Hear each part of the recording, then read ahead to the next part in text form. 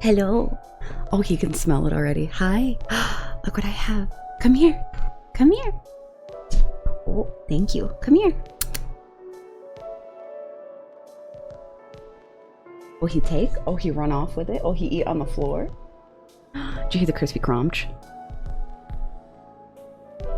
Yeah, check give you a minnow. Oh, shit. Hi, Asta. Come back up. Hello. You say thank you? Yeah.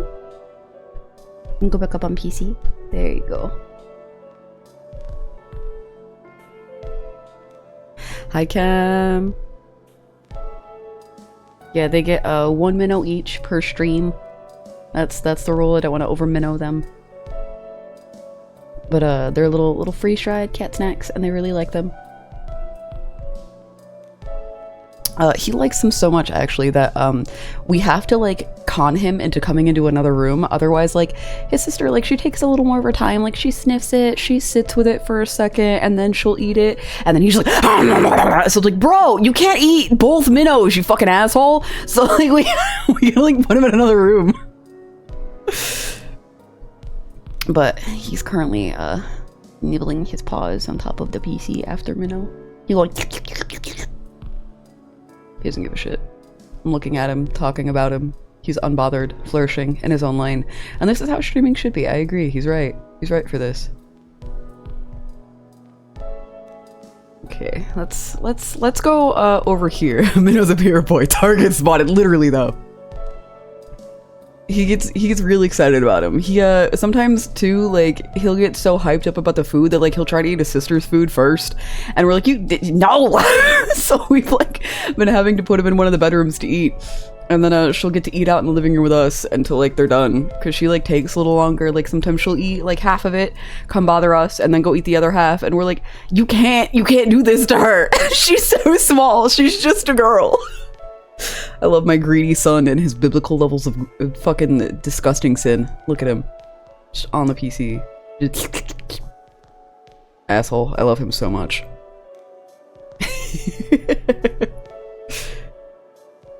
So guys, I have a story. I have a story to tell today about my work week. Some of what has been dubbed the Pookies, which is a specific group chat, they're aware of what happened because I was like, guys, help. They couldn't do anything, obviously. Hello, sir, are you trying to escape? No, are you just perceiving? What are you doing? You're perceiving? Okay.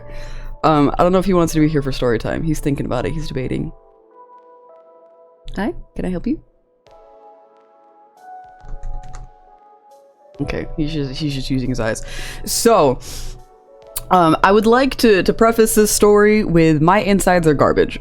We all know that. You know that. I know that. Thank you for the tooth, Dara.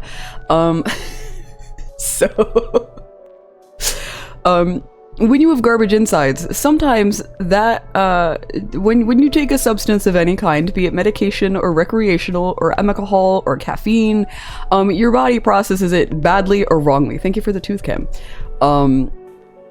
So, that being said, boy, are you gonna jump down or not? Okay, no, he wants to go the other way. He might want to escape. He might want to, okay, well, let me escape. Goodbye. Thank you. No? Goodbye. Okay. So, Blood Roommate made vodka sauce pasta. It was delicious. The sauce was made from scratch. It had veggies in it. The noodles were like the fun little spiral noodles. It was really good. I had it for dinner and then I immediately went to bed. I think it was Tuesday even, because I streamed, I inhaled it on stream, and then I passed out. I slept really bad. And then I was like, what the fuck? Because like, you know, like sometimes you're laying there and you're like, like I'm asleep, but I'm not asleep. Like if someone breathes on me, like I'm conscious. Like I can feel my sleep paralysis demon just like, you know, jorking it in the corner or whatever the fuck they do when you can't see him properly. So, you know, I didn't sleep good, but I took more pasta to lunch for work. And I told my boss, I was like, yeah, like it was made from scratch, the sauce. And she's like, oh yeah, you're gonna come back from lunch and you're gonna be you know, fucking around. I was like, haha, yeah. I eat my lunch. I start feeling bad. And not like, oh, my tummy hurts bad, but like usually when I have a drink, it like makes the back of my head tingle. Sometimes it goes to my dick. And all of a sudden I'm like, why do I feel bad? I'm like, what is because my body just sometimes also does these things separately, but when they happen together, I'm like, oh, it's because of XYZ. So I'm sitting here like, oh no. And then I start getting giggly. Like I'm by myself in my own little office area, teeing, and I'm like, oh no. And I'm like, hey, when you made the sauce, how long did you cook the vodka before you put it in there? So for like 2 hours. 2 hours where I had a meeting with my boss. I was fucked up at work. And it's because my body's garbage and processes things terribly. And so like she was showing me like some of the stuff that we have and talking about how like we can kind of put logos wherever, like depending on whatever they want. And this is the only thing I could not fucking stop myself from saying. I kept myself together. I kept my focus good. Like, and I wear a face mask, so you can't see like the rest of my face. So if like any part of me was fucked up, like you couldn't tell because like it was only a little bit, but it was enough for me to be unable to go, oh yeah, so the part that's by the butt, we can have it say juicy there. Like that, those words left my mouth, and as they were leaving my mouth, I was like, no, no, no, no, no, no, no, but they came out anyway. So yeah. that was my Wednesday. How was your week, guys? What did you guys do? Oh my god. Okay, so before we start the game, I'm gonna quickly go turn off the thermostat because I'm warm again. So yeah, I got dizzy at work by accident. I was like fucked up for like 2 hours, and then I was like, okay, I'm cool. And the entire time I was chugging my huge thing of water, and I put like a little Gatorade packet in. I was like, please. And then like because I chugged so much of it, I had to piss like 2 times during this meeting. I'm like, I have to go to the bathroom. I'll be right back. And then I would like update the homies in the bathroom, like, fuck! No, Gio was so upset. I was like, God fucking damn it. I can't have shit. I can't have shit in Detroit. I'm like, my roommate was like, yeah, I made it the normal way. What? There isn't even a lot. What is the fucking matter with you? And I was like, so much. There's so much wrong with me. The fuck, I'm fucked up at work. But yeah. So I'm gonna go adjust the heat really quick, and then we're gonna start a game. I'm not even gonna put it on BRB. I'm just gonna leave myself right here, and you can throw tomatoes at me and judge me.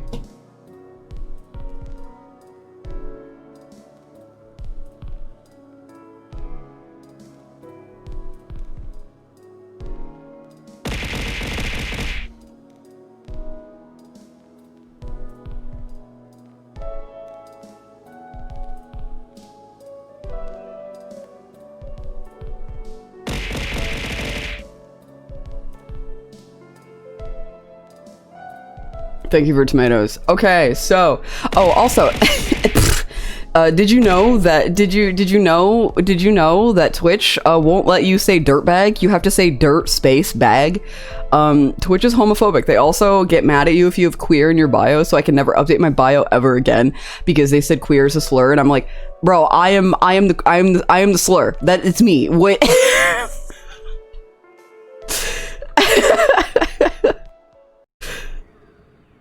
Okay, let's see. Let's move this a little bit so I can see chat a little more.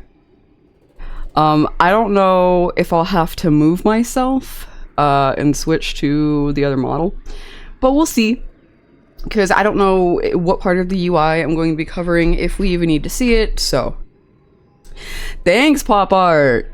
I was laying in bed. It's like just I've been woken up like 3 times last night, but by the time I was like, all right, I actually have to get up, I was like, okay, the fuck is my stream title gonna be?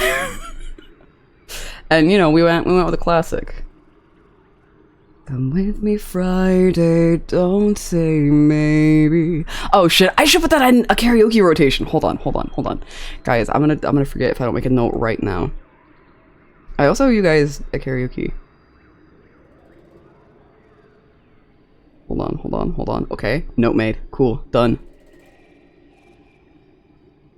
'Cause I'm just a teenage dirtbag baby like you. Ooh. All right. So, this game has content warnings. Let's go over them. Major character death. We're not going to see who dies. That's for later. Children in peril / dying. Well, that's kind of, we know children die. Animal cruelty and death, bodily harm and grossness, implied sexual content, drugs and alcohol, violence in text, mental health and trauma, which is so vague because there's so much of that, domestic abuse, traumatic global events. This sounds like the real world. This sounds like things that happen all the time.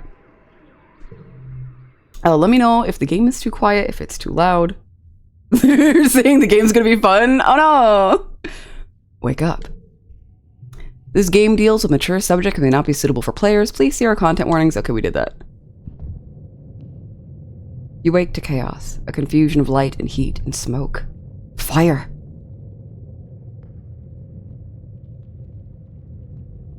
Your head is pounding. You must have hit it and blacked out, but you aren't sure how you got here. Or what on Fortuna is happening. There's something important that you need to remember. Your stomach lurches as the floor crumbles beneath your feet, then collapses. Your body aches and your eyes burn from the smoke. A figure appears through the flames. It's your friend! Your friend? Wait, why can't you remember her name? She's gesturing and shouting at you, but all you hear is a ringing in your ears. We don't have time to be like, what's going on? Just get the fuck out and then ask what's going on. Climb out. You try to stand up, but one of your legs folds uselessly underneath you. It won't hold your weight. Your friend pulls you out of the rubble. She throws your arm over her shoulder and half drags you towards the door. Through it, you see a deep, eerie twilight, dark blue and cold against the heat of the fire around you. Glow season. Glowing eyes. You shake your head to clear your vision. Is that some kind of dog? Like from Earth?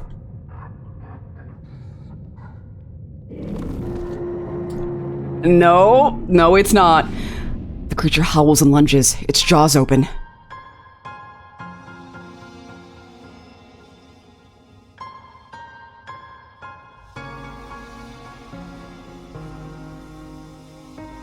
And again, let me know if it's too loud or too quiet for you guys, because it's fine for me, but I know what I hear is different than what you guys hear.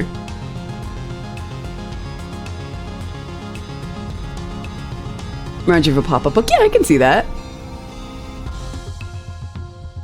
You were born on the Stratospheric, Earth's first colony ship, halfway through its 20-year voyage to a wormhole at the edge of the Sol system. My parents are hot! Your parents run the hydroponic gardens, which make fresh air and vegetables for the ship. Like the other colonists, they bravely chose to make this one-way journey to the uncharted planet Fortuna 4, in the hope that they could escape Earth's troubles. They had you the old-fashioned way, merging their genes like they merged their cultures and traditions. They named you... oh god. Solana CA? Solana CA? Solana? Solane? Something else? They named you the fucking sun because you're going to Sol and your name is Sol. Jeez, okay. Solana CA? Celine Dion! There we go! Celine, but spelled... Celine, let's go! Thanks, GG. You're a bright-eyed child with an active imagination. Sometimes too active, your mom says. Use the sliders on the left to choose pronouns and late teen appearance. These can be changed at any time. Oh, hell yeah! We're gonna, hello? Can I, no, let me move.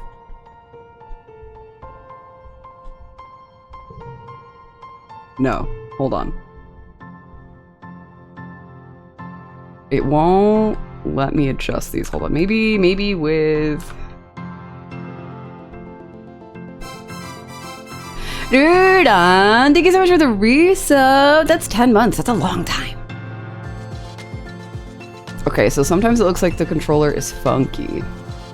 We're gonna do they, them.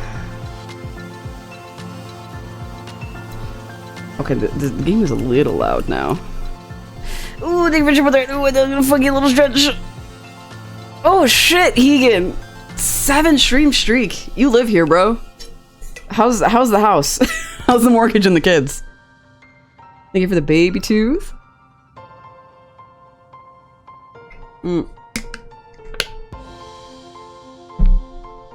These are very specific. Partner? Captain, buddy. Cowpoke. Lover! That's cute. We have kids? No, we are the kid. We're gonna leave that as is. Why won't you let me do this on controller? Okay, cool. We are a conscious being that kind of exists and we don't know what a gender is. Perfect. Just like any other child. You have vivid dreams of things you've never experienced. Dirt under your feet, skies overhead, endless jungles and strange animals. You wonder if this is what Fortuna will be like. Okay, we have a little bit of empathy. We don't have any persuasion, creativity, bravery, reasoning, organization, engineering, biology, toughness, perception, combat, or animal skills. I am kind of in the way of this, so I'm gonna put my, sometimes the text box. You know, I'm gonna leave myself right here. It's fine. If I really need to move, I will. Yeah, because if I do this and we have to scroll back, I'll be in the way. We are happy. It looks like... I can't tell what the statuses up top are. We'll figure it out. It'll tell us. Every child on the stratospheric is given 1 genetic enhancement. By age 6, you see the first signs of yours. Eagle eyes, extra fingers, absorbent brain, super strength, calm temperament, nothing at all. Absorbent brain. Professor House says kids learn fast because their brains are like sponges, but when people get old, they can't absorb as much new stuff. Not for you. You're always learning and your curiosity knows no end. Let's see. Memory is +1 skill on brain challenge win. Oh my god, look at all the hubbies! They're so cute! Just little guys! The other kids have trouble keeping up with you, but one tries. Energetic and loyal Anemone, tough and gentle Cal, bold and confident Mars, quiet and adventurous Diz, studious and mature Tangent, shy and sweet Tammy. That's more of these than there are kids here. I might absolutely buy this game now. Ken, we've been here for 3 seconds and you're like, sold. They're all really cute. I don't know who's who. Oh, they're adorable. Oh, wait, the one on the left, he's got, no, wait. Her? That might be the girl from the fire. Because they've got the scales and the ginger hair. Oh, I love them. They're so cute. Energetic and loyal, tough and gentle, bold and confident, quiet. You know what? I'll let you guys pick. Because I don't know who any of them are. It's first playthrough. I don't think it'll matter that much to me because I like them all.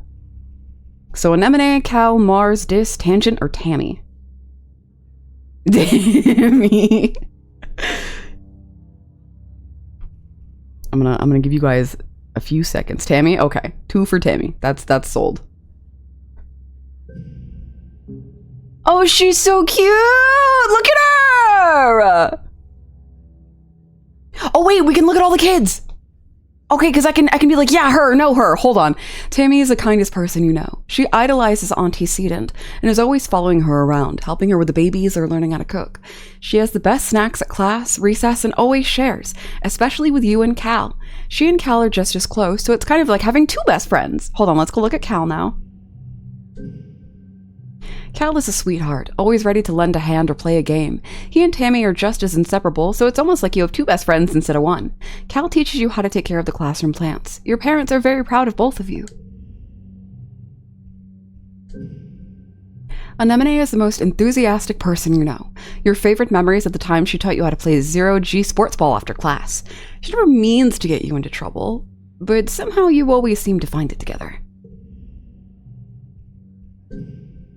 Mars is a natural leader. Whenever you're all playing together, Marge is the one who comes up with all the ideas. She can be a little bossy, but that's part of her charm. She always organizes fun stuff for the kids after class. You're both founding members of the Secret Funtime Club.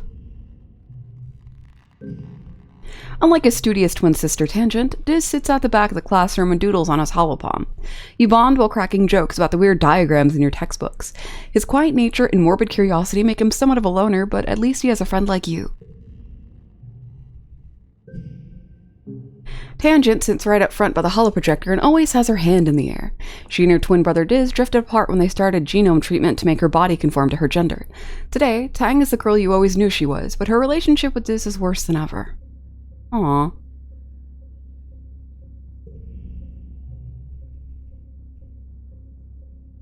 Okay. Do we still want Tammy? I'm cool to keep Tammy. I think she's adorable. Oh wait, she has like a little plus heart pop-up. Cal also has... I guess that's relationship? Yeah, because they each get the heart. Tammy still?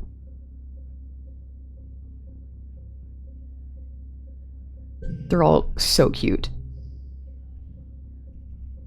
Plus 10 friendship with Tammy, plus 10 empathy, plus 10 creativity, and gained memory, Tammy's care. Tammy's care, plus 1 card to the right. Minus 1 kudos. He's got strength. Plus 1 if this has the highest value. Plus 2 if this is the first or last pain.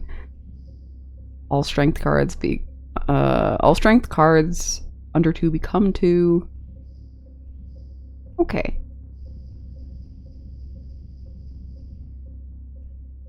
Let's pick Tammy. I think she's really cute. Good first choice, guys. Okay, so we have some empathy, we have some creativity, and we've got some reasoning. You're 10 years old when the ship finally reaches the wormhole. Professor Howe says it's like a doorway to the star system, where the planet Vermituna 4 is on the other side. Or Vertumna, I keep saying this planet name wrong. You run emergency drills for months to prepare. Oh geez. When the day finally comes, it starts with a rumble. Then things start to slide off the table. You hurry to gather near the escape pods just in case. The emergency area is crowded with families. It's going to be fine, Celine, your dad soothes. We'll be through the wormhole and down on the planet before you know it, just like we practiced. Your mom gives him a sharp, worried look. Red emergency lights switch on as a siren begins to sound somewhere in the distant ship. You try to breathe slowly like you were taught, but you're very scared. You look out a porthole. The stars are gone. When you're frightened, you can't put on a tough face because we're a weak little baby man. Get in touch with your emotions or think of a game to play. Think of a game to play. You start a game of Ramadan with some of your classmates. You pick the topic. Types of fruit. Cal thinks about it. I can name 10 types of fruit, he says. Distraction. One extra card when drawn. Minus 10 stress, plus 2 friendship with Cal, plus 2 friendship with Dis, 2 friendship with Anemone, and gain memory distraction. Maybe I could name 11? Dis mumbles. Anemone confidently counters with 12. Back to Cal. He thinks again. I could name 20. The others shrug and Anemone tells him to go ahead. Apple, orange, banana, Cal starts, and tomatoes are fruit, and cucumbers and corn. The game immediately interrupts into an argument of semantics, as many games of Rambutan do. You wait. The building shakes. Then everything starts to get very weird.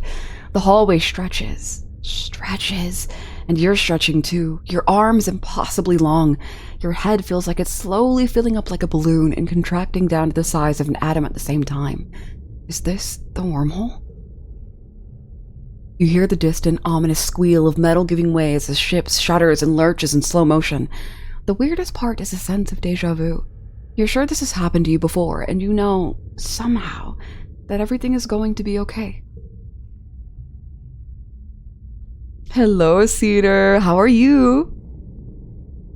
I liked that you were in here earlier, but the 7-stream shriek catches me and it makes me feel like you guys haven't said anything in chat because it's very like, hello, compared to other messages.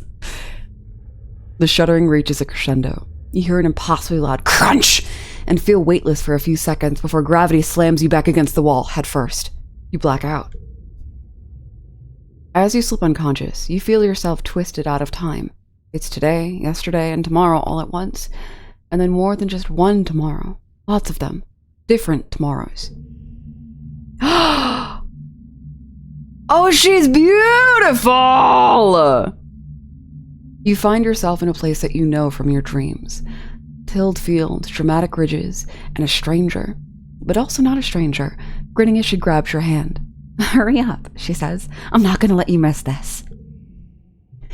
Distantly, you can feel the ship shake. The ship shaking has stopped, and you hear your parents' worried voices. Feeling safe, you slip further into the warm embrace of the stars. You drift. Gradually, your consciousness reforms. You wake up in the medbay. The medbed under you plays a soft tone and an automated voice speaks. 2 weeks have elapsed. The patient's cranial injury has completed healing. They may now be safely discharged. As the fog lifts from your head, you realize something seems different about this room. It's so bright. You try to focus on the window. Something is definitely different. Sunlight! Instead of the familiar blackness of space, bright light from twin blue and yellow suns is streaming through the windows. You peer out and see fields, glass-walled domes, and walls ringed by giant mushroom-like trees. There are construction materials everywhere and people walking around, outside, on the ground. You better get out there and join them. We got the med bay. We gotta take our time. We gotta make sure that we're okay, that our body's all good. Because machines can make mistakes, so we're gonna cautiously step outside. It's me! The ship's quarters are where everyone sleeps, eats, and hangs out. The private bedrooms are small. You share one with your parents, so colonists spend most of their time in the big common area. There's a lounge and cafeteria, and a creche where all the little kids and babies are raised communally. Oh! Tammy jumps as you step out of the ship's quarters behind her. You're awake! Are you all better? You better go see your dad! She points southeast towards some geositic domes. To walk on the ground, click on the characters to talk to them. To walk, click on the ground. Okay. Boop. Tammy looks concerned. You slept for so long after you bumped your head, she says. I bet your parents were worried. Your dad is working over in geoponics near those domes. They're called greenhouses. Hey, doctor, how's my health? Perfectly fine. Expose yourself to the sun. Yes! I would go with you, but, well, this is as far as I've been from the ship since we landed. Tammy stammers, blushing. It's scary outside. Then we go together. What do you mean? Come with me. Okay. She doesn't want to come. Engineering. Oh, cute! A low throbbing noise comes from one of the engine rooms, which provides power to the colony. Other corridors lead off to the teaching labs in medbay. You know the route to your classroom well, but the rest of this wing is off limits to children. Congruent, the ship's onboard AI beams down at you from a nearby holoscreen. Don't forget to study hard, Celine. Yeah, this game is really cute art. A small team led by Security Chief Rhett was enough to keep the peace on the stratospheric. To stay busy, they also ran the exercise gym and sports ball courts. Here, on Vertumna, the garrison has expanded fast. They're building a huge wall around the colony and have an outdoor firing range and a big covered dojo. I heard that is a dodo for some reason. And best of all, a regulation-sized sports ball court. Boop. Okay. So those are all the little things by the colony. Can I wander off this way? Yes. Command is a warren of long hallways with doors off to the tiny nondescript offices. Everyone you pass seems to be hurrying off to something important. The end of the hallway opens into the supply depot, which works as both a requisition office and a general store. Beyond it are the cavernous warehouses stacked high with supplies from Earth, now being gradually unpacked and distributed. View the notice board. Colony food shortfall, -100%. Ooh, low. Colony security rating, evaluating. Upcoming event, we will be hosting our first annual Vertumnal Festival during the second month of Dust. Chief Administrator Seek. Notice, take precautions outside of the colony boundaries. Xenofauna have been sighted in the area. Survey teams are investigating. Chief Surveyor Tonin. Current Council Administration, Governor Etticott, Command. Chief Administrator Seek, Command. Security Chief Rhett, Garrison. Chief Engineering Instance Engineering. Chief Cultivator Fulu, Geoponics. Chief Steward and Antecedent? These names are so fun. Quarters. Chief Surveyor, Melatonin. Expedition. Oh my god, can you imagine being named Melatonin? You have to be the chillest fucking person. Dad! Hold on, what's this? The geoponics here. Okay. The greenhouses have different biomes inside, growing plants from earth that might belong in a desert, jungle, or temperate forest. Some are so delicate you have to spray them of any germs in an airlock before you can enter. The seasonal garden outside is dotted with blue nobodies. Little flowers with what look like little wriggling creatures stuck inside each one. A sign explains it's a decoy meant to attract some kind of flying predators to come pollinate the flower. Man, I want to see what those look like. You guys didn't draw art for our weird space flora? Oh, this is the out. Celine, your dad gives you a warm hug. I'm so happy you're finally awake. Dr. Instance thought it'd be best to keep you asleep while your noggin healed. Your mother and I thought you might sleep away the whole year, my little snoozy gooseberry. He checks your head and looks relieved. He was clearly very worried about you, but covers it with jokes and smiles. Aw, you're loving Dad. Or you love your dad, excuse me. Welcome to Fortuna, he says, gesturing around you. You've never seen the stratospheric from the outside, except in pictures. The ship has been separated in two, and parts taken off to form other buildings and a big wall around the whole colony. The alien jungle creeps right up to the wall, only the geocitic greenhouse passed outside of it, dotting their way up the hill. How did you, I was out for, not that long. How did you do this so fast? You've been asleep for weeks, my dear aubergine. You call me a fucking eggplant. Dad, I'm not even purple! And those geocitic greenhouses practically put themselves up. But some of this is only a quick, temporary solution, he admits. We'll keep growing and improving things. One day our little colony will be as big as a whole city. Oh, before I forget. He pulls a package out from his satchel and hands it to you. You blink and stare at it blankly. Don't you know what day it is? He asks. You honestly don't. You remind him that you've been asleep in the medbay. Yeah, Dad, I've been in a small, medically induced coma for 2 weeks. Antecedent. Ah. Happy birthday! He shouts, wrapping you in a warm hug. Your birthday already? You feel a dizzying sense of deja vu. You stare hard at the wrapped package. You know exactly what it is in there. You remember it. And though you dreamed about this package some years ago on the ship, inside will be a small medallion in the shape of a sun that your dad made by hand. Dad, why do I know what's in the package? You describe the medallion and your dad as he hands you the package. Aw, who ruined the surprise? Was it Seek? I'll bet it was Seek. They hate fun. He grins and adds, Don't tell them I said that. You start to explain that nobody told you, but someone shouts your dad's name. Listen, I'm sorry, Celine, he says, but I have to get back to work. There was an accident when we landed, and... He stops himself. Don't worry, we're going to fix it, your mother and I.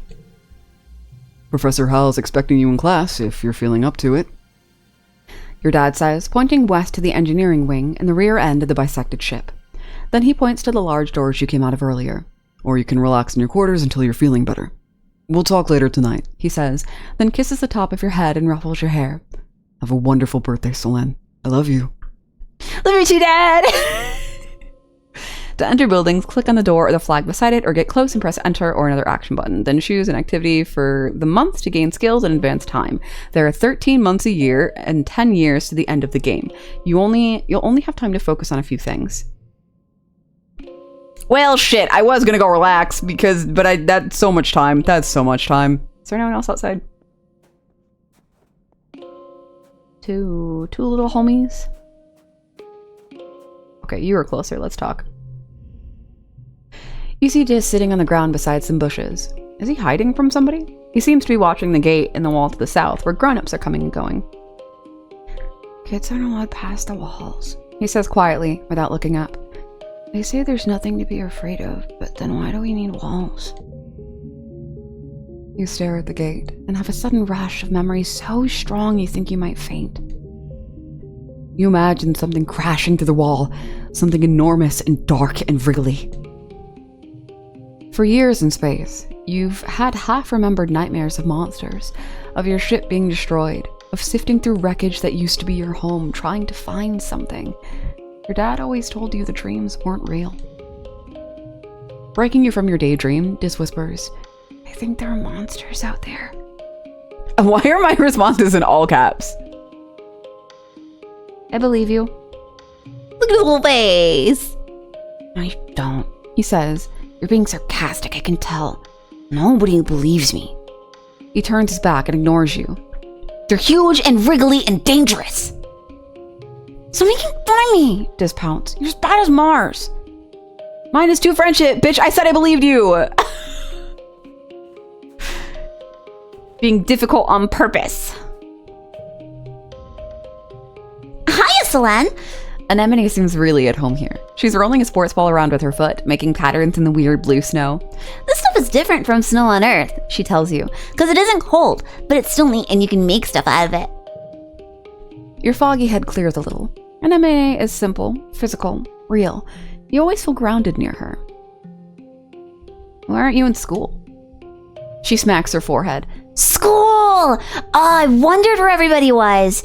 Oh, I guess I'm gonna be late for humanities class. She doesn't look very worried to you.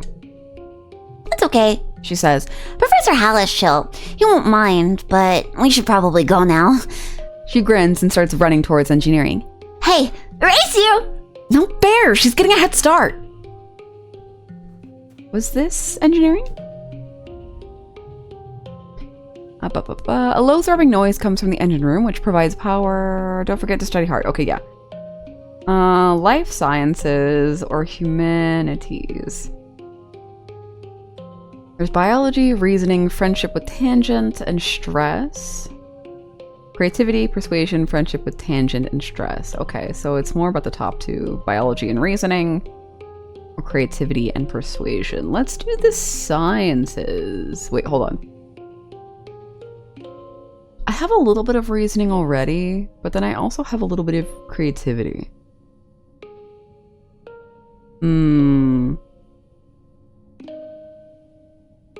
We were told to go to our humanities class, so for now, let's just do that. Welcome, Selene! Professor Hal greets you. I hope you're all warmed up and ready to study the glorious humanities. History, literature, language, media, and philosophy. And yes, if you're lucky, we'll have a little ancient Earth poetry too! He seems excited about the last bit. By the way, if anyone is interested in taking engineering classes, please register through Congruent Scheduling System when you have the chance. She'll be helping me teach them. Today's assignment is an easy one, Hal says with a yawn. Because I was up late repairing Congruence's subterminal and I could use a nap. I'd like you to write an essay on what the Vertumna colony means to you. Freedom, equality, democracy. My friends are all here! I feel safer, just doodle instead of writing. My friends are all here. You write about all your buds and the fun things you do together. Why? When Hal wakes from his nap, he asks a few students to read their essays to class. Mars is annoyed that you hardly mentioned her. Well, you aren't really friends, so... Well, that just means she wants to be friends. That's why she's sad you didn't mention her. Get to work. When you work or go to class, you'll play a quick card challenge as the month passes. Move cards to fill the 5 panes and make the best hand you can. Your order matters. If your total in the circle on the right reaches the goal value, you win. Depending on your cards, some challenges can't be won, but you still get a reward for doing your best. Bonus for flushes, same color together. Bonus for pairs, same numbers together. Bonus for straights, increasing from left to right. The more cards in a flush, pair, or straight, the higher bonus added to your total. I'm here to clock in at the Get Factory. Hi, baby. Cards can also affect each other and can be rearranged to find the best score. All right. How are you, baby? How's your shift starting going? Wondering. Okay, let's just put these together. First words, first steps.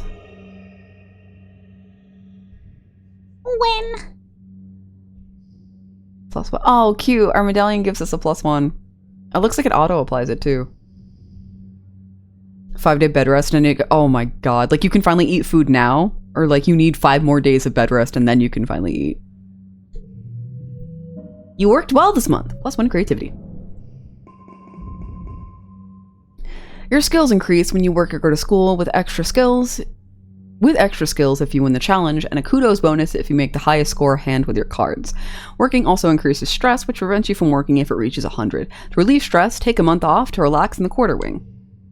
You got creativity, persuasion, stress, obviously kudos, and then a friend. Your parents have been working from first dawn to well after dinner every day. You know growing food is an important job, and it's vital to get the crops in the ground right away. But there seems to be something more than that. Wait, look at our little doll in the background! That's so cute! It's such a change from growing up in the stratospheric, when you saw them all the time. You stay up and wait for them that night before going to bed. Though you can tell they're exhausted, they make an effort to spend time with you. We haven't heard our mom say a single word. It's just been our dad. I'm sorry, we haven't seen much of you, little gooseberry. Your dad says. Your mom watches you as she works a pebble out of her gardening tiller, which also serves as a crutch. How have you been holding up? I learned some stuff in school, like Mar is mad at me because we're not friends, but she wants to be friends. I'm glad to hear that, your mom says. I want you to study hard, work hard, and stay out of trouble. Your dad smiles. And Professor Hal will give you kudos if you get good grades. You can spend those at the depot once it's open. You know, says your dad, raising an eyebrow at your mom. I think there are lots of different ways to learn, and school is just one of them. You can learn from working on a hobby or by helping a friend. Your mom shakes her head and sighs, so you can tell she's trying to put on a gentle expression. We both agree that this colony is an experiment, and that means we're going to do things differently than on Earth. You're old enough now to start making your own decisions about your education and future. And if that means you find your own way, we'll accept that. Your dad puts a hand on your shoulder. We'll be proud of you no matter what you do. Try talking to your friends. They may have ideas for how you can spend your time. And come by geoponics, your mom adds. We could use your help. Unlock shoveling dirt in geoponics. It's me! Really quiet. Next month, mid-quiet.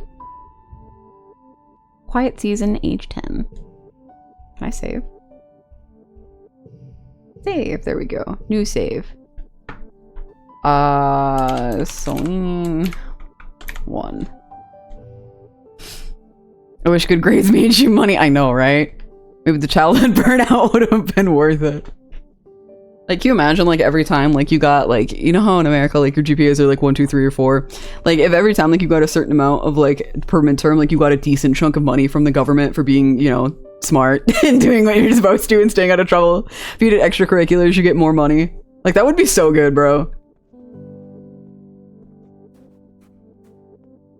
Is anyone else out here?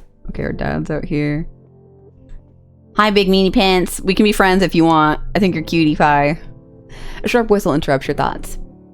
Hey, Celine! Mars calls out to you. Come here, I have a job for you. You walk over to Mars, who's sheltering from the snow under the ship's overhang. It's so gross here, she complains. The spark snow would ruin my good clothes. At least on a ship we had climate control. Ugh. Tammy made me some soy sweets, but there's no way I'm going out there in all this weather, she continues. Since you like running around in it, could you fetch them for me? Sure. Good! Mars claps. She's probably just down the hill near our quarters. Mars sighs. She's scared to take more than a few steps from the door. All she wants to do is hide inside and make sweets. Yeah, don't bother me. I'll go get them. I'll do a fetch quest. Hey, bud. Dare you to eat this worm is crazy! Dis looks at his feet and pretends not to notice you. Okay, bye, bud. Honestly, if I got money, I would have stayed a good student now. Exactly! Like, come on. Anemone is bumping a sports ball with her wrist, trying to keep it up in the air. Heads up! She shouts, and bumps the ball in your direction. Think fast. To bounce it back. You bounce the ball back and forth with her, trying to see how many times you can rally and keep it going. Anemone tells you about the new sports ball court, a proper regulation-sized court, way bigger than the little 0G on the one on the stratospheric. Her brother Com is coaching the junior sports ball team this year. He's so great, she says. He's good at everything, especially spiking. He's coaching me to play awesome like him. You should come join us. Unlock sports ball in the garrison. Hello, Timmy. Tammy is staring obliviously at the sky, smiling to herself. She startles as you approach. Oh, hello, Celine, She says, putting her hand to her chest. do you need something? I'm here from Mars' Soy Sweets. Tammy smiles at you. Oh, it's nice of you to help out Mars. She's a very important person, you know. She hands you a box wrapped in a pink and yellow scarf. One order of soy sweets made fresh this morning, she says. Please tell Mars that she can have the scarf back, okay? She used some of her kudos to nanoprint it for me because it's so dusty here, but I think I'm getting used to it now. Oh, that's so cute. Tammy smiles again and tucks her hair behind her big elven ears. Mars is so cool, She says fondly. Sometimes she's kind of bossy, but I know she really cares too. Aww, I hope they get to be friends. Mars puts her hands out expectantly. Give it here. I want half. If you want them, you gotta pay up. Oh, that's funny. Here it is. You hand over the box of soy sweets with a smile. Mars takes it and giggles. You're such a good sidekick, doing everything I say. She opens the box and hands you a soy sweet. Your tip, she tells you. Oh, an administrator seeks looking for someone to do delivery jobs for the depot, she says. I don't want to do it, because ew, running around out there? No. Just go there, though, she says, gesturing to the door behind her, and tell them I referred to you. She's so cute! She's like, thank you for bringing me my stuff. Appreciate you. Have a little snack that I did not need to give you. Also, here's a job if you like running around. Have a good time. Like, she's cute. I know, like, some people might be like, she's kind of a bitch. I like her. I think Mars is adorable. I think she knows what she's about, and she's not going to take anyone's shit about it. I love her. I want to be friends with her. Mars, can we be friends? Yeah, she tips and she refers good work. Mars is great. We love her. You see Tammy sitting quietly near the entrance to the lounge. You've known her for, well, your whole entire life. Back on the ship, you... study partner. Tammy was awful, just awful at Earth history. She thought Europe was the name of an English queen and the Pacific was a famous ceasefire treaty. Facts go in one of her huge ears and back out the other. No matter how hard you tried, she never seemed to improve. Her ears perk up hopefully when she sees you. Hello, Celine. I was hoping you could help me with some homework. Of course. Oh, thank you. She bounces up and down. You spend a couple hours trying to teach her the difference between exothermic and endothermic reactions. One makes heat and the other absorbs it. Why is this so hard for her to understand? The thing is, Tammy never loses heart when she fails at a test or gets an answer wrong. It's inspiring, even though sometimes you feel like you get dumber after studying with her. We lost some reasoning! Tammy, no! No! Plus 2 friendship. Oh my god, that's so fucking funny! Our best friend's an idiot! We love her! Oh my god, she's so funny for that! Hello, my little potato, your dad exclaims, smiling warmly. What have you been up today? Just hanging with my friends. That Kel's a good boy, he says. Have you seen Anemone? She's been out by the garrison playing sports ball. I think she spends every day outside since we landed. He chuckled to himself. Guess that's what happens when you've got enough brothers to make your own sports ball team. Jesus! He breathes in deeply and slowly looks around. Vertumna is magnificent, isn't it? You nod. Seasons! He shouts, throwing his hands wide. I miss seasons! Back on Earth, it got much, much colder, and the snow wasn't half as pretty as our spark snow. He sighs, stretching. You just wait until dust season. Both the suns will be high in the sky, and it'll be real hot then. You'll see. Hi, Mom. Dad's gonna go through the whole grocery store. Yeah, he calls it so many different fucking vegetables.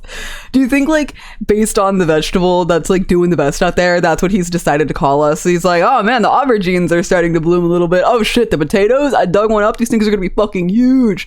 And he just, like, that's, like, in his brain. And I was like, that's my little potato growing so well. It's my little aubergine blooming into the real world. Like, her dad loves us so much. It's so cute. You find your mom hard at work setting up the greenhouse with a small construction crew. You've seen these plants pinned to the wall of your family's quarters for years now. Those geodesic domes will house the more delicate plants from Earth. Spinach, tomatoes, maybe even fruit. She takes a swig from her canteen as you approach. Looking for something to do? She asks. Remember, Celine, you're responsible for your own schedule now that we've landed.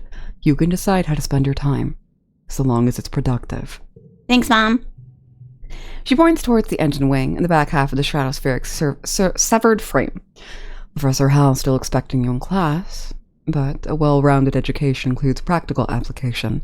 You're old enough to help with the work around here. She claps her hands on your shoulder. I've got another minute. Anything you need to know?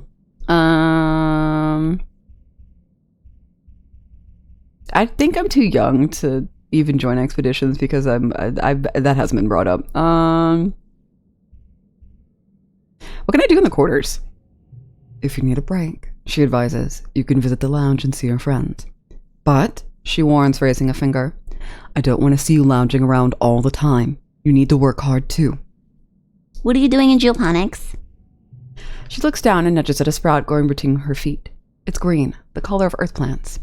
We're doing our best, she says, but it hasn't been easy. I just hope the potatoes and corn can handle the weather here, she says, glancing up at the sky. I hear it rains like hell in the wet season. She takes a long look at you, up and down. You're growing fast, Celine, but you're still too young for real farming. Instead, well, there's lots of soil that needs to be hauled. Seeing your disappointment, she nudges you on the shoulder. Don't pout. It'll help build those muscles. You'll need them now that we're out in the real world doing real work. Out here, you have to rely on our physical strength. She flexes her biceps. Your mom is really strong. What's happening in engineering? Hal's teaching classes on life science, engineering, and humanities. If you pass all your tests, maybe he'll let you work there in a few years. Your father thinks you're old enough that school is optional. I don't agree, but I'll be honest with you, she says, gesturing to the fields. We do need every pair of hands we can get. If you want to work with me here in geoponics, I'd suggest studying life science. If you don't have a good grasp of biology and ecology, I'm going to stick you on shovel duty. Okay, so if we want to work with Mom, we need life science. Got you. What's the garrison? Security Chief Freet is organizing a sports ball team. You used to play, didn't you? Back on the ship. It'll be different here with the planet's gravity. Of all the adults in the colony, Reed and your mom are the most like soldiers you've ever seen on a holovid. For a moment, you think your mom's going to suggest something else, then she shakes her head. You're too young for defense training, so don't worry about that just yet. Just enjoy yourself and stay out of trouble. What's going on in command? I think Sieg said they need someone to deliver supplies from the depot. They're also setting up a shop there, if you've got some kudos to spend. I have a single kudo. And of course, that's where Governor Uthicott works. But you shouldn't bother her. She's a busy woman and doesn't have your mother's patience with kids. You try not to giggle. Your mom isn't usually known for her patience. Okay, I guess I can ask about it. I thought she was like, I have 1 minute, you'll get one question, but that's not correct. Oh, you're too young to leave the colony. It's dangerous. She shakes her head. Your father would be worried. There's still so much we don't know about the world out there. Let the adults find out, then maybe you can join them in a few years, when you're older. She gives you a stern look. She isn't going to budge on this one. For now, stay inside the walls. Okay, bye. Okay, we talk to everybody outside.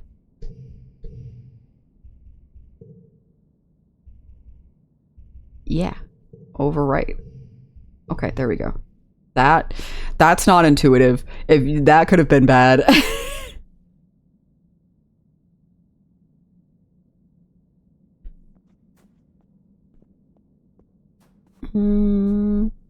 Okay, so if we want to work, and run errands and do fetch quests. That's here. This is if we want to do sports ball team. This is if we want to study. That's if we want to rest because our brain is stressed out. And this is if we want to start working with our family in the fields. I think we do one more of something and then we go rest. Because I don't know how much the rest recovers. And if it like fully puts you back up at the top, I'd rather do that. Honestly, I kind of want to run around a little bit. Let's do another fetch quest. It looks like it might be a brace because her tool is also doubled as a cane. That was mentioned.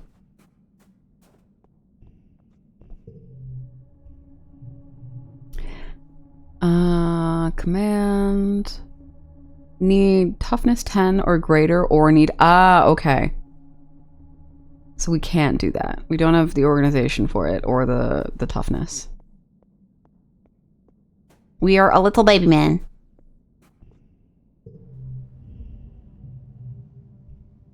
We can register for an engineering class. Why not? We are 10. We are small. Using Congruence's HoloNet scheduling system is almost a test on its own. You feel like a hacker navigating the confusing interface, but manage to add your name to the list of drop-in students. You're now eligible to join Tangent and some of the older students in engineering class. +2 engineering from Absorbent Brain and +1 organization. I don't want to rest just yet. Yeah, and I feel like it went up a little bit actually from doing that. Okay. Let's take a class. We're just a little baby who needs a class. Mom said life sciences, I think, for the field, which is biology and reasoning. Engineering is engineering and reasoning. This is creativity and persuasion. Let's do the life sciences. Good afternoon, my burgeoning biologists and up-and-coming chemists. Professor Howe welcomes you back to your old classroom. This afternoon we'll learn what I like to call the wet sciences. He gestures to this holo-projected lesson plan. Biology, chemistry, medicine, ecology, and geology. You'll learn a little bit of everything with opportunities for further study in your favorite field. Okay. Let's do that. 2, 0, 1. Super goal! You worked well this month. I'm a little stressed. Stressed baby man. Oh, I look so sad! My profile picture, I'm like, Oh, I'm miserable. I'm overstudied. This week you had a few more bouts of deja vu, remembering what somebody is about to say or do just before they do it. Sometimes they actually do it, but not always. This morning you were sure Professor Howell was going to trip on the uneven floor in the cafeteria and spill his plate of hash browns. You even told Mars to watch. He didn't, though. As Professor Howell walked away, his hash browns safe today, Mars called you a liar and a dummy. Aww, is that her friend when she's older? At night, your dreams are all mixed up with stuff you know can't be real. You're chased by monsters the size of buildings, only to be saved by strange people you've never met. You're holding hands with someone you love. You're crying as you help lift a shrouded body into the colony recycler. Everything seems so familiar, but when you try to recall their faces when you wake up, they're smeared in your memory like wet paint. But what if those things haven't happened yet, but they will someday? Anytime you try to tell someone, they think you're playing a trick, or that you're sick or need to go to the med bay. You eventually decide to stay quiet about your strange dreams. Why? Because I'm not fucking sick! You don't want people to worry. Your parents have so much on their minds already. You have a feeling that something is happening at Geoponics that they don't want you to know. You don't understand it, but when they come home at night, they look really sad. You don't want to make it worse. If you just keep going to classes and staying out of trouble, it'll be easier for everyone, yourself included. Mid-quiet. Late quiet. Okay.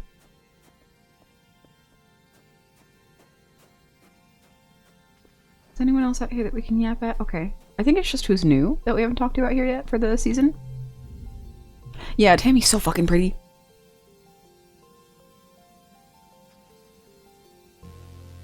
Tangent is hunched over her hollow palm, frowning and poking angrily at the air.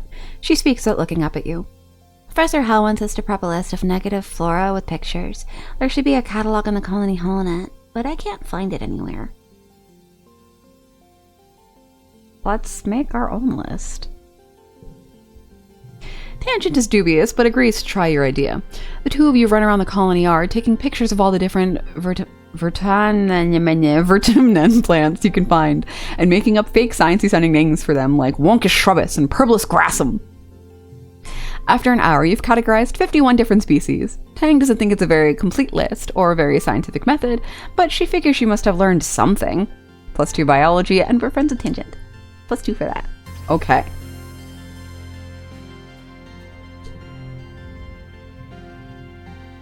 Tammy has barely left the safety of the ship's quarters and lounged since she landed. She looks fearfully out from the doorway. I'm afraid of outside, She admits plainly, with no trace of shame. My dad says I need to take baby steps and that it's okay if I approach a new thing at my own pace. Perform a random act of kindness. You start simple. You give Tammy an enormous hug, sharing the love. Tammy gets a lot of hugs, but you make sure this one feels special. She hugs you back, wiggling back and forth happily. She's surprisingly strong. Gained memory, we got more empathy, and more friendship with Tammy. Thanks, Celine, She says breathlessly as you squeeze the wind out of her a little bit. I really needed that. Oh, before you go, She adds and produces a box with a slice of cake in it from the folds of her skirt. do you want this cake? They're so fun to make, but I need someone to help me eat them. I'll make you another on your birthday if you like, and we can trade hugs for cake again. She's so cute! What the fuck? Oh, the door's open. Are you her dad? You step cautiously through the colony gates. Hey there, kiddo. Uncle Tony blocks your way with a smile. Or Tonin. I'm afraid expeditions is off limits for now. It's not safe out there for kids. You better toughen up so you can join the squad when you're older. View the bestiary. Float cow. Xenolevis bovidae. These cumbersome-looking creatures are actually lighter than air due to the large helium sacs on the dorsal and ventral sides. Careful balancing of helium and urine allowed them to control their elevations. They're like fish! They produce a salty, high-protein milk substance for feeding their young that is also nutritious for humans. Common hopi. Xenophilus monopodus. A communal creature with two disparate set of eyes and one strong foot used for both locomotion and defense. Though harmless, these small warriors can be fierce in groups. Manticore. Xenophilus tyrannus. Highly intelligent and predatory. Their plumage changes according to the season. Their body is composed almost entirely of dangerous weapons. Do not approach. Have you the map? An info window pops up on your hollow palm when you get closer. What do you want to know about?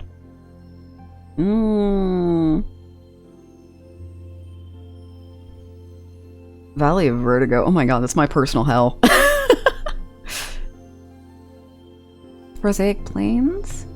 The Rosaic Plains lie far to the north of the colony, where the higher elevation in the natural tilt of the planet makes bromidic snow fall more regularly in every season. They're prone to sudden storms of flurries. The plains are a relatively safe place to explore, filled with mostly herbivorous fauna. My hell, the Valley of Vertigo is a low-lying trench to the east that's dense with pollen-producing trees. There's a wide variety of edible food here, both plant and animal product, leading to some of the explorers calling this place breadbasket of Vertumna. There are a number of animals here that geoponics would be interested in domesticating. The Western Rusting Ridge. Western Rusting. This tongue-twisting region is they did it on purpose. This tongue-twisting region is the broken spine of the planet, home to both dizzying heights and abyssal lows. It's always hot and arid here no matter the season. Traversing these steep chasms is dangerous and only to be done by those with sufficient glider training. However, there are some interesting ruins here to explore. Subiqueous Swamp. To the south is a vast boggy wilderness, home to dangerous animals and hazardous weather conditions. Exploration in this area is only to be done with extreme caution. Okay, bye. Hi, Des. We need more bravery to make him eat a worm. Or at least to dare him to do it. I need Anemone runs up to you. Hi, Celine. She huffs, catching her breath. She grins. On the ship, adults are saying, no running, Anemone, no running. But outside, there's so much room. I can run for 5 minutes in one direction. Even more after the roboplows clear the land for farms. Okay, so we can't do that with her yet. Can I hang out with you again before I have to go? Tangent looks up at the sky and shades her eyes. It's too bright, She complains. and it's too hot. And the nights are cold. Living on the stratospheric meant we never had to experience discomfort. Remind me, why aren't we putting our resources into repairing the ship? Oh, wait, hold on. I didn't look at what I needed for that. Oh, she says something different. Have you gone outside the colony yet? Tang asks you. I hear all sorts of terrible things. Regardless, we're not allowed to stray from the gates unless we're on expedition. Tang rolls her eyes. Not that it stops my brother. Okay, we need reasoning. We have a little bit of reasoning.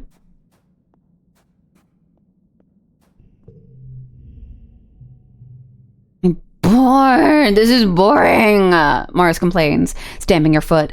All the adults want to do is work. They're not paying attention to me. We need persuasion.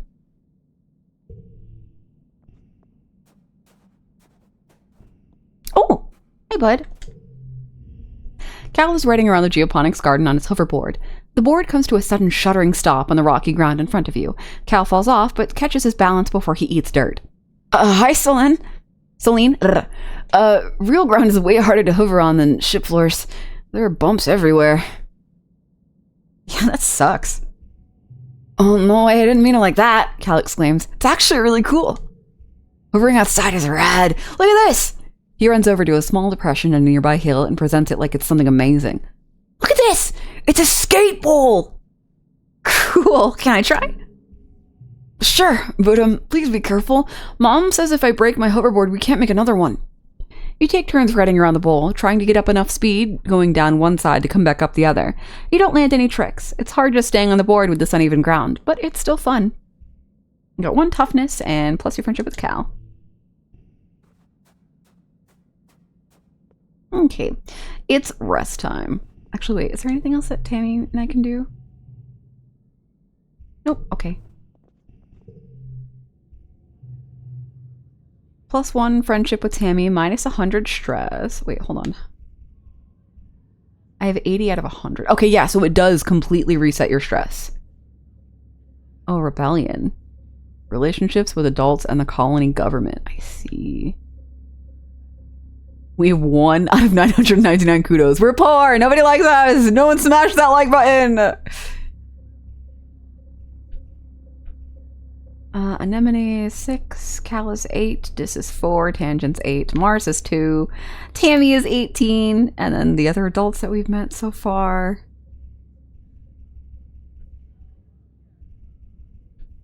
I'm only 10 years old. Let's relax in the lounge. It's nice to take some time off to chill after all the stress of school and work, not to mention the mental toll of just living on this unpredictable planet. Looks like you're not the only one who needs some downtime. Some of the other kids are also relaxing in the lounge. What does this do? Hooked under holopalm. Oh. Approach Mars and Diz. Join Cal and Tammy. Okay, but I want to be friends with Mars too. Why can't we all hang out? What the fuck? I want to be friends with Mars, and I feel like we have a lot with Tammy so far. And I want Diz to... I feel like Diz is going to get himself in trouble. Because he's coming off as like this loner. No one fucking listens to me. You guys aren't taking me seriously. There's monsters out there. And then if I feel like it's going to turn into like an I'm going to prove it situation. And then he's going to get hurt because he doesn't have any fucking friends. So we need to make sure Diz is okay. And I like Mars, so we're going to go hang out with them. Okay, but you do stink. You hear Mars defend herself. It's not my fault that you can't tell. Maybe your nose stopped working, but the rest of us can smell it, and... She waves her hand in front of her nose and makes a pew gesture, then turns to you. He smells awful, right, Selene? This always needs a shower. No! Although we're gonna do a sniff test. You make a show of sniffing out the air around Diz as he stands uncomfortably still. His clothes are a little dirty, but he smells fine to you. Kind of faintly boyish, like leaves and grass. You tell this to Mars. Leaves and grass? Ew, yes, she says, nodding. That's exactly what I meant. If you think that smells good, you're both hopeless. -2 friendship with Mars. Oh no, +5 loyalty. Mars, what the fuck? You take the month off. Do you want to forget? +1. No, I need that one. I don't want to forget. I need these. Close and keep cards. Keep your memories? Yeah. Late quiet. Early pollen.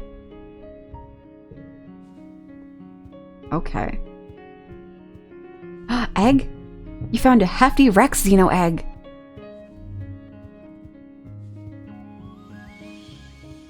It's so cute. It's all pink.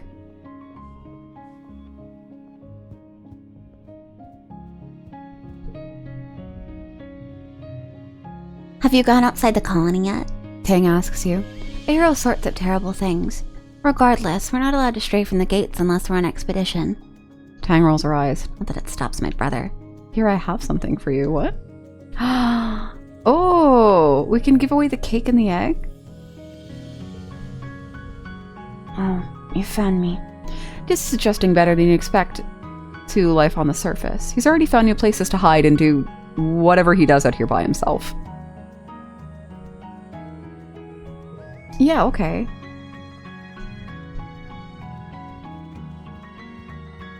Oh, she's further from the... Oh, yay! I'm glad she made it out further. Tammy's dad is the head of expeditions, which means he's out surveying the jungle every day. This morning you see her crying in the doorway as he leaves. I don't like when he goes out there. She sniffs after he's gone. But he's so brave, and so are you. And that's why I like you, Selene. I feel like it's kind of bad to give children fucking random alien eggs. But like, also, I wonder if giving it to them will make it grow up and like affects its behavior based on who you give the egg to. Have you tried standing in mud yet? Cal asks you. It's the best and most amazing feeling I've ever felt. You look down and sure enough, Cal's feet are bare and muddy as heck. Dirt and grass feel neat too, he continues. Sometimes the rocks hurt, but Mom says they'll build calluses. You should try it.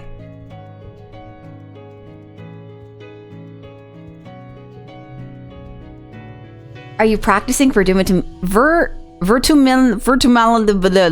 Anemone says as you approach. There's gonna be a festival in dust season, and they're having a bot wrestling contest. I'm gonna compete.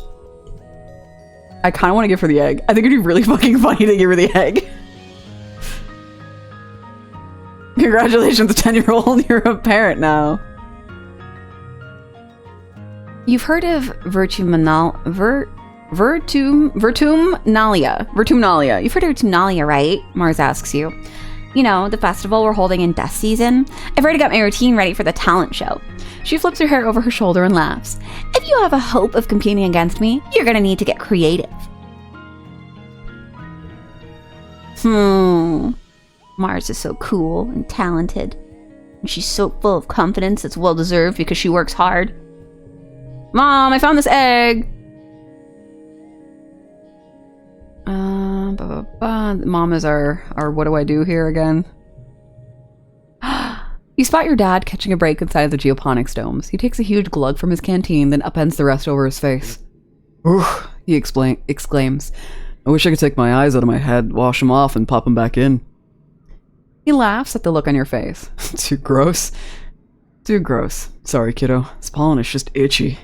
Need animals 20 or greater. Wait, what if I keep the egg? Oh, what if I keep the egg? Wait, hold on. Memories. Gear. You'll keep adding to your deck as you age and can forget cards by spending time relaxing. You have a limited number of gear slots based on your organization and other skills. Click gear to equip/unequip it. Collectibles that you find while exploring may be given as gifts to friends or used during challenges for one-use bonuses.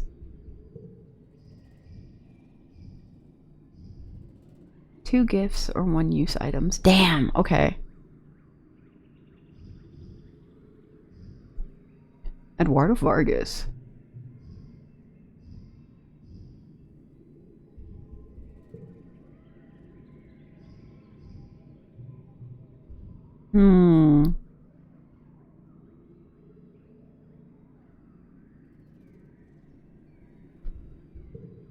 Okay, I think we should give those to someone. Mars wanted the sweets from Tammy, so let's give Mars cake. Mars takes it from you without really looking at it. Thanks. Man. You know what? I want to give our best friend Tammy the egg because I feel like she would raise this really well. Wait, hold on. I keep thinking about Anemone having it and how fucking wild this is gonna be and like the level of like chaotic kid energy that's gonna happen. Whoa, this egg looks tasty! Anemone exclaims. Wait, I can't eat this, right? No, don't eat it. It was supposed to be a pet. Bless your friendship with Anemone.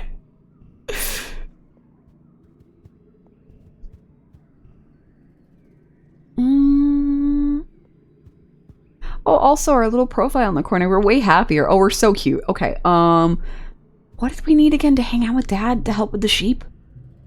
Animals. How do I get more animal stats? I wonder if that's got to do with expeditions. Well, we can't do that until we're strong enough? Question mark.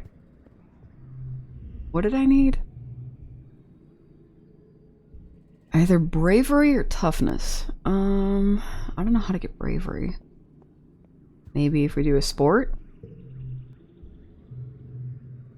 Yes, +2 bravery, +1 toughness, friendship with Anemone, and a little bit of stress. Hold on, what's in here? Again. Let's do a little bit of sport this month because that's fixing our woo-woo boy, our sadness. We can't... But yeah, I don't know how else to get organization right now, so I think for now we just go play a sport.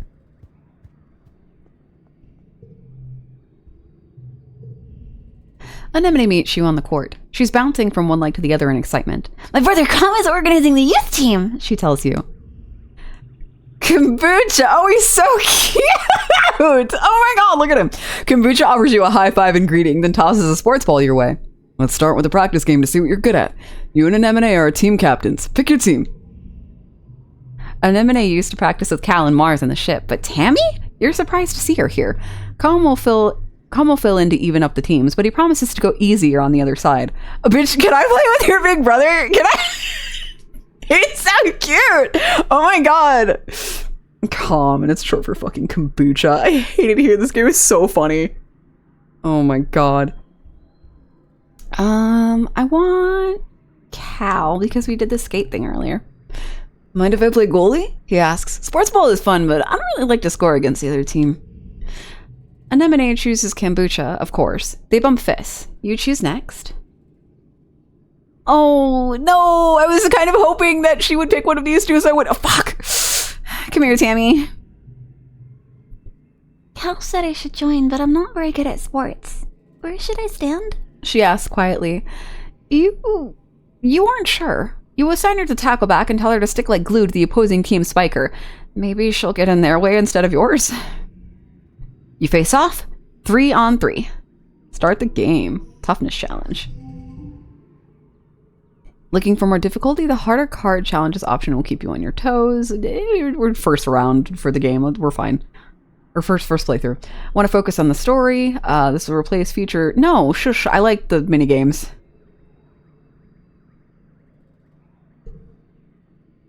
Story challenges have 3 rounds instead of 1. After each round, you'll keep the cards you didn't play and unlock an extra slot to play them. Losing isn't always a bad thing in story challenges. Let's do giggling first words and first words.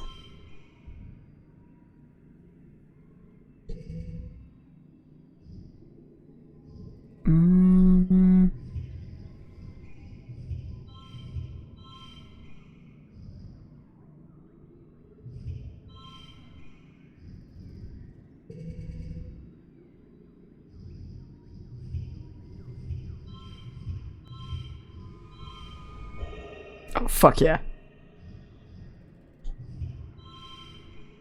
Okay, that one didn't do anything because we don't have any colors to match. Either way, we did it. Yay! I thought for sure we were going to get our shit wrong. Good job, guys. Tammy tackles Anemone in a brilliant takedown that surprises everyone. She really took to her role as an immovable object. I love that for her. She said, "You cannot make me move from this spot. I do not touch. Fuck you." She's so fucking funny. Cal makes an amazing jump save, but is winded when the ball hits him in the chest. Oh. The score is tied, with Anemone and Calm putting the pressure on. Then blam! You score the match point with a rad spike all the way from the net line. +2 bravery, +1 toughness, +10 stress. You wake up from an afternoon nap. You squint into the pink-tinged lamp slanting through the windows. You must have fallen asleep in the lounge. Tammy's shadow falls across your nest of pillows. Oh, I'm sorry, Selene, she says, giggling. Celine, I can't remember how the meme we made for this, our character's name. I didn't mean to wake you up. It's just so nice outside. With pollen sparkling in the sunlight, I wanted to open the windows. You rub your eyes blearily. Ugh, you're having the weirdest dream. Since you're awake, you should visit the cafeteria. Auntie Student is making a new kind of candy. She says it's made of cotton. Isn't that weird? I have to tidy the creche first, then I'll meet you there. Save some for me, okay? Tammy skips off toward the creche, humming to herself. Go get that free candy. She's beautiful. In the cafeteria, Auntie Student is cheerfully handing out masses of pink candy, puffy and soft like clouds. Oh, Solène, she says, handing you a wand with some candy spun around the end. Here, try some of this. We used to have it on Earth. You pull off a piece and give it a taste. It's so sweet at first that your mouth puckers. You've never tasted anything so sweet and so real.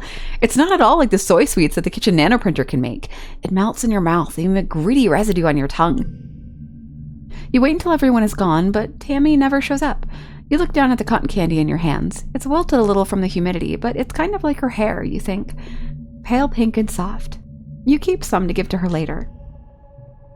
You're relaxing in your family's quarters after dinner. Your mom had to run off on some kind of council business, so you and your dad are playing a hologram game together. When you're just about ready to head off to bed, your mom returns.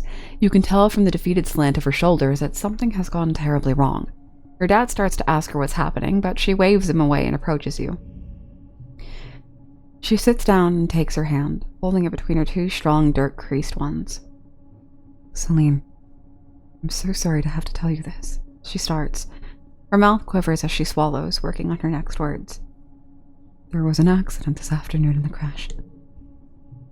Your friend Tammy has died. You try to understand her words. Tammy, dead?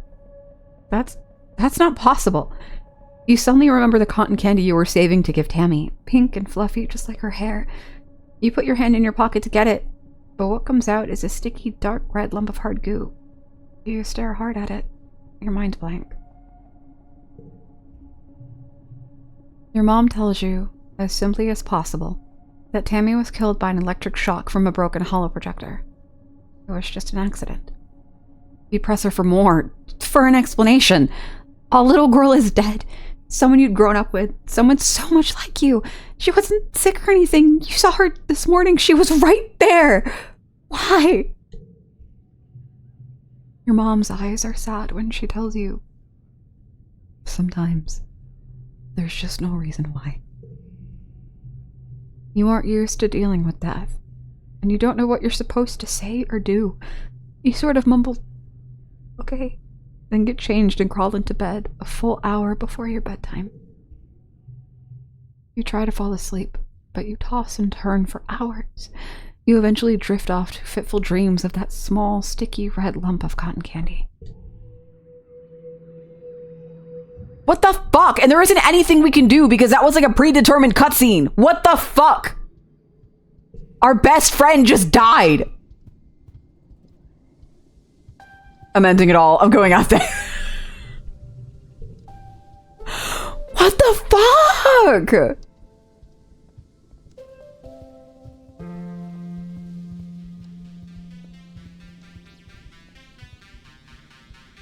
Oh no. Oh wait. Oh. You step cautiously through the colony gates. Selene. Uncle Tonin sighs as he blocks your path. He looks like he hasn't been sleeping. I'm sorry, but you shouldn't be out here. Our children are so young and so precious, so fragile. Please stay near the ship. Oh.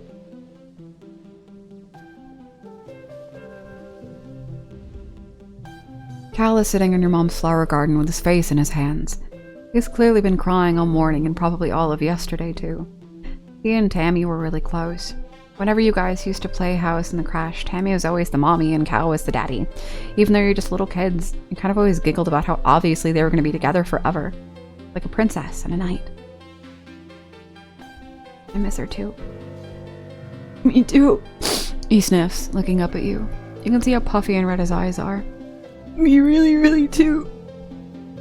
Tammy always liked these flowers, he mumbled. Sometimes I pick some for her. He runs his hands over the pretty white flowers. Don't tell your mom, okay? Tears well up and slowly leak out of his eyes. He doesn't even blink, just stares at the flowers as the tears run down his cheeks. You decide to give him some space. How dare the content word? I know! Oh, we were warned and we weren't fucking ready. Oh shit. Anyone else crying in the club? The friend we made along the way fucking died immediately. It's been an hour and a half. What the? Not even. Jesus Christ.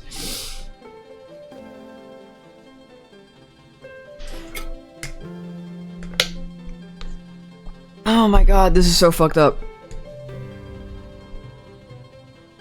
Ugh. Mars is staring into space, looking somber. She doesn't even notice you come up beside her and barely reacts when you say hello. They need to put it, no, this isn't a dead dove because we didn't like see her die. There wasn't graphic details. She just unfortunately passed away because of an accident. Thinking about Tammy, She says quietly. she used to sit down the hill there, in that spot in the sun. Every morning, she'd just sit there for hours in the sun, doing nothing, just being happy. You stare down the hill to the spot near the entrance to the quarters. You can imagine her there, working on some little craft project, humming to herself. She was nice to everybody. Now she's dead. Mars says, making a face. How's that for fair? Of all the people, how come it had to be my friend? You don't have an answer. You've never heard Mars call Tammy her friend before, but of course she was. Tammy was everyone's scared little sister, even though she was older than most of you. Mars clicks her tongue. Oh yeah, Administrator Seek is looking for you. I guess he needs someone to do delivery jobs. She waves vaguely at the door behind her, distracted by her thoughts.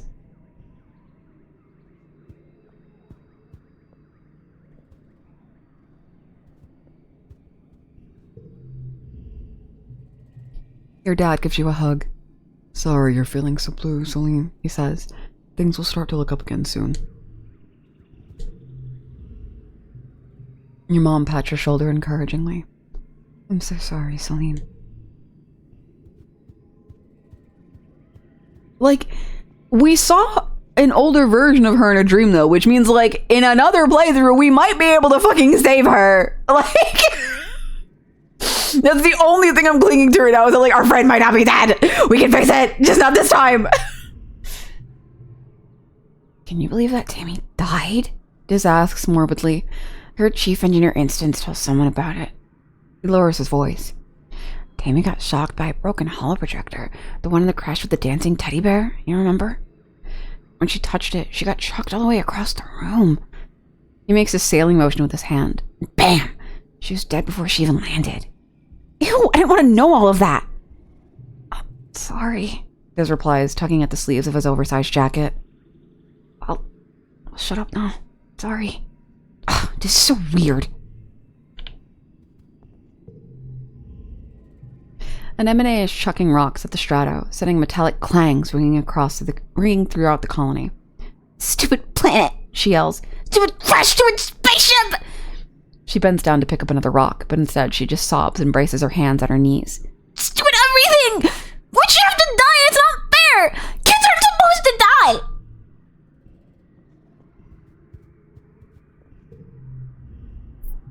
Pang is pacing around the front of engineering. She looks upset. It shouldn't have happened, she said. Tammy's... what happened to Tammy. It shouldn't have been possible. There was no reason for that holo projector to break. Professor Hal said it was recently serviced and nothing was wrong with it before. It just... She gestures angrily. Just blew up for no reason. Nobody would have wanted to hurt her. So why? How? It doesn't add up. Sorry, Celine. I want to think about this some more. I hate when I can't find the answer.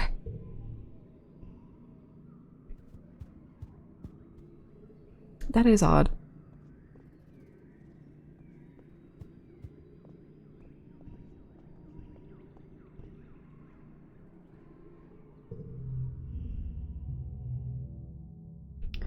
Hold on, what is our... In mourning, your mourning loss of a loved one, all skill increases reduced by 1 for 3 months, and some jobs and actions can't be performed, which is so fucking fair.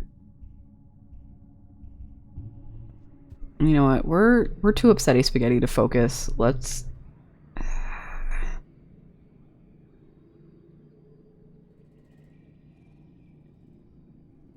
kick a ball around.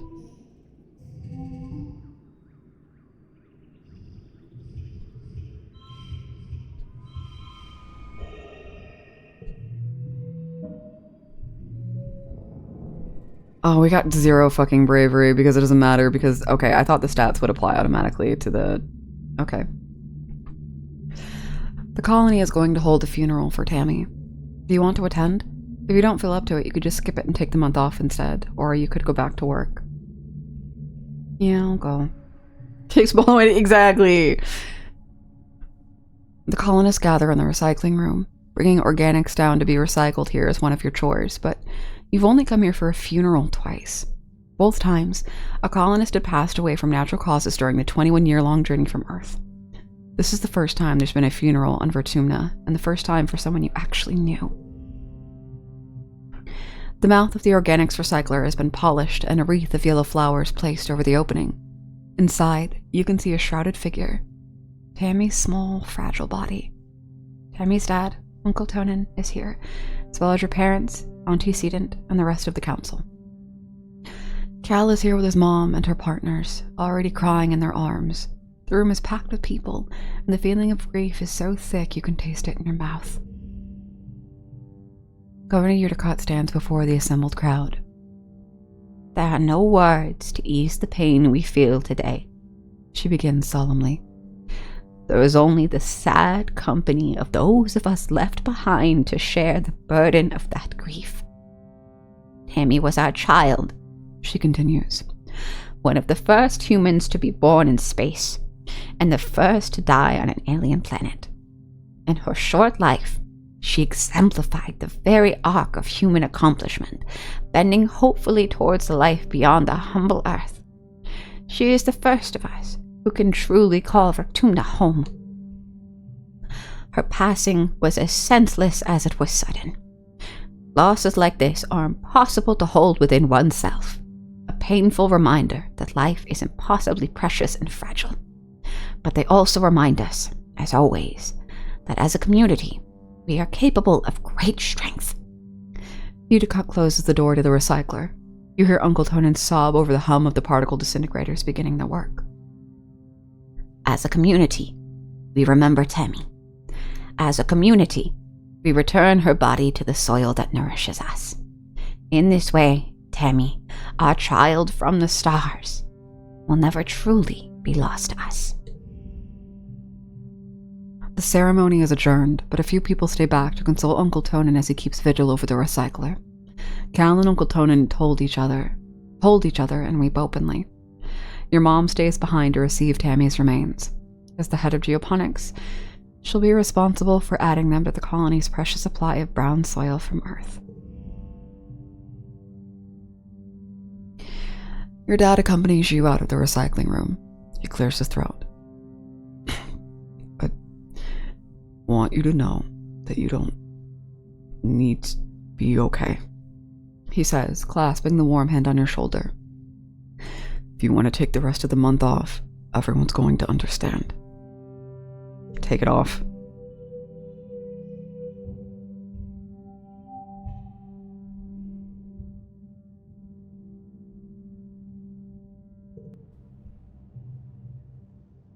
The prospect of just going back to school like everything is normal is too much to handle. You end up spending the whole month alternating between sleeping, scrolling the holonet, and staring into space. It's restful, at least, and everyone gives you the time you need to process Tammy's death.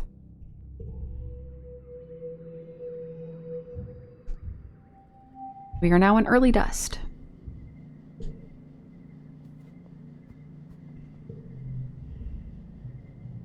Celine, Tangent says, approaching you with purpose. We need to discuss my brother Des. You'd French 20 with this. That's a 20. Oh, God. Okay. Who dis? Yes, Des, she says impatiently. I need you to figure out where he's been disappearing. Ever since we landed, I barely see him anymore. He doesn't even come home at night sometimes, and She trails off and looks at her feet. What did I say? What did I say about that little shit? He's gonna get himself killed. Jesus Christ. Well, I'm not on very good terms with my brother of late, but people are becoming worried. Get the feeling Tang is the one who's worried, but she doesn't want to admit it. I'll find out. Thank you, Celine, she says, looking relieved for a second before her expression hardens again. I mean, it would be a ridiculous waste of resources if something happened to him, and no one knows where he was or how to find him. Right, of course. Tang doesn't get worried.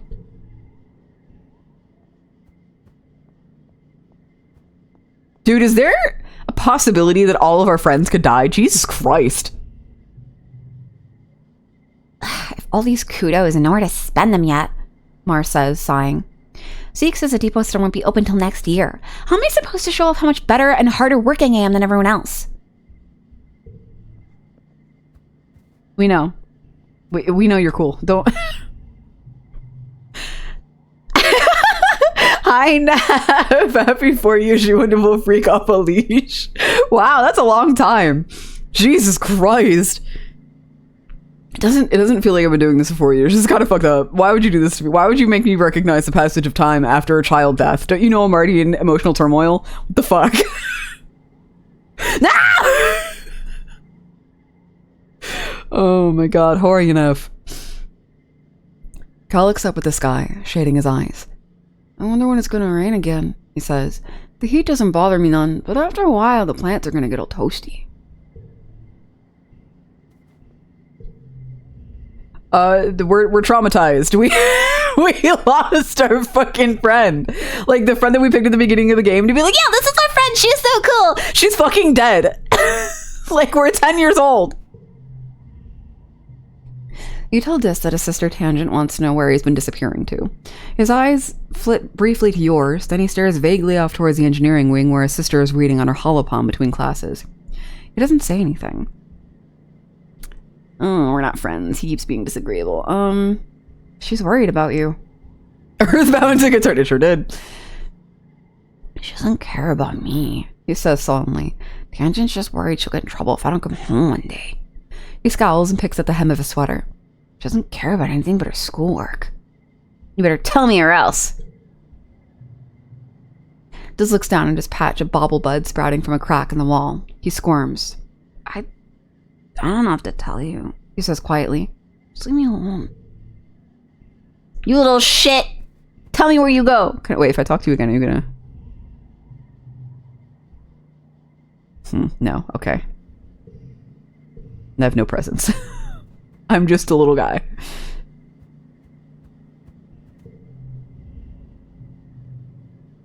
Okay.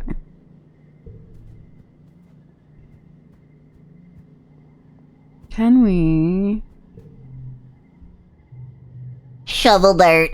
Oh, we get to be friends with Cal if we shovel dirt. And we get 5 kudos. We get money for shoveling dirt. Let's shovel dirt. It's your first day in the glorious world of agricultural soil conveyance. Oh boy! Good morning, Celine. Looks like you're working for your old lady. I hope you don't expect me to go easy on you just because you're my kid. She walks you around the geoponics wing and points out where everything is. Your job is to move sod, compost, plants, garden waste, and equipment from one place to the other. Get comfortable with this, she says, pushing a squeaky old-fashioned wheelbarrow towards you. Now, any questions before you start moving that dirt? Where do I move it? From over there, she points to a dirt pile, to there. She points to an identical pile 10 meters away. She sees your confusion. Hello, monster, how are you? We had some very precious soil from Earth on the ship, full of all the nutrients and bugs and bacteria our plants need to grow. But it was lost, she sighs, in an accident. Now we have to make more from scratch using Vertumnum soil. This is part of the process. Don't we have machines for this? The construction crews already claimed the hover lifts, she says, shrugging, but they'll break down in a few years anyway, and we don't have the materials to fix them. She grips your forearm. We're plant side now. Use your muscles. We're planet side now, excuse me. Nature's hydraulic pistons. We probably don't want to use hydroponic stuff because we need the water to actually water the plants. Okay. That's my kid, your mom says, slapping you on the back. You stumble a little. Your arms start to ache after the first half hour of work, but you keep going. By the end of the month, you feel utterly drained and exhausted. And good, somehow. You can feel your muscles growing already. Plus 1 toughness. Only 1 toughness! Shoveling dirt. Oh. Why did they have to give us the cotton candy for this? This is so fucked up. Okay, we got a little bit of money. Got to hang out with Cal. It's time for Vertumnalia. Udicott and the Council have called a festival to celebrate life here on the planet of Vertumna. Everyone gathers in the colony square to hear Governor Udicott's speech. In Earth's history, Udicott begins, then clears her throat and waits for everyone to quiet down. In Earth's history, Vertumna was known as the god of seasons, change, gardens, and fruit. It's no coincidence that our forebears of the Vertumna Project chose to take on such an auspicious name in the hopes of seeding future bountiful seasons of humanity. We will continue this tradition of Vertumnalia, a midsummer festival to celebrate our Vertumna, this lush planet upon which we find ourselves today. Clap politely, because there's no option to just kind of stay there quietly, because I'm still thinking about my dead friend. Everyone cheers and applauds. The members of the council all get up on stage, one at a time, to give their own short speeches. Governor Udicott announces each one. Governor Udicott, Command. Chief Administrator Seek, Command. Security Chief Reet, Garrison. Chief Engineering Instance, Engineering. Chief Cultivator Fulu, Geoponics. That's my mom! Chief Steward, Incident Quarters. Chief Surveyor Melatonin, Expeditions. When it's your mother Fulu's turn, she announces that tonight you'll be eating some of the very first crops grown from Vertumnum soil. Your eyes go to the feast table. Aboard the stratosphere, it would have been mostly soy-based food from the nanoprinters, spiced up with what precious fruits and vegetables could be grown in the small growing bays. This year, the earth plants look even less robust than usual, but they're supplemented by some Vertumnum plants you've come to appreciate. Juicy Wadatopods and slabs of edible fungi.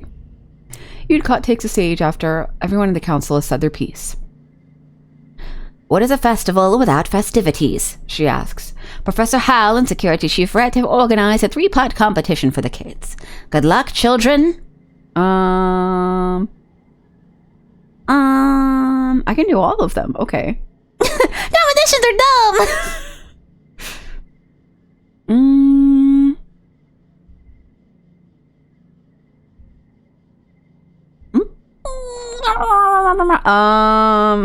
I don't want to do bot wrestling, I don't think. Hold on, what are my stats? I have 21 empathy, 13 creativity, 10 reasoning, 8 biology, 8 toughness. What did it need for the talent show? Creativity? Got 13. Science fair. The highest stat I have is creativity, so let's do the talent show. Plus 5 loyalty. It's an all-singing, all-dancing, all-talent extravaganza. The entire colony gathers to watch the show after dinner. First up, Diz plods up to the front of the stage as a pop song starts to play. He just stands there, deadpan, staring into space with his arms at his sides while the singer belts out the first verse. Then as the chorus comes in, he suddenly springs to life, dancing and lip-syncing the lyrics frantically, waving his arms and grinning maniacally, then collapses back to standing still once the chorus is over. It's hilarious, but you aren't sure you're supposed to be laughing. Next, Mars performs a choreographed dance routine to an old Earth song by an AI idol. Hatsune Miku Enjoyer! She has the light-emitting balls at the ends of their hair, which she swings around everywhere in the dim light, while controlling a small floating ball drone who dances with her. It's total overkill, but it is impressive. Your turn. What do you do? We haven't done anything magic related or hee hee ha ha, so let's do hoverboard tricks, because we were doing those with Cal.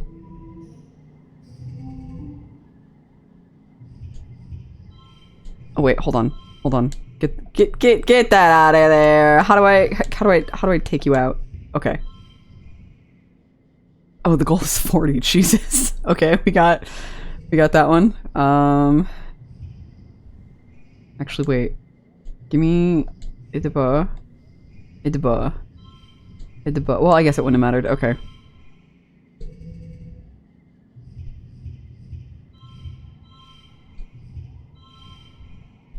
Push through! 30 stress! Let's do it! You are the champion! Plus your friendship with this, plus your friendship with Mars. Gained... Oh, I'm popular! Gain memory talent show competition. Oh, I like that it's her. She's so cute. You thrill the crowd with your death-defying hoverboard stunts. Well, they're not death-defying, but they're still pretty cool. You win as voted by audience applause. Mars begrudgingly shakes your hand, leaning in to whisper that you better enjoy your victory now because she's going to destroy you next year. We're rivals! Oh, cool! After the festivities are over, everyone takes time off for a much-needed break.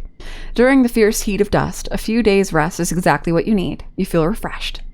Minus 50. Oh, perfect! I was right to stress myself out during that contest because we chilled immediately after.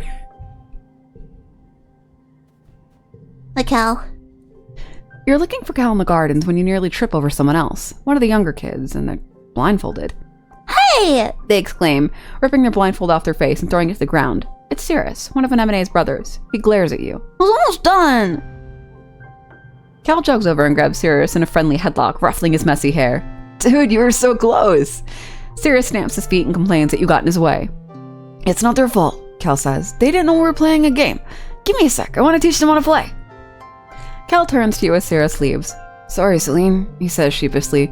I was teaching Cirrus a new game, but he's more like Anemone than I thought. Oh, competitive, you know? He stops to pick up the blindfold, brushing off the dirt. I've been trying to come up with different kinds of games and other than sports ball, he says. No winners or losers. I just want to have fun with my friends. Cal looks at you hopefully. So you want to learn how to play? Let me check my schedule. Yes! Cal's smile looks like it's going to stretch right off his face. Radical! He shouts, jumping up and down with excitement. Okay, so first put on this blindfold. The blindfold is a little scratchy and smells like dirt. You can feel Cal's big hands on your shoulders. I'm going to spin you around, and when I let go, you're going to listen to my instructions. We're going to go walk all the way to the cafeteria, okay? You nod. You can't see Cal's grin, but you can hear it in his voice as he spins you around and counts to 10. 1, 2, 3. First, Cal says, you gotta walk forward 10 steps. Do you follow Cal's instructions as best you can or make things difficult for him? We're gonna do our best! You take 10 steps forward, holding your hand out for balance. The rocky dirt between the garden beds crunches into your feet. Yeah, Cal says. Turn to your right and take 15 steps until you get to the door. Get it right. Oh, cool. My empathy is pretty high, which is how I got that. What is the status right now? You're a winner and everyone wants to be your friend. Kudos doubles for... Oh, we gotta work this month, guys. We gotta get money. You turn to the right and walk forward, counting out 15 steps. When you stop, Cal laughs. You can hear his footsteps crunching behind you. I forgot how much bigger I am than you. You're like 2 more steps away. You take 2 more steps until your outstretched hands land on the warm metal of the door. Success! Awesome, Cal says. You can't help but smile. This is fun. Now hit the door button on the right and then keep walking forward until I say stop. Go really slow, okay? You open the door and walk forward.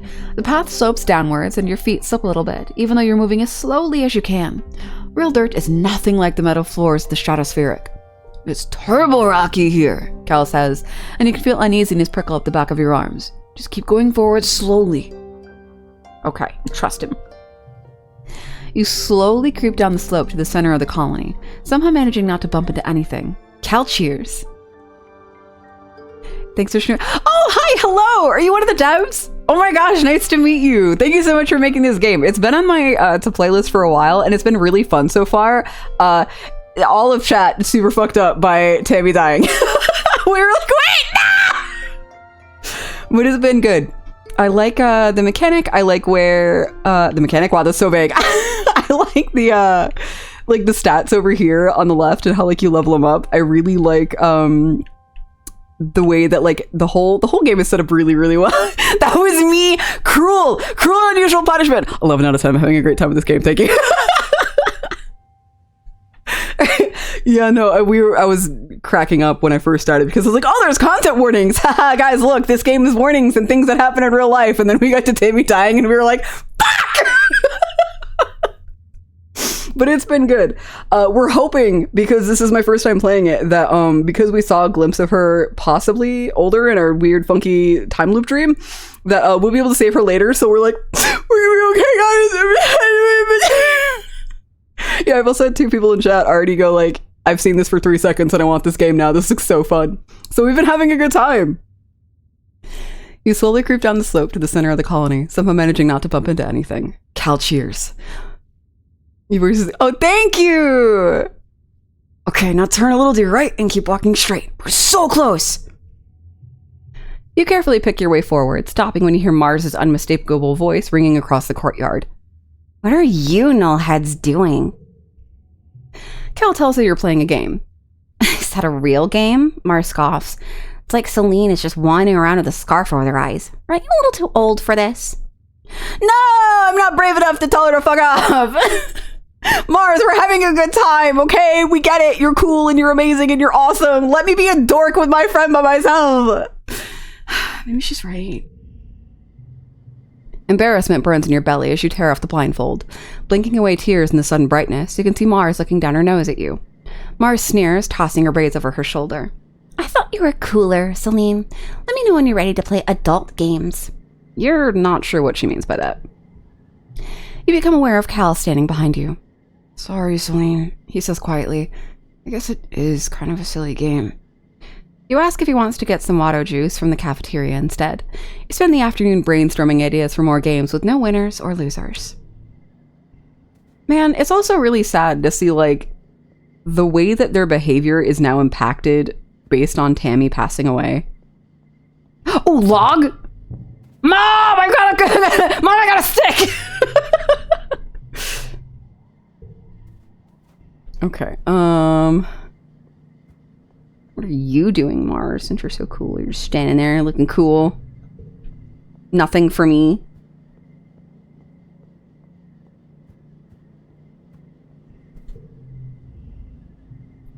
So I trapped it in my room, Anemone says, telling you all about the bug she saw in her quarters. Its wings are as big as my hand, and it had feelers like, wow! It was bouncing all over the place like bing, bong, boing! She gestures excitedly, swinging her arms over her head. The bugs here are so big, and they're everywhere. I was gonna give it to Tang, she says. She loves gross bug stuff, but she says I should just let it go because if it stung me, it might get weird mutant powers. I mean, other than the ones I already have. And I wanted to see if I got more weird mutant powers. We started jumping around off higher and higher things until I was jumping off the back of the ship, and I got in so much trouble, but it wasn't even that high. She stops in her tracks. Hold on, she says, stopping to rub irritably at her knees for probably the 100th time in the past 5 minutes. I'm gonna die. I busted up my knee, and it's so itchy when my scales are going in. Annie, don't pick at it. Chief Steward. Oh my gosh, I can never read this name. And Sam earlier was like, this is how you read it, Goofy, with words that you read but have never said out loud before. Your nummy voice made my, aw, thank you. Oh my goodness. Because she's excited. She's an excitable girl. And like, I love giving her like that little rough quality, you know, especially because we saw her in like the very, very beginning where she like saved you from a fire. Like, this is a girl who's like, I'm going to do so many things and nothing is going to stop me. Thank you. Chief Steward Ascendant's voice rings out across the garrison yard, pleasant but firm. It instantly transports you back to being in the ship crash, tugging on her skirt and calling her auntie. Anemone jumps and stands up straight, her hands flying to her sides. Hi, Donut! Antecedent? Yeah, there's a lot of fun words in here that I'm like, these are very, like, I could tell that, just like based on the language alone, like the whole, like there's like people who are like, man, I really like science fiction stories and like space, and then they kind of don't really know a lot of the Earth terminology that they could apply to space. And then there's like this where it's like, yes, we're mixing both like science and mythology, and it really gives the world a really nice depth, which I really, really like. But Mom... Anemone whines, digging her fingers into her knees as Auntie Sedent approaches you both. It's so scratch-tastically itchy! I know, lovely. Auntie Sedent soothes her, patting down her gratuitous red hair. But the more you pick at it, the thicker your scales are growing to grow in. I'm gonna go make dinner. Enjoy your food! Hope to see you soon, G. Anemone tucks her hands into her armpits to keep from scratching. If I wanna have cool scales. She pouts. Auntie Sedent smiles indulgently. At the rate you're going, I'm sure you'll be covered in them before you know it. No need to rush. Anemone's skin is dotted with patches of protective blue-green scales that grow in whenever she gets a cut or scrape. She rubs the patches on her jaw indignantly, the one she got when she ran headfirst into the food synthesizer back on the ship. Auntie Sedent opens her satchel and pulls out a bundle of clothes. The queue for the nanoprinter is over a week long, so I patched your pants with scraps from your brother's clothing. Please try not to put any more holes in them, or yourself, okay? She hands the clothes to Anemone and kisses her on the forehead. Anemone sticks at her tongue and gags. Yuck! Anemone evaluates the clothes as her mom walks away. Galactic! She breathes as she runs her fingers over the odd color patches. Then, right there, in the middle of the yard, she unashamedly squirms out of her pants and pulls on the new ones. Look, like a fighter jet from the Hollows! She exclaims, showing off her new pants. Like when they stencil your kill cut on your plane! Or like a really cool scar. Anemone grins. Yeah, you get it! My pants are scarred just like me!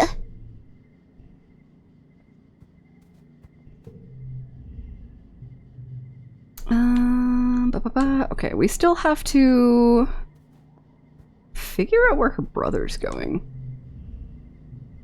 And we didn't have enough of the stats we needed to be like, hey.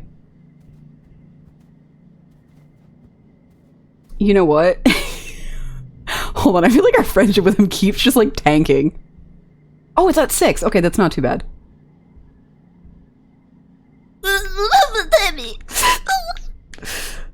Okay, Cal is our current highest. Oh my god, I have more friendship with Diz than I do with Mars. Mars, please. Please, you're the most popular girl in the whole colony, please. I know we're rivals now, but like, ugh, I'm undeserving.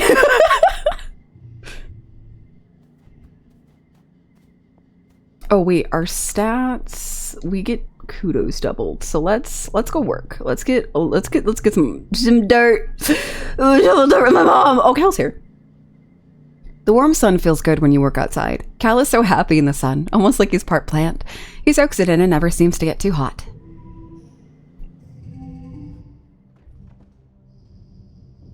Boom,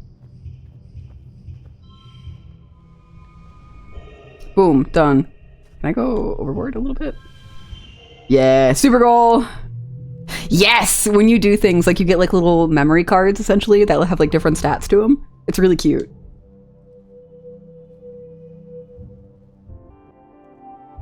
Light dust.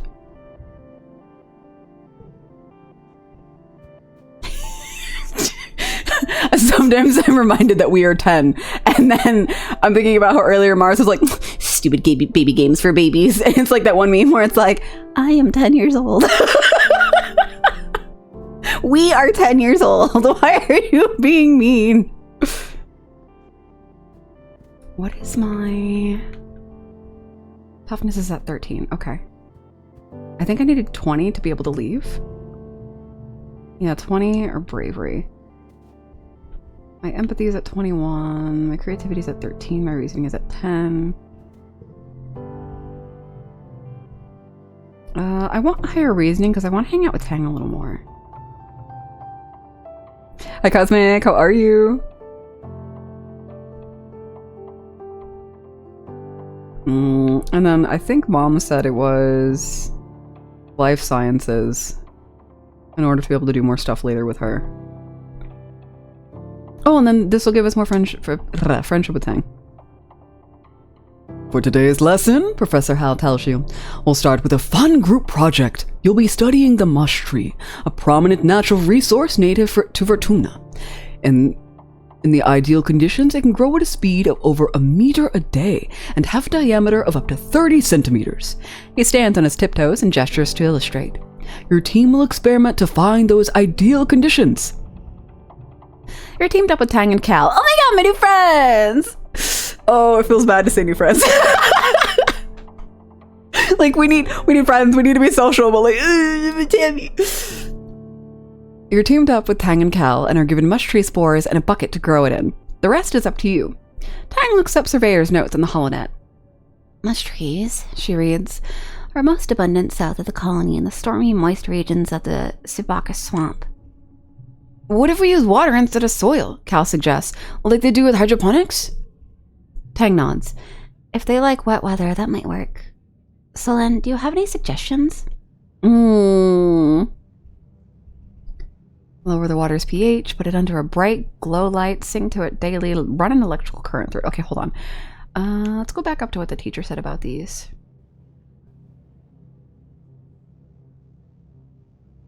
Okay. He didn't say anything specific, so Tang gave us more information. South of the colony in stormy, moist regions. So we don't want the light. I'm trying to remember what pH does in water to plants, but I feel like that's probably the right option. Because I feel like we should have trauma. Have a bar. Thank you so much for joining the circus. I hope you enjoy your stay because now you can never leave. I know people do like to sing to their plants, but I feel like this little group is like, no, the point is to like, you know. So let's lower the water's pH because we don't want to do all of it because I feel like if we're only left with one option, that's probably the best. You fill the bucket with water and add sparks and snow crystals. These are sometimes left over at the end of quiet season. They're mildly acidic, which means they should lower the pH of the water. Okay, so it had too much base to it. Gotcha. Every day you rush into the classroom to check on its progress. At first, there's nothing, but by midweek, your little mush tree shoot sprouts up and start its journey. In the end, yours is in the middle of the pack. Seeing as mush trees don't usually grow where there's sparks now, you're able to conclude that they probably don't like acid. Okay, so we were supposed to keep it high. That wasn't... we probably should have just sang to it. It's fine. I tried to be a big nerd when everyone knows that my empathy and creativity are really high and my reasoning is kind of just generic. Should have shocked it. No! Listen, our friend died by being electrocuted. We're not touching that. We're scared little baby men. Ooh, shoot. Oh, wait. I have a mushwood log. Heck yeah. Let's add it to this. Boom. We did it.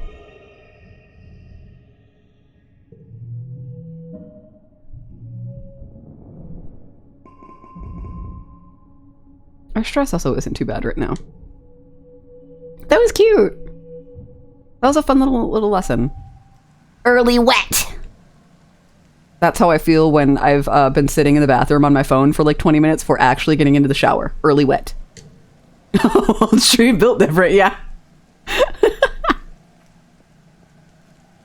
there anything to say? No. Wait, hold on. What do I need for running errands?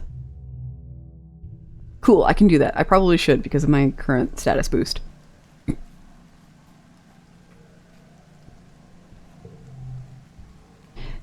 It's pouring rain and everyone's trying to stay dry under the grass-roofed palapas.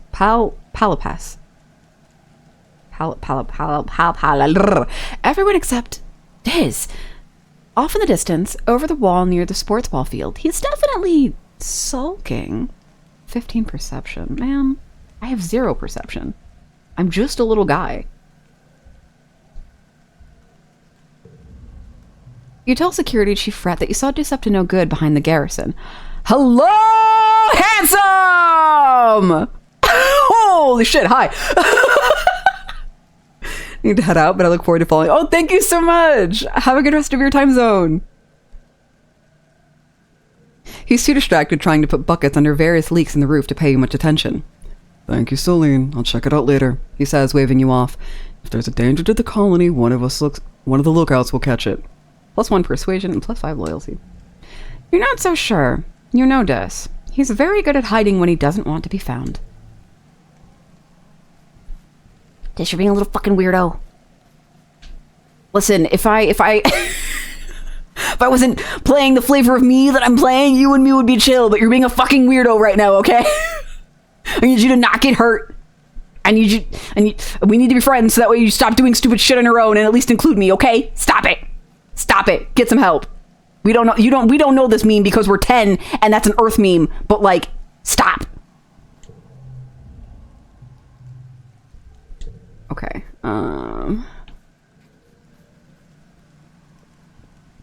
Your brother's being a freak. Okay, I need more reasoning. But I need to work. So I want the money. I get extra kudos. Let's go deliver supplies. Ooh. I like the shape of this character. Like, it's not simple because, like, if you look at the everything, like the shape of the mouth, the shape of the glasses, the shape of like the head wrap, like it's silky. Like the stupid shoulder piece that comes up as like the back. Oh, it looks so good. Chief Administrator Seek. Oh, you're Seek. Hello. Greet you at the depot. They look you up and down. Celine, you've never struck me as a particularly responsible or organized. But children never are. What makes you think you'd be a good fit for the position of courier? You didn't realize this was going to be a job interview. My organization is garbage, but I can carry a lot. Strong for your age, maybe. But lucky for you, you're the only applicant this week. You've got the job. For now, anyway. They use their elegant stylus to note this on their holopalm. Come back in a few minutes and you can help make deliveries. Yes, there will be kudos in it for you if you do it correctly. Hey, thanks for the job recommendation, Mars. You're so cool. Do I have any gifts? No, because I used my log for my science class. No, sorry. Deliver supplies. Seek sends you all around the colony delivering supplies. During your first week, it's mostly small things you can carry by hand or push on a little cart. Stuff like tools and electronics. Some are high priority, which means you have to move fast. It's fun getting to yell, "Important delivery coming through!" and people actually getting out of the way. Oh, I got -3 stress for my little delivery job. Oh, that's cute.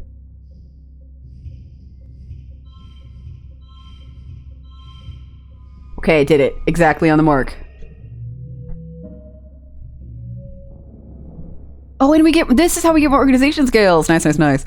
Oh, and Mars! She's probably really happy because we did the job well, and she was the one who recommended us. You're having a terrifying, familiar dream. A monster crashes through the walls, unfathomably large, every part of it wriggling and moving and searching for something.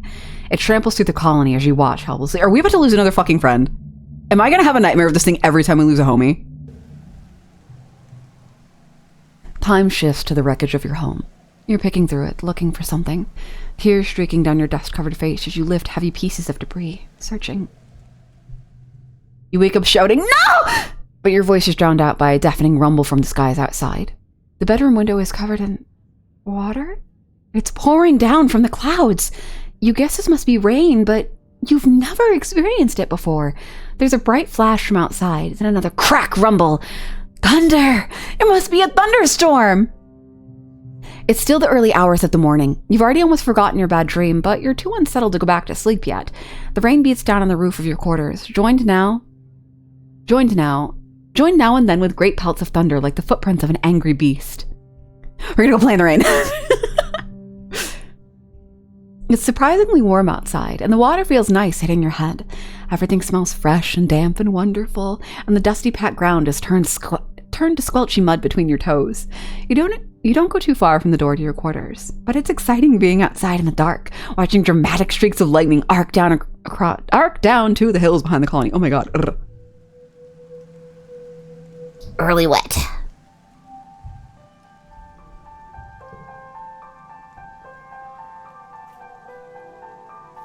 Hey, Dis. What are you doing? I'm gonna get you to eat a worm. I swear. Wait until my bravery's up there. I'm gonna make you eat a worm. Okay. I don't think I have anything new to talk with any of them about.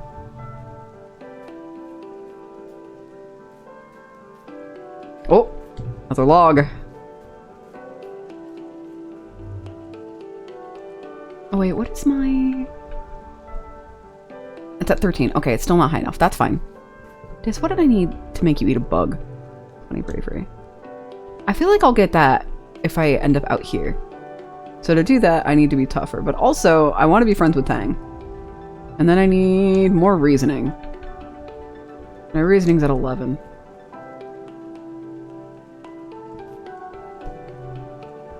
The music during this season is gorgeous. What's my stress at? 62? That's not bad.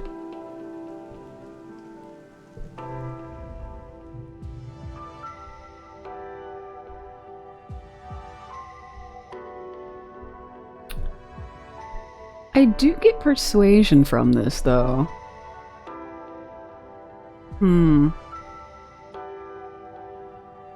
But also at some point, I do want to go on expeditions, and I feel like having biology and reasoning out there, especially if I'm looking for plants, which I hope I can bring back, will be better. I'm also trying to like rein it in because I'm like, oh, I want to do this. No, I want to do that. And I feel like that's very, very indicative of being a 10-year-old. But like at some point you have to like lock the fuck in and pick a subject, you know? And I haven't gone to humanities yet. I've continuously gone to like life sciences, so I think I should just keep doing that. Tang is absent almost all this month. Hal explains that Chief Engineering Instance asked for Tang's help with a few experiments. Because you're judged on what you know, not what you proved you've learned in class, many older students choose to skip class and instead get hands-on experience in their field of interest. Tang's been working closely with Instance since she was just a kid.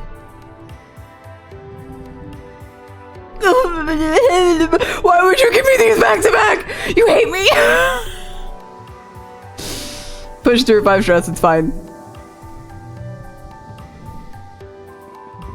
Yeah, we're woo baby man now, so we have to go rest after this and just get rid of some cards. Mid-wet. This is me actually in the shower. Oh no, late wet. This is me out of the shower when everything is moist and I am also the wetman. Tangent is watching a construction crew build scaffolding for the new engineering pavilion. They're using mushwood, which is so light that one person can easily lift a 10-meter long pole and stack it in place. She points towards them. Human beings are so great, don't you think? Before we landed, this was all just dirty jungle. Now it's civilization. I've been learning about adaptability in writing in biology class. The book says it's what set us apart from the animals. Like, we don't need fur because we can make warm clothes, and if it's too hot, we can make air conditioners instead. Also, we can sweat. That's important for body regulation. Tang nods vigorously. Yes, also that. I read that not many animals sweat except humans, and it makes us naturally good in hot places. It's like we're made to be explorers. Together, you watch as a foreman puts the blueprints for the scaffolding onto this folding screen of her holopalm, and raises it to the scaffolding to check their progress. I'd like to see an alien do that, Tang says primly. Humans look defenseless and weak, but we're the strongest species in the galaxy. Who else can literally bend reality to their will? Not a stupid alien, that's for sure. She puts one finger to her chin. I'm living proof that humanity is greater than our biology, she says. All of us are, really, with our genetic enhancements. We're the next step in humanity's evolution from great ape to galactic superspecies. She's so cute.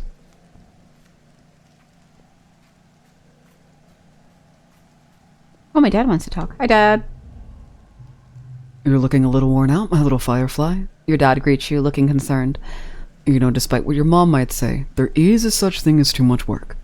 Maybe some R&R over in the lounge would help recharge those solar cells? What do you say? Baby, I need a hug. Your dad throws his arms wide. Well, get in there, tiger butter. After a long hug, you do feel a little better. Your dad gives incredible hugs. Aww. Oh, my dad. My dad's so nice.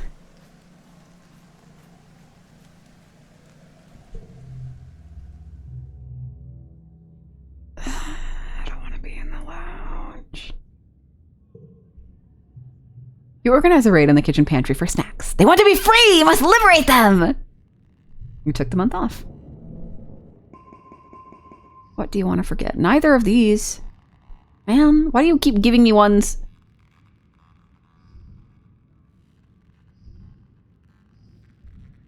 I don't want to get rid of. Keep your memories. Yes. Would you like to forget, Tammy? No! The days have been getting shorter, only with the yellow sun barely skimming the horizon. One morning, you wake in the darkness and have to check your holopalm to know what time it is. You see a holostream from Mars. Good morning to all my pals, if you could even call it morning. They've named it glow season because, like, everything is crazy glowing out there in the dark. I'm staying the heck inside for the next month. What's the point in even going out there if you can't see anything? It's going to be a long, boring month. It looks cool out there, Mars. What the fuck? Look at that shit. That shit fucks. You peek out the window. The wormhole is the biggest you've ever seen it. Like a massive fiery ring in the sky. The planet must be very close to it now. And out in the jungle, something new is taking place. The plants are flowering, glowing iridescent blooms, and everything is full of life. There are strange new sounds, long hooting calls and gurgling roars. After Mars's message is a notice from the council, warning everyone to stay safe inside. Tammy's dad and other surveyors have been called back and the gates closed for the month. There's a tension in the air, as if everyone is waiting for something. Late what? Glow. Ooh. Oh, this is beautiful. Oh, the devs did fantastic with this. Oh my goodness. Don't be a freak and get hurt, okay? It's glow season. Stay inside. This is staring off into the wilderness outside the gates. Feels different. He mumbles. Don't know how. Just different. You ask him what he means, but he just shakes his head and stuffs his hands in his pockets. Glittering crystal cluster.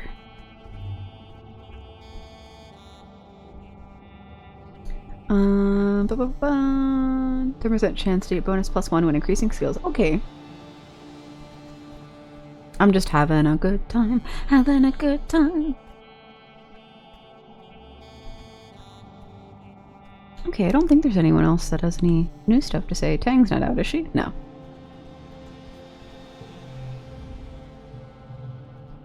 Celine, your mom stops you as you walk by. What are you doing out of your quarters? It isn't safe out here. Doesn't seem very dangerous. +5 rebellion. She narrows her eyes. What you should be afraid of here is me if you don't do what I say, Celine. We don't know what's out there this time of year, so you and the other kids are going to keep your butts in the ship. You know there's no sense in arguing when she makes that face. As you walk away and are just out of earshot, you hear her mumble, "Stars. It is beautiful, though." Thanks for loving and caring for me, Mom. Mwah. Okay.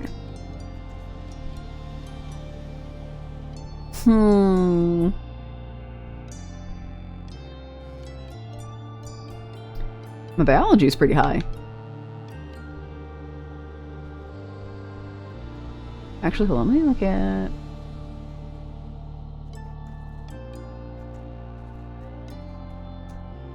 I got a lot of organization from that one errand. I think also when going on expeditions, that'll also be helpful because we probably have to... Oh wait, that's also helpful for these. Yeah, like, I want to get rid of these. I want these gone, but it's like, nope. We're not giving you those to get rid of. And I'm like, like, crawling can probably also go, and then the 2 wandering can go, but the rest of them, like, I want to keep so far. So I haven't needed to chuck any of them.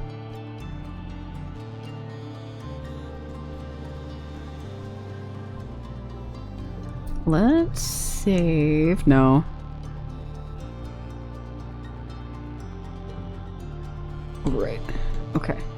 And then let's take a 5. So everyone, childhood urge to devour the glowing. I didn't have that urge. I had different childhood urges, like to eat marbles and lick Play-Doh, but I didn't do those. One of these things is not like the other. But yeah, let's take 5. Everyone stretch, everyone go get a snack, charge your stuff, I don't know. But we'll be back in 5.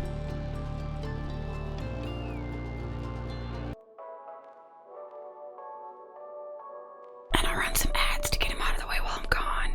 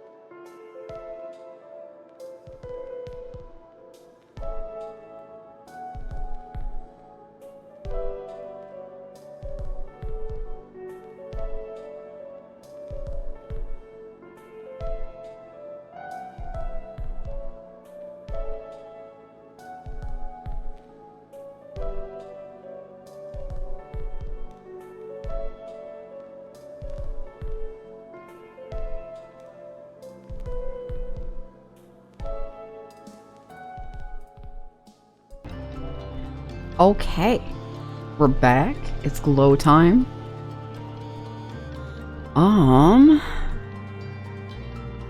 I could have spent this time thinking about what it was that I wanted to do, but I didn't do that, so... Let's see, what do we get from over here again? Wait, hold on. Well, I guess we're doing this now. Whoops.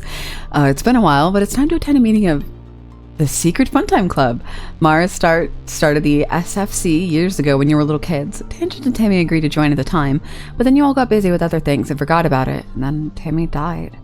You met in an unused conference room in the command, which Mars says is perfect for a secret club. Club President Mars brings the meeting to order. Tang, Vice President of Writing Down Secrets, records the meeting notes on her holophone. As Vice President of Fun Ideas, it was your job to come up with something for the club to do today. You choose making friendship bracelets and brought all the supplies you'll need.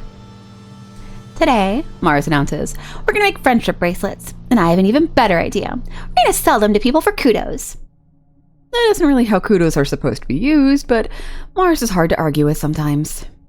The three of you spend the afternoon braiding bracelets out of recycled bits of wire and bright plastic packing straps. Your hearts weren't really in it, though. All three of you know that Tammy would have been much better at this than you. Making friendship bracelets was one of her favorite things. She was always giving them to people and didn't expect anything in return.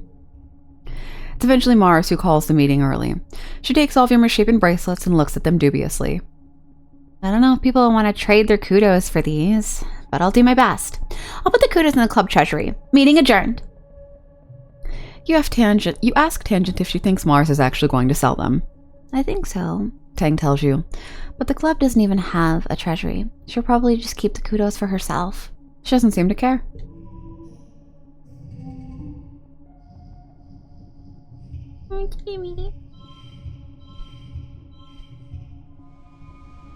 Boop. We did it.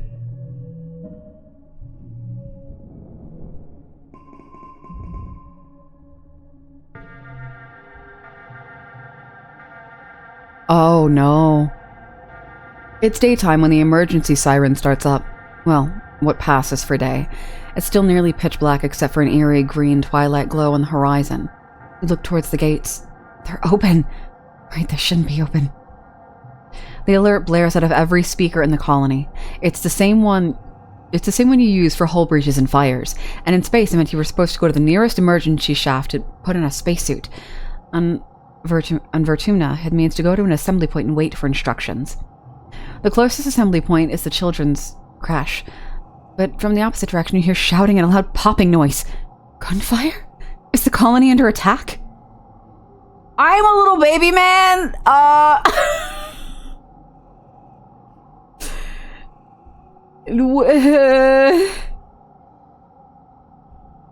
We're hiding. Oh, thank God Dis is here. Oh, I was so worried he was out there somewhere. You find Dis in the crash and join him in hiding under the arts and crafts table. The lights are dim. You scared? He asks quietly. Of course I'm scared. Dis shrugs. I thought I would be, but I'm not, he says. I'm not scared of stuff like this. You can't help but glance at the holoprojector on the wall, the one that electrocuted your classmate Tammy earlier this year. The glowing bear looms over the room for a moment. The glowing bear that looms over the room for a moment looks more like a monster than a toy. You grew up here. It feels weird to be hiding here, like you're just little kids again. You hear more gunfire and yelling, but within half an hour, they play the all-clear tone. Chief Surveyor Tonin comes in to let you know it's all safe now as the lights come back on. You glanced at the hologram teddy bear again. Tonin was Tammy's dad. How can he be sure it's safe? How can he be sure anything is safe? Oh, Cal. You're relieved when your parents arrive with an ashen-faced Cal. They won't talk about what happened at Geoponics. Reach the end of H10. Oh boy. After 2 weeks of darkness, with the blue sun barely skimming the horizon, it begins to move higher in the sky and daytime returns. The council admits they don't know how the gates were opened or how the creatures got in. Some of the attacking creatures were once thought to be docile. Others were species nobody had seen before. It was like something had driven them to assault the colony. At least nobody was killed. This time.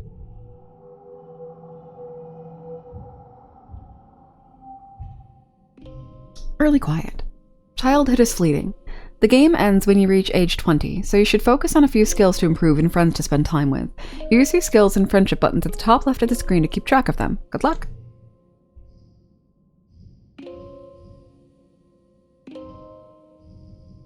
Oh, the friendship stuff is cut off. I got +1 empathy, 3 persuasion, 3 creativity, 4 bravery, 2 reasoning, 8 organization, 2 engineering, 17 biology, 13 toughness, and 2 perception. And then I got 30 kudos, it looks like 10 stress, and then 20 dedication to the colony.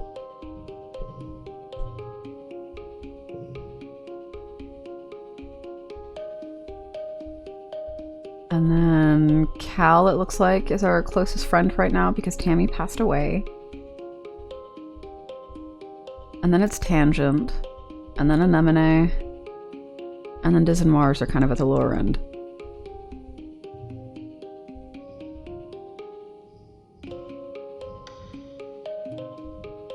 Now I'm 11. This music is so pretty too.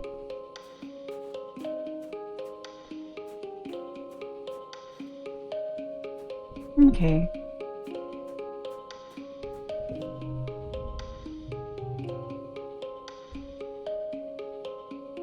Need 20 biology or greater. Oh wait, did these change? Hold on. Dad, are you still the animal one? Okay, yeah.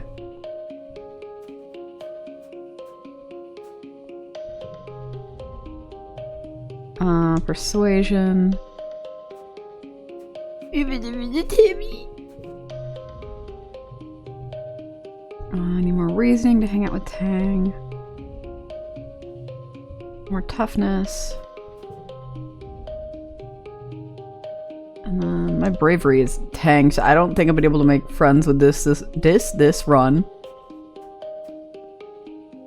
What did you need, bud? Biology. Okay. My biology's not bad. We'll study some more.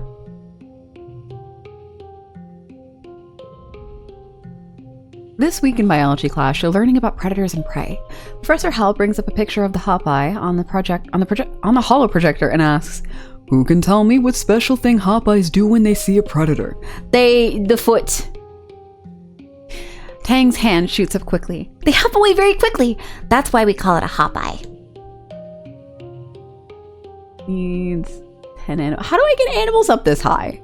I'm only 11. What is... I want my animals to be higher. Hal nods. That's true, but that's not what I was getting at. Tang stammers and looks upset, like she can't believe she got something wrong. He scans the class again. Anyone else? Solin? They fly away? You stammer after being put on the spot and say the first thing that comes to mind. That might work. Hal smiles, but Hopeyes don't have wings. He gestures to the picture on the right in front of you on the holo projector, and you feel pretty dumb. They thump their feet to warn other Hopeyes in the area. Then they hop away very quickly. Hold on. What did I get? -2 with Tangent. You look over to see Tang smirking at you. You both got it wrong, but she still thinks she's better than you. As you get older, challenges can have conditions. The challenge suit, social, mental, or physical, determines what conditions can appear and what decks will work the best. Try to collect social skills, yellow cards, if you want to win battles for... Yeah, if you want to win battles for social skills, empathy, persuasion, creativity, and bravery. Okay. Boop. And then that, just for funsies. I win.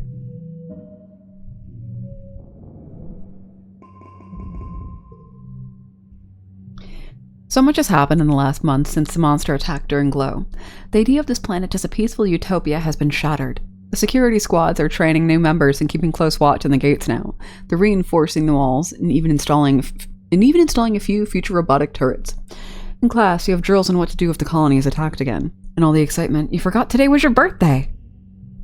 Your parents haven't forgotten. They wake you up early with enthusiastic shouts of "Surprise!" Artumnum year is only a little longer than a year on Earth, so you've taken up its calendar for birthdays. Yours is the second month of quiet. Snow sparks shift quietly past your porthole windows as you snuggle with your dad. Your mom climbs up too and sits on the edge of your bed. Bobberry fruit. A bobber fruit. I can read. I added words to that. There. Your dad pulls out a bowl of fruit from behind his back with a flourish, like a magic trick. At least you think it's fruit. What are those? Bobber fruit. Your dad grins. The foragers have been picking these just outside the walls. They may look funny, but they're tasty. Try one. You take a cautious bite. The pulp is soft and tastes a bit like lemon, only more blue. I bet you can't wait to join the surveyors out there, your dad says wistfully. Who knows what else she'll find? So Len is not allowed outside the gates. Your mom interrupts, her voice sharp. It's too dangerous for kids. Well, I know, but eventually, your dad says, but your mom cuts him off again. But not now, your mom replies. Not since the attack. Not with everything we know is out there now. You knew about the monsters, admit it. Your parents exchange a heavy look. Surveyors knew there was something dangerous out there we hadn't encountered yet, your mom admits after a guilty silence. But we didn't know it would attack the colony. We thought if we closed the gates and stayed inside, it wouldn't see us as a threat. We didn't want to scare everyone, your dad adds. It was just a precaution. Even still, your mom says, it's clear that everyone should know how to defend themselves if it happens again. To be clear, this includes knowing when to run away, your dad adds. Security Chief Rhett is offering self-defense lessons at the garrison, you know, even for kids. If you're interested, you should drop in sometime. Unlock self-defense. Your mom gives you a stern look. And I've heard stories of kids sneaking outside the walls, she says grimly. If I catch you doing that, I'm going to put a chip in your ear. You laugh. What a good joke. Your mom doesn't laugh. What? Me? Never. Yeah, you better never, your mom retorts, crossing her arms. Mom, I'm 11 years old.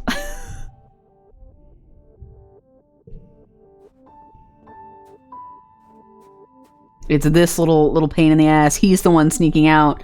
I tried to snitch and they told me that it's fine. Oh, what's this? Medicinal roots. Ah, yes, I can give you the nature fact. Kyle is leaning on the garden fence looking out at the colony. That attack was awful, he says quietly. I did something I'm not proud of, and people still got hurt. He sniffles and rubs his face. All the adults told me that it's okay because I had to do it. That I was brave and I protected the colony, but I don't want to hurt anything. Not even a monster. Aw, Cal. Want to hear a fun nature fact? You recently overheard the children learning how to count by studying hopeyes. Hopeyes have 1 foot and 2 forked tails and 3 stomachs and 4 eyes. And if you see 5 of them together, that's lucky, Cal laughs, finishing the mnemonic with you. Wait, how did they find out that hopeyes have 3 stomachs? I don't know.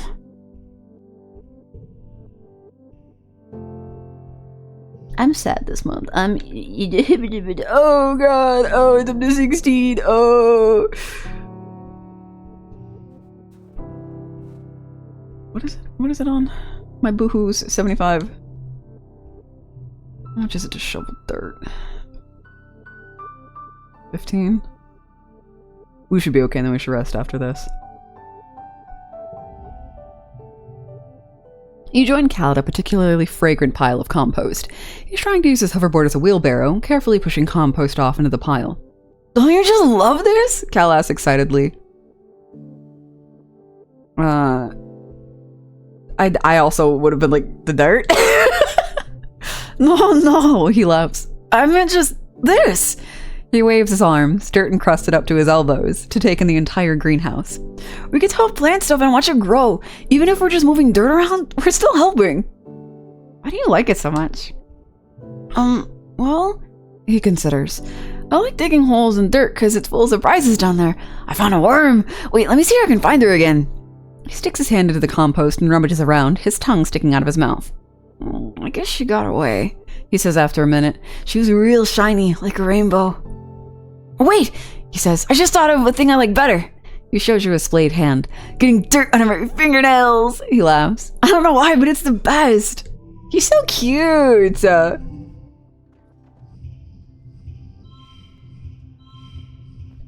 overkill. Just give it to me.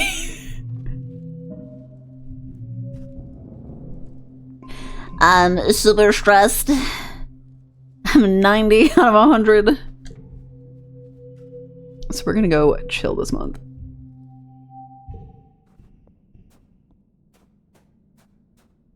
I'll check on all the homies. Nobody's got anything new to say. No, okay. Oh wait, hold on. Cal, do you have a different thing than now that I told you a fun fact? Okay, it just needs to be... Oh, what do you mean embarrassing lesson? Oh. Oh no, I don't like that. Why are we embarrassed? We're gonna relax. Oh! Let's hang out with Cal. Cal is practicing hoverboard moves in the corner of the lounge. Because the board never touches the ground, the adults can't really complain. And this way he has pillows to land in. He's working hard, trying, and failing, flip after flipped, but hasn't even broken a sweat. He waves you over. Hey Celine, he says cheerfully. Do you want to practice with me? You practice with Cal for about an hour. It's exhausting. By the end, you're sweaty and a little sore, but you feel good. You promise him you'll come back all this month and keep him company. You took the month off. No, I don't want those. Keep your memories, yes.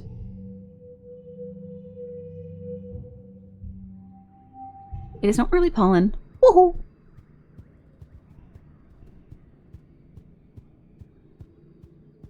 Hi, Dad. You meet your dad adjusting a watering pot in your mom's flower garden. He's having a sneezing fit. His eyes are runny and red. We need to get my dad an Allegra. You're alarmed. You've never seen him look sick before. People were hardly ever ill in the stratospheric, except sometimes when the zero-G rooms made them queasy. No need to worry, my little beanstalk, he says nasally. I'll be fine. It's just the pollen making my head a little stuffy. He wipes his nose with a handkerchief and looks around. Everywhere you turn, the air is soupy and tinged with pink from all the floating pollen.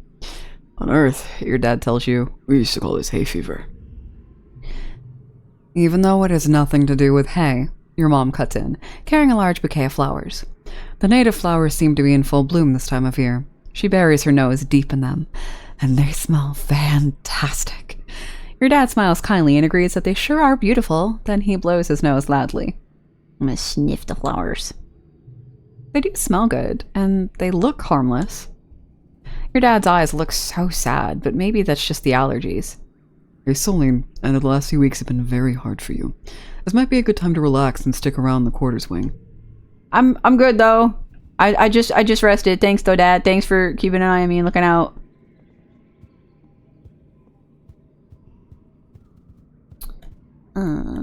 Is this money making time? No. It's just bonus stuff. Okay.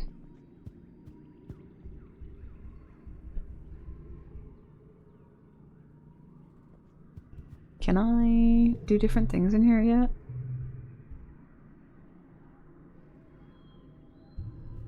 No. What is my biology up to? 24. I think I'm gonna get it to that little lip down there, and then I'll focus on a little something else. You bring your usual supplies to medbay when you see something unusual. Tangent curled up on a bench, her head pillowed up in a rolled up lab coat. She's fast asleep. You stop and stare. You never see Tang sleeping. She's always so busy. You're surprised she even has time to nap. You turn to leave her in peace when you bump into Anemone. Anemone says, She hardly ever sleeps. Like just a couple hours a night. Is she sick or something? You look back at Tangent, snoozing peacefully. I'm so jealous of her genetic enhancement.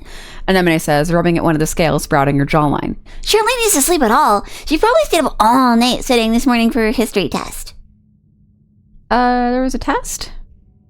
Me? I flunked it. Anemone says, matter-of-factly. No biggie, though. If I didn't have to sleep, I'd probably play games instead of studying anyway. Tang's hollow palm beams a soft alarm. She sits up and stretches, looking totally refreshed and alert. She sees you watching her and looks annoyed. Just a power nap, she says. No reason to gawk. Oh, random card locked in one slot. That's easy peasy, lemon squeezy. Boom. You worked well this month. I have a lot of stuff.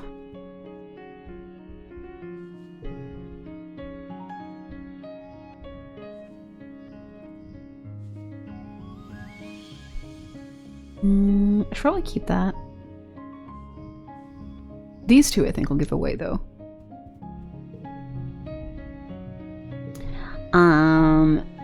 Do you want a bobber fruit? A tool friendship with Cal. Food! Cal grabs the fruit out of your hand, then remembers his manners. He gives you a big hug. Thanks, Solon, I'm starving. How did you know?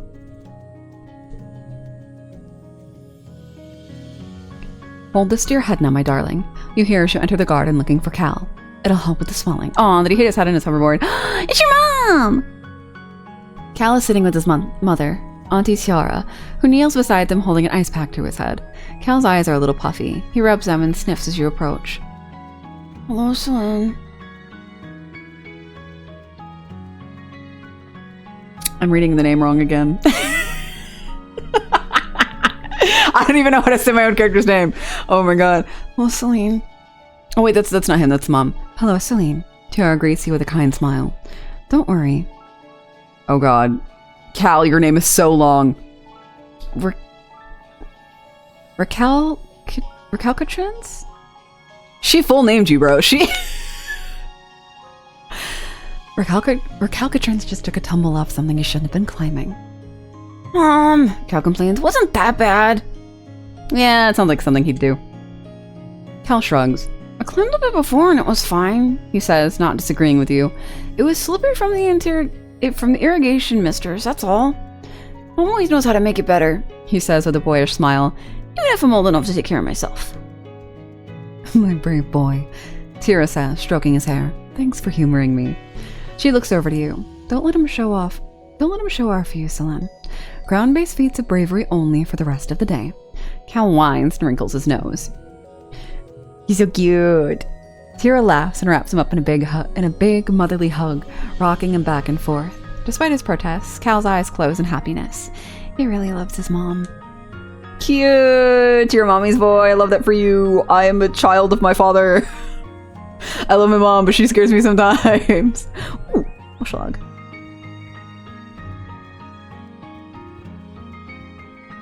I guess since I have two of them. I was gonna give you a present anyway.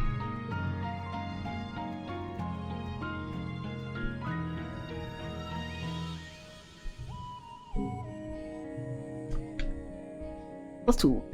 This is interesting, Azal Tang says, taking the roots and turning them over in her hands. Her lips curl in distaste at the dirt that still clings to them. No, really. She protests when she sees the look in her face. I'm going to analyze these roots to see if they have any useful properties. They might be medicinal. She turns to walk away, then remembers herself. Thank you. She adds, almost an afterthought. Yay! I gave them both good presents. Okay, let's go do biology again.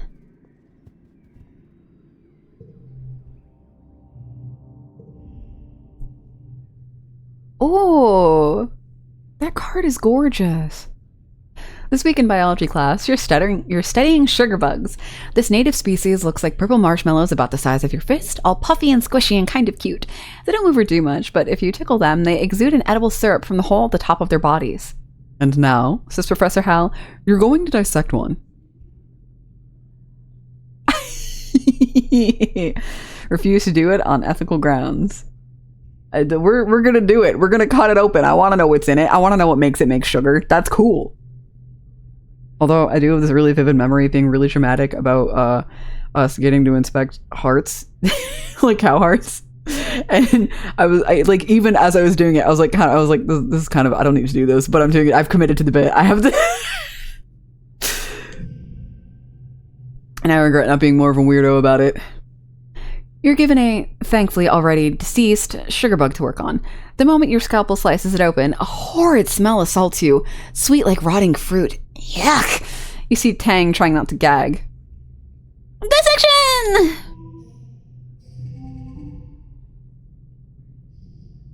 We got 5. We got those. You know what? Hold on. Do I have to put you in here? Oh, I think I do. Shoot, okay.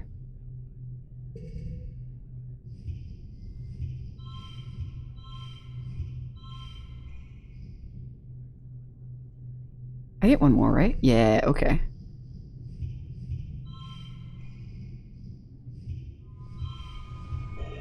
Oh, nice.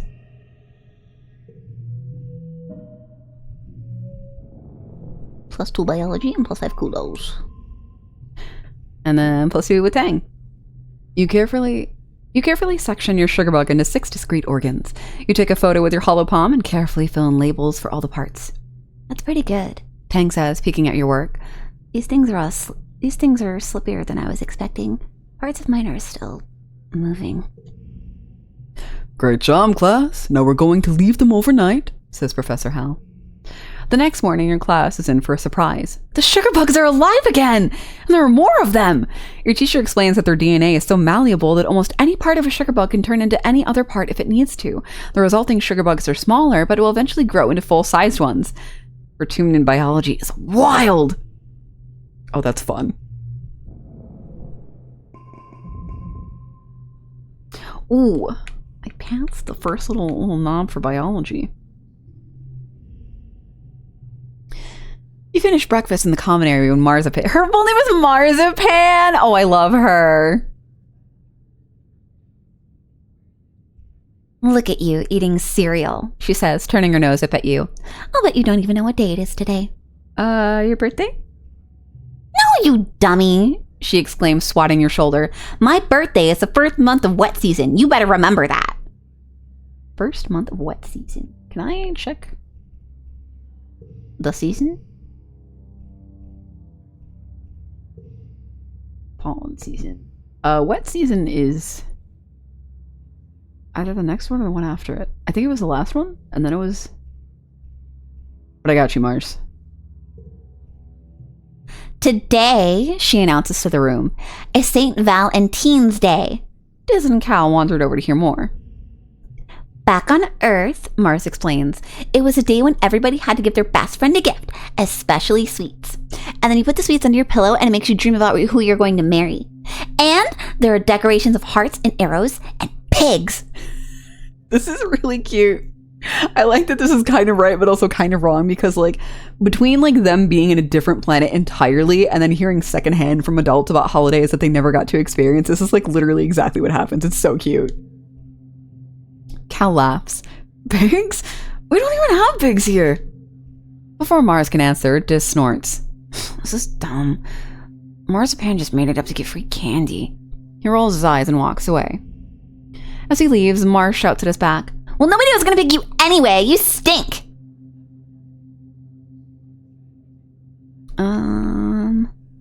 Valentine's Day sounds like fun.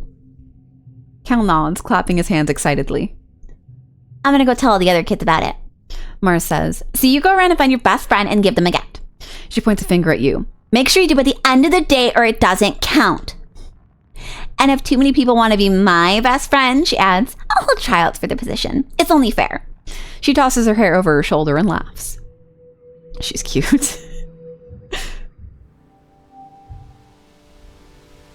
Let's pop in. New perk. Unlocks xenobotany research in geoponics. Cool.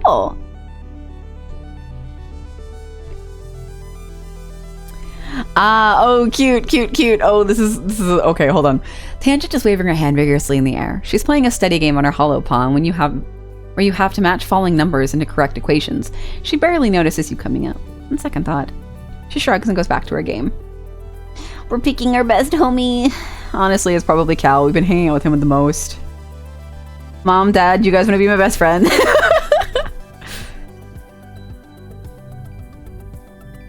Cause like, look at her little, he's got 2 hearts. Oh, he's got as much friendship as Tammy yet. Oh no.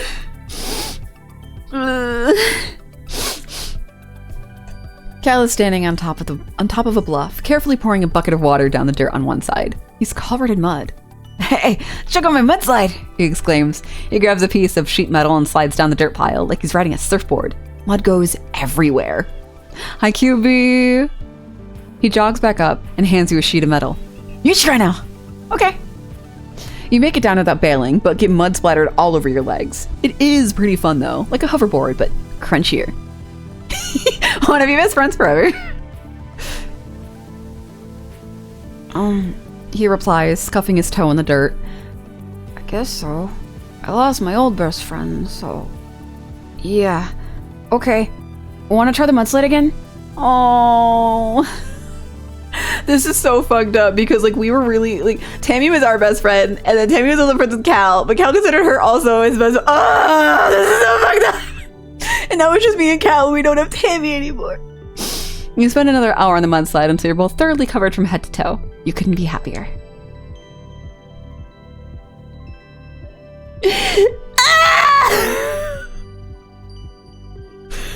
Are you having a good day? Her best friend in this game died like 20 minutes in. It was really fucked up. How's your day been? Mars is in a huff. Because you didn't pick her for Valentine's Day? Seems like nobody picked her. Aw, Mars. She crosses her arms and scowls at you. You just feel sorry for Cal, don't you? Look, we all miss Tammy, okay? Whatever. Mars mutters, tossing her hair. I'm just too mature for kids my age. The older kids get me, even if you don't. I'm sorry, Mars.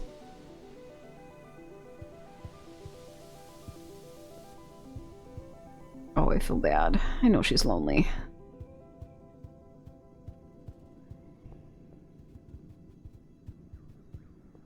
Oh, one of the children is probably getting bathed. I can hear them yelling. I have 19 toughness. That's not too bad. Oh, explore the Xenobotany lab. Hey, kiddo. Your dad says, looking up from his work desk where he is dissecting a huge bell-shaped flower. Can you hand me that separator? I really got my hands and things here. You hand him the tool, which he uses to wedge open some sort of weird, stoma-like opening inside the bell. Gooey purple nectar oozes out and pools on the desk. Whoa! He exclaims. Thought I'd drain this little beauty. Can you, get a towel, I guess? You help him mop up the flower juice. Yuck! It's sticky and smells like rotting vegetables. When you're done, he looks at you with pride.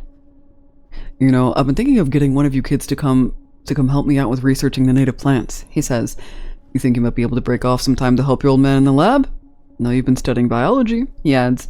It's not as glamorous as genetic research with instance, but it is important. He grins. Let me talk to your mom about it tonight before you go telling her. She's not a fan of alien plants, you know? If we're up to her, we'd fill these greenhouses with earth plants and nothing else. But there's gotta be more on this planet that we can cultivate. If you find any cool plants while exploring, bring them back here and we can take a look at them. Yay! Get a Digi Appendix on my dad! This game is meant for me because, like, my parents do the coolest fucking job ever. My dad does the part that I like the most. My mom is really fucking, like, oh, this game fucks. This is for me. Oh, wait, that didn't count? Hold on. That wasn't my day. Research Xenobotany, please. To biology. Oh, organization. More money. A little less stress, it looks like, too. Yeah, more money, less stress. Nice. Your dad introduces you to the lab they have set up in one of the greenhouses. It's incredible, he says, gesturing all around him. We're surrounded by alien flora and we know practically nothing about it. What's edible? What's medicine? What can we make fibers with or build with or use in ways we haven't thought of yet? He beams at you. You and me? We're gonna find out, my little potato. Your dad directs you to a research bench. And here's where you'll be working. The bench is buried under samples and beakers and weird-looking alien sprouts. More than just a simple table, the analysis bench is covered with buttons and little holes you could put things into. We're not gonna touch anything just yet. Actually, hold on. Carefully find the on switch. There is no switch. Yep, you looked everywhere. Okay, don't touch anything then. Go ahead and mess around, your dad encourages you. You won't break anything. Oh, okay. It's push a button. You mash all the table's buttons until... Yo, yo, yo, kiddo! It's congruence. The friendly ship's computer beams at you from her own hollow screen set into the bench. Of course she's here. She's the guardian of all knowledge in the colony, after all. You wonder where she got yo, yo, yo from. Your dad laughs. won't tell anyone, but Congruence is the real brains of the operation. He confesses, so it's not like it's a secret. She'll make sure we don't do anything super dangerous, which means you and I get to focus on experimentation. If you follow the rules and stick to what you already know, you won't learn anything new, so don't be afraid to try stuff. Thanks, Dad.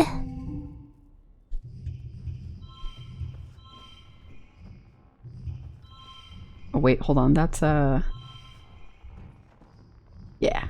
No, hold on. Stop. There we go.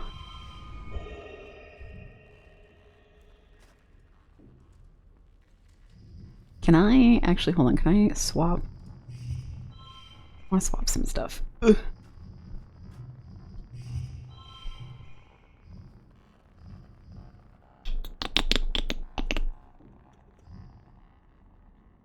Once that card becomes 2 value, these have to equal 1.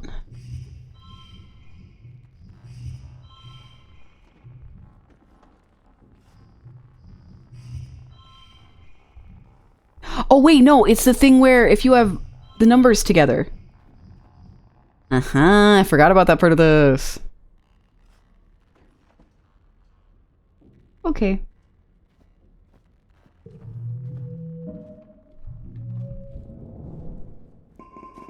Nice.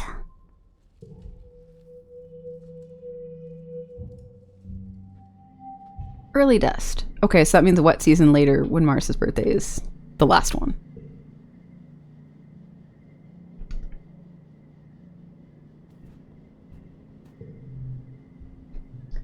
Dust is such a dry, hot season. Both suns are high in the sky, baking the unusually lush Vertuminan jungle. There's a breeze, it's warm, and you guessed it, dusty. I love the heat wave effect they put here. Your parents are up every day before dawn, which comes far too early for your liking. They're usually gone by the time you wake up, and home after you're asleep, so you have to visit them at work if you want to see them. Good morning, Gooseberry. Your dad greets cheerily. Have you come to see the harvest? Your mom and I are gathering crops from the actual Vertumnum dirt this week. Yeah, that sounds neat. He shows you around the rows of corn and beans from the earth. They all look a little yellow and scraggly. Not what you'd expect, but your dad enthusiastically points out the vegetables ready to harvest. Don't forget, he tells you. The Vertumnalia Festival is coming up. There'll be a talent show and a science fair. I'm sure you're eager to participate, Selene. Celine? I know my own kid's name. Fuck.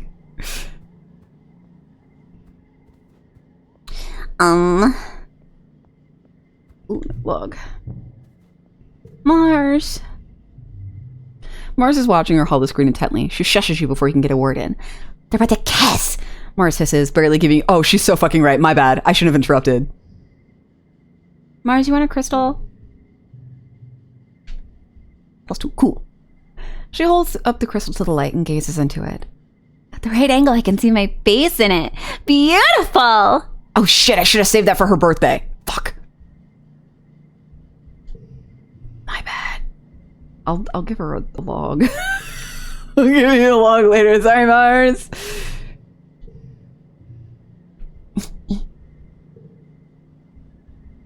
Great. Yes.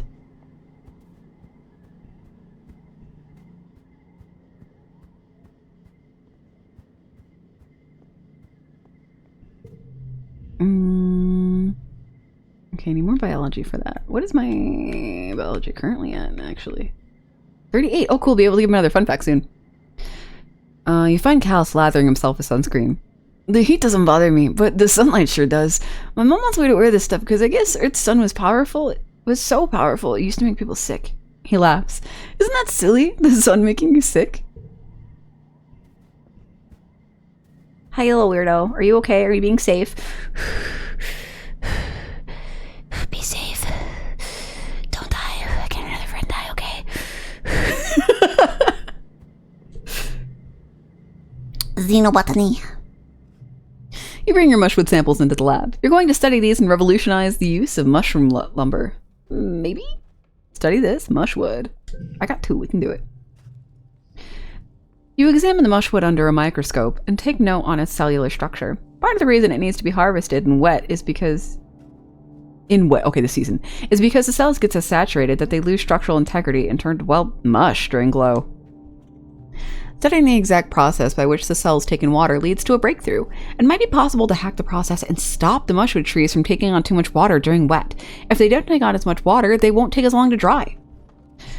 You should be able to develop a spray that loggers can apply to the fruiting body of the mushwood, the part that sticks out above ground, to close its pores. Reducing negative pressure in the body should stop it from pulling so much water from the cellular network underground. That's great! Logging will be much more efficient now. Oh, that's so fun! I love that we figured that out. We're such a cool kid. Make you blue, put you here, and put you there. Too much watering during wet? Yeah, water is wet. It's time once more for Virtumnalia. The mood of the colony has been muted this year, ever since the attack during Glow.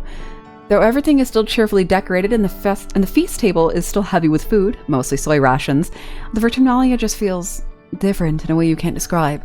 The colonists gather in the square for Governor Eudicott's speech. What a year Virtumna has given us, The governor begins in her weedy voice.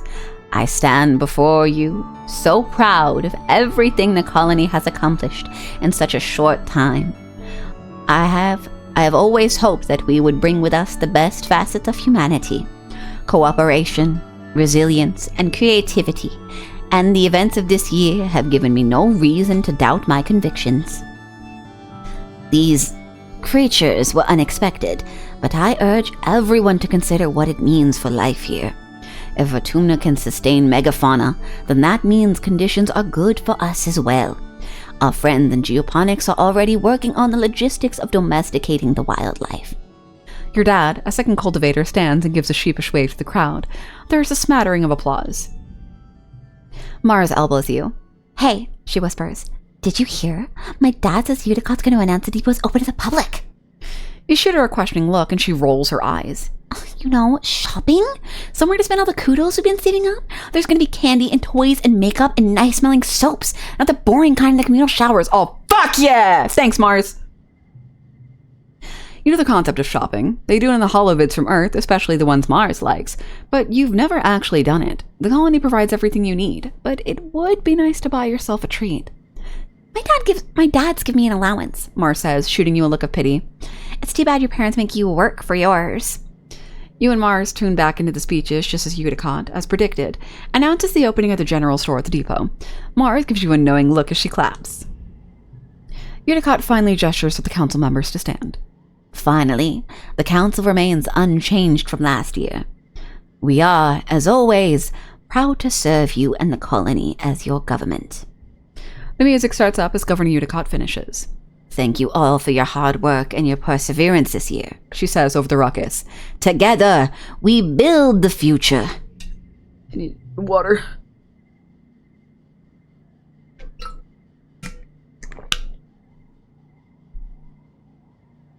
The crowd disperses and sets up for the annual Virtumnalia Games. Just like last year, there's a talent show, a science fair, and bot wrestling. Now with an obstacle course. Which one do you participate in? The science fair! Your competitor for the science fair is, predictably, Tangent.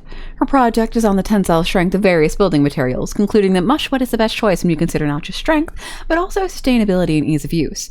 The judges want to know what you've been working on. Present your project.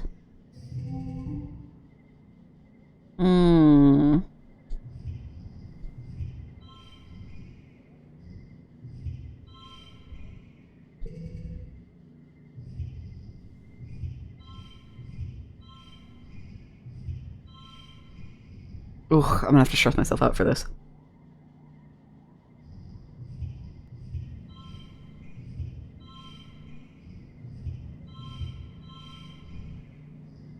Ooh, I don't have 65 stress. Fuck.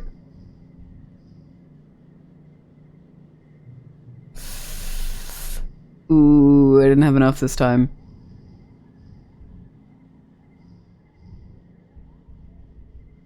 Oh, I have 50. Damn.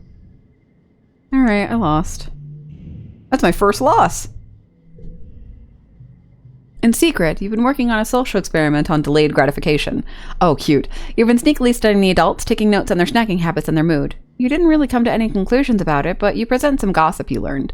You saw Auntie Seedon pick out the biggest, juiciest hydroponic strawberry from a delivery, and she ate it herself without sharing. The judges are appalled by the ethical implications of studying people without their consent, and you are disqualified. Dang, when's the science fair? After the festivities are over, everyone takes time off for a much-needed break. Mars organizes a water fight that takes over the whole colony, even the adults. It brightens everyone's spirits, even in the thick heat of dust. You end up on top of the western wall with Dis, launching water-filled puff shrooms down on the unsuspecting anemone in the sports ball court below. The wall seems like a neat place to hang out and relax, much quieter than the lounge, if you're looking for some solitude.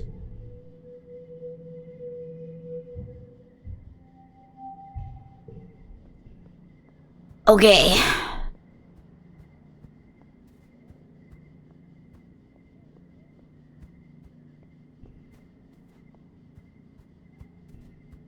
I don't need to take a break anymore. I'm very chill. Can I give you a fun fact about nature? You told me about the time Tang brought us a skunk bug for show and tell in biology, and it got scared and made the worst, most smelliest, grossest stink you would ever smelled, and everyone thought Tang had farted. Then Professor Hell had to clear out the whole room, and it took weeks to get the smell out of the bean bags, and it was so gross. But it's also kind of neat how such a tiny bug can make a whole room of kids run away. Cal laughs. I remember that, Celine. Except the way I heard it, it wasn't Tang, it was you. Tang's lying on my name. Or I'm lying on Tang's. What was this lying? Xenobiology time. You're pulling weeds in the garden beds when you see Cal scurry past you, moving with a purpose. He doesn't even stop to say hello before he disappears into the barn. What are you doing, bud? You slip into the barn behind Cal. He's so absorbed in whatever's in the broken storage box that he doesn't hear you. You can do it, he whispers. Come on, go, go, go! You creep forward, but the barn door creaks closed behind you and Cal jumps. Celine, he says, moving between you and the box. What do you need? What's in the box? Cal clenches his fists. Nothing. It's nothing. Whatever Cal is going to say next is interrupted by a chirping noise from the box. Cal gasps and whips and whirls around, and both of you rush forward to look. Inside the box is a pink caterpillar-like creature about the length of your arm, blinking up at you with big, multifaceted eyes. Its mouth parts wave at you and makes a clicking, chirping noise. It's hatched! Cal says. Hey, little baby, welcome to the world. What is it? Don't know, Cal says. I looked it up on the Surveyor archives, but nobody's found anything like it before. It's true, you have no idea what this creature is. You knew about this thing? Yeah, it showed up in one of the first shipments of mushwood, he says, rubbing its little nose. Just curled up in a little cocoon. It looks like a dried up leaf, but warm. I didn't want to just throw it away, in case whatever was inside was still living. And no one was using this busted up storage box, so... Aww, it's fucking huge! Oh my god, I wasn't expecting it to be that fucking big! Cal puts a small creature on his shoulder. What are you, little buddy? Cal asks. You're like a big old caterpillar, but cuter. The creature yawns, showing off circular rows of tiny, even teeth. It's nestled against Cal's neck as he scritches it under the chin. Maybe we call you a dilly-pillar? He touches one of its 6 white capped feet. Socks. Socks the dilly-pillar. Aww, I hope nobody finds out. Same here, Cal says. Do you remember Mrs. Manners? The mouse we found in the shadows... in the Shadowspheric? The grown-ups won't let us keep her. He frowns. I wonder what happened to her in engineering. Maybe Tang knows? Oh. I have to hide her, Cal says, looking around. Think she'll be okay if I keep her in the broken storage box? He places socks gently into the box and closes the lid. Back to sleep, little buggy wuggy, he croons. Sleep tight.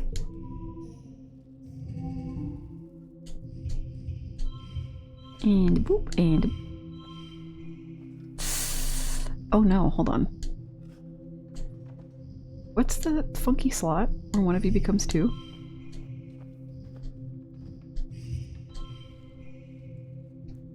Hold on, can I wasn't paying attention to the earlier ones. Whoopsies.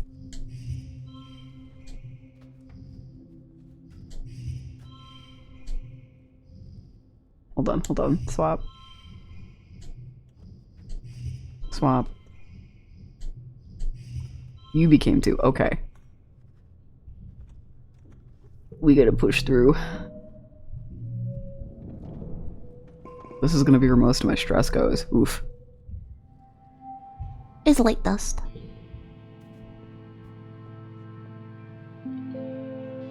Is there anything on the ground that I can pick up?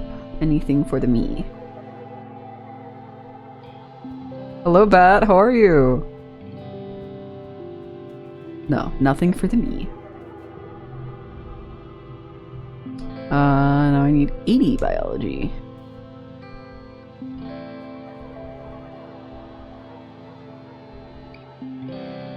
Okay, I'm at 52.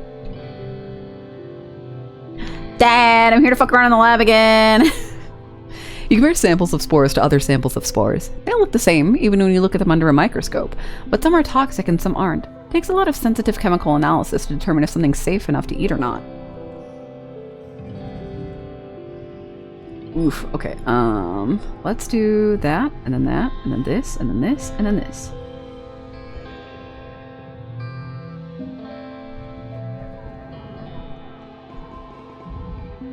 And now what is light dust? No, I'm light, early wet. Birthday! Hi, Mars. Shit, do I only have mushwoods? I'm so upset that I accidentally gave her something that she actually liked early.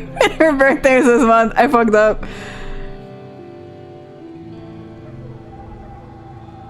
I've only got the one, but happy birthday.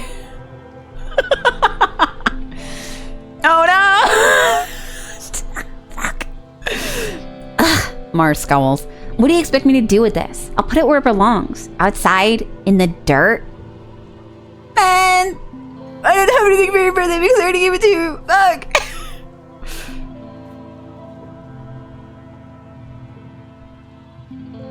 You're helping your mom repair the garden fence when you see Cal slip away in the barn carrying a blanket. You excuse yourself and follow him. Does he still have that weird pet bug? Right now I'm doing okay. I'm trying to get enough money to get the Switch 2 on the new Fire Emblem game, and maybe check out Fire Emblem Awakening and Fire Emblem Face, because I really want to check them out. The only Fire Emblem game that I've ever been like, I might play that, was the one with the gorgeous man in the yellow. I think it might be Awakening. But that was the only one where I was like, I might risk it all for him. I behaved though. But best of luck saving up for the Switch. I hope it goes well. He does, in fact, still have that weird pet bug. Cal looks up at you and smiles, cradling Socks in his arms and rocking her back and forth. Talking about Cloud. I don't know their names. I just know he was the most beautiful fictional man I've ever seen in a video game cover. The little nubs in her butt seem like they're getting longer. She must be growing. I made her a little bed in the trunk over there, he says. She mostly just likes to be curled up in the dark. She sleeps a lot. Socks chirps and Cal sits on the floor, letting her curl up in his lap. I've been coming in here every morning and staying late every day so she can play in the sun, he explains. That's when she's most active, but her favorite thing is laying in my lap for belly rubs. Aww, he tickles her soft tummy. Isn't that right, Socks? Who's a good dilly pillar? You are! Socks trills in delight. Man, I really hope this doesn't... I want him to be able to keep this thing. I hope it ends up being like, yeah, I've been raising this thing for like 4 years and it's fine, and the colony's like, I guess he can keep it. Shit. Like, I don't want anything to happen to this fucking Socks. She's done nothing wrong. Look at her. Do you want to feed her? Cal asks. I collected a bunch of leaves for her. Here, take one. She's vegetarian. You kneel down beside some and take one of the leaves. Socks trundles from Cal's lap into your cupped hands and gingerly holds the leaf between her 2 front paws. She's like a tiny dinosaur caterpillar. Munch, munch, munch. Oh, ouch! Socks nipped at your finger. Her teeth are really sharp. Oh, play cool. You pretend like it doesn't hurt, but it super does hurt. You can barely keep yourself from crying as Socks munches happily at the rest of the leaf. When she's done, Cal puts her gently back in the box. Then he notices your hand and gasps. Son, you're hurt! Cal looks over your finger, which is bleeding sluggishly from the shallow puncture wounds. I learned first aid from my mom, he says. Let's just wrap it up and tell people you banged it on a door, okay? He bites his lip. If people think she's dangerous, they'll take her away. She's not dangerous. It was just an accident. Cal brushes his hand over the loose dirt and straw of the barn floor. My mom says that aliens here are dangerous, he mutters. I asked, like, in theory, if I found an alien, I could keep it as a pet, but she said I can't, even if it's a nice alien, because of diseases and stuff. He sighs. Sock isn't sick, he insists. It doesn't mean to hurt anybody. The other animals probably don't either. No, honey, that's not what your mom meant by diseases. Oh no, I'm infected. I'm infected with sock disease.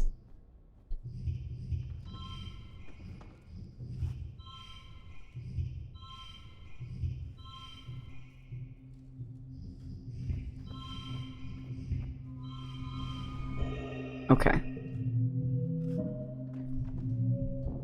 Man.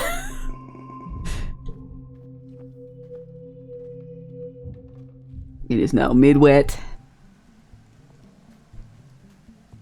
Hi, Dad.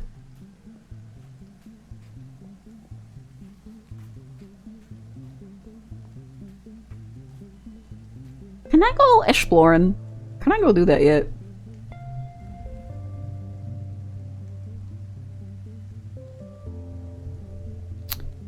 How do I get more bravery?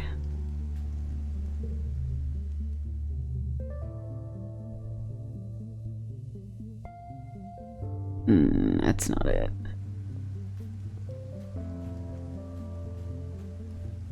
Is it this? I think it's this. Oh, yeah! Oh, I can hang out here now and hang out with this. And then I can forget one memory. Okay. This is where we get animals!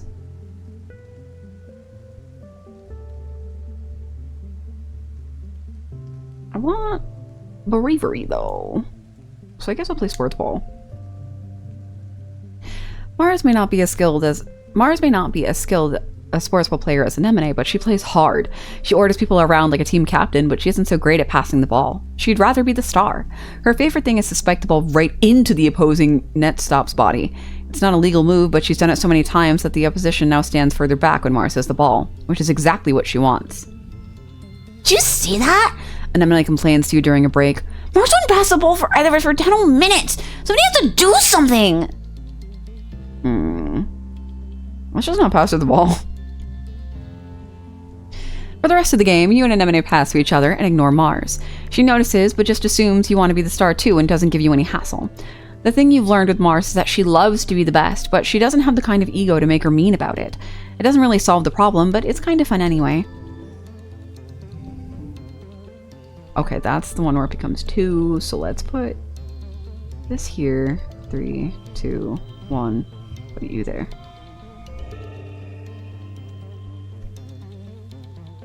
Oh wait, hold on. This is... No, that was a 1. Okay. We're fine. Boy. Mid-wet. How many did I need? Hey, how many bravery did I need to go out and fuck around and collect bugs and whatever? 20? Oh wait, I'm tough enough, apparently.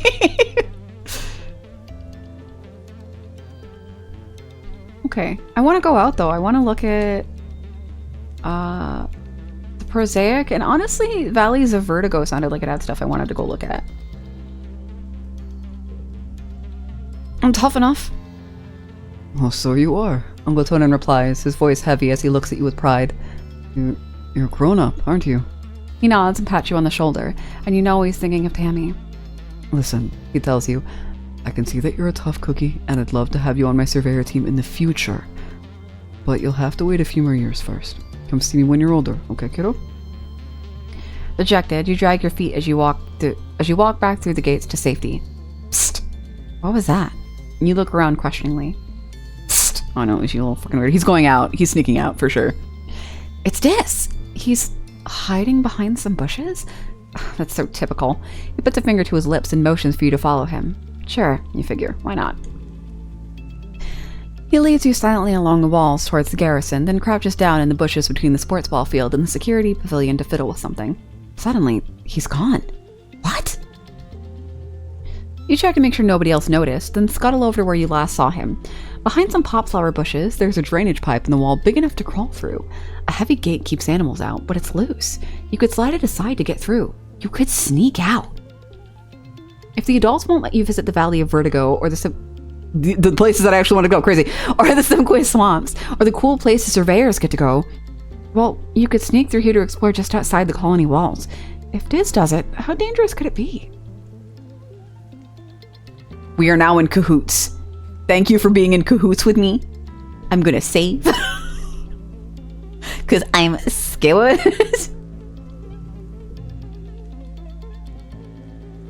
We're gonna sneak out. We're gonna get the fuck out of here.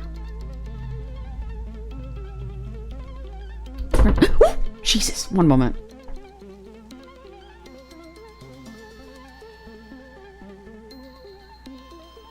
Okay.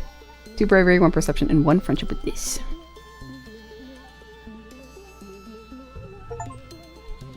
Ooh!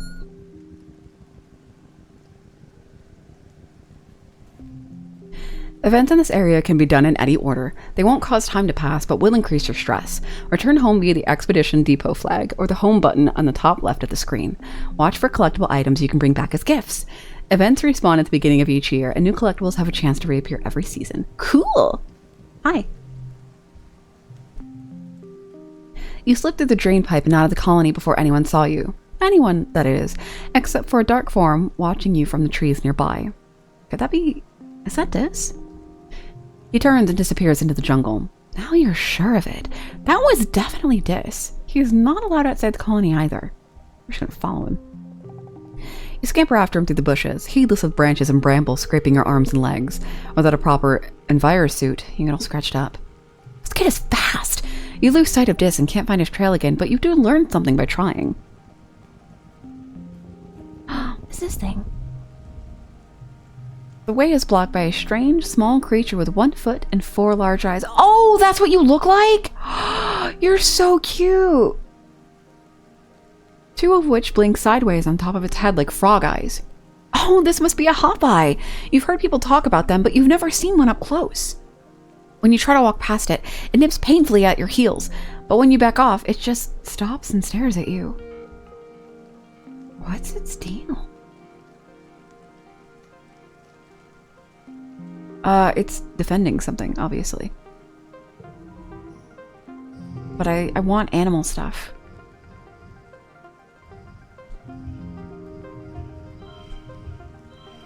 Oof, goal is 27. Okay. I'll get my shit rocked, guys.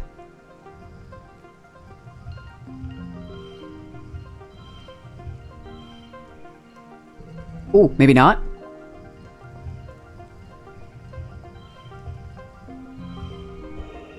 Fuck yeah.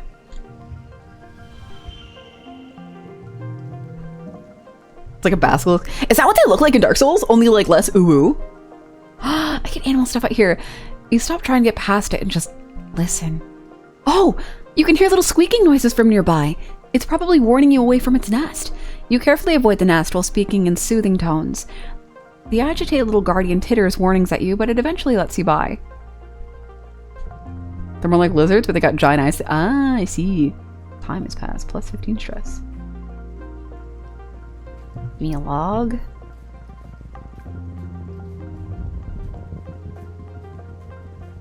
Oh, okay. I can't pass these areas unless I go through these. That's not bad. I probably shouldn't go that way, because that's... no, that's not good. Let's go this way. Some farmland is spilled outside the walls. The fields don't look like they're doing very well. Nobody's around right now. In fact, it looks a bit abandoned. There's some meager-looking crops ready to harvest, but animals are starting to get to them. Let's salvage some. You pull up a handful of wrinkly tubers. They're probably supposed to be potatoes, eventually, or maybe yams? It's hard to tell. You dig around a little longer, but it's all pretty picked over. Give me my log. Animals! Look at her! Animals! You hear screams from just over the next bluff. Human screams. Uh-oh. I'm not supposed to be out here. Uh-oh. Oh, no. Uh-oh. You crest the bluff to see Tammy's father, Chief Surveyor Tunin. He's being attacked by something you've never seen before. A four-legged creature with a huge mane of flowers, a mean reptilian face, and 2 wicked claws. Is this a manticore? You've heard of fierce creatures like this outside the walls, but you've never expected to see one up close. What is one doing so close to the colony? Uncle Tonin is pinned under one of the creature's pointed legs. He's struggling to get free, but the manticore keeps dancing around like it's playing with its food. You can hear it from here, growling and clicking its mandibles. But you snuck out! If you try to help, he's going to know you snuck out, and your parents are going to get so mad if they find you here. Panic rises in your chest. How could you even help him? It's a huge, deadly monster! Fuck. I have, like, nothing either for... Oh, fuck. Fuck! Oh, no!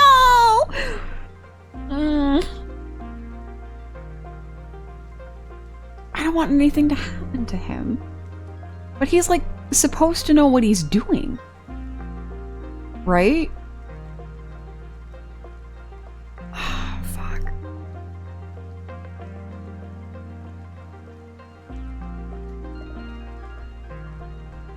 Oh, no.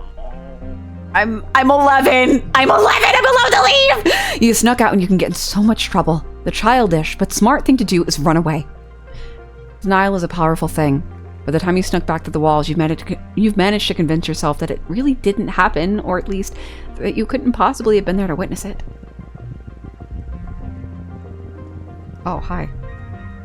You spot Dis sitting in a clearing, but not before he sees you first. Instead of sneaking away as usual, he stays still as you approach, like it's a totally natural thing that he'd be sitting in the middle of the jungle so far away from the colony walls. Now that you think about it, you're a little glad to see him. You are so far away that you can't see the walls anymore, and it's really weird out here. And it's getting late. Dis stares unblinkingly at you as you approach. Hi, Celine, is all he says. Your sister's worried about you. He rolls his eyes and huffs. Tangent, he replies incredulously. I doubt it. She only worries about her schoolwork. She doesn't really care. How about I show you something cool? And sneaking out will be just our secret, okay? He jumps up and walks a little ways into the trees. You follow. Just a few minutes away, the ground drops off and a large stone outcropping just juts over a cliff face. Dis walks right to the edge without slowing. It's a long way down. Come on, he says. I'm a little baby man. Oh god, I have like nothing. I have to...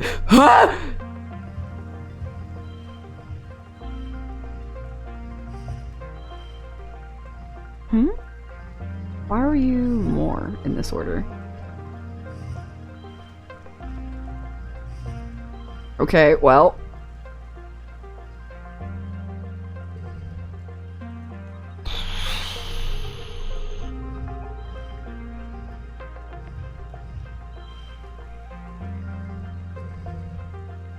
Okay, this should be fine. Okay, I did it. I super did it. Let's go. Oh, fuck. I was so scared. I'm like, I have no thing. I have to go back and rest. You bravely step onto the rock, and Dis walk out to the edge with Dis. You both sit down, feet dangling over the precipice, and look up at the amazing view. It's incredible. You snap a picture with your holopalm, but you won't share it on the net. This is your secret. Yours and Dis's. Okay, oh wait, my stress went not that bad. Minus 30, plus 1 perception, gain to memory, and plus 2 French. Oh, cool. Okay, so we can keep going now.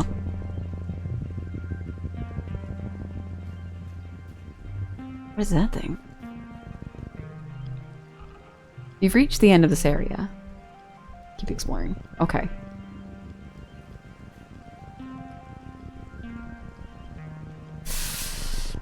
I think even just looking at that took stress. Okay, so we're gonna go home. Oh wait, hold on. I can just go home from this thing.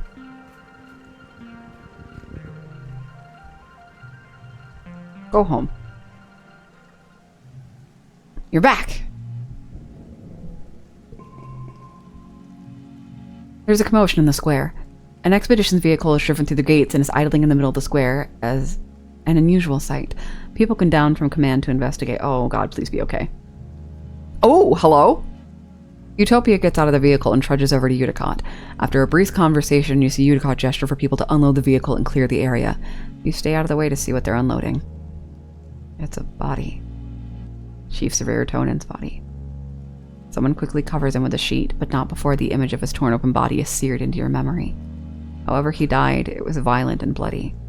You feel your stomach cramp with nausea. What happened? This asks, coming over to crouch around the corner with you. You hear that Uncle Tonan is dead, and he stares at the sheet-covered body intensely, as if he could see through it. Did they say how? Was there... Oh, controller, hello?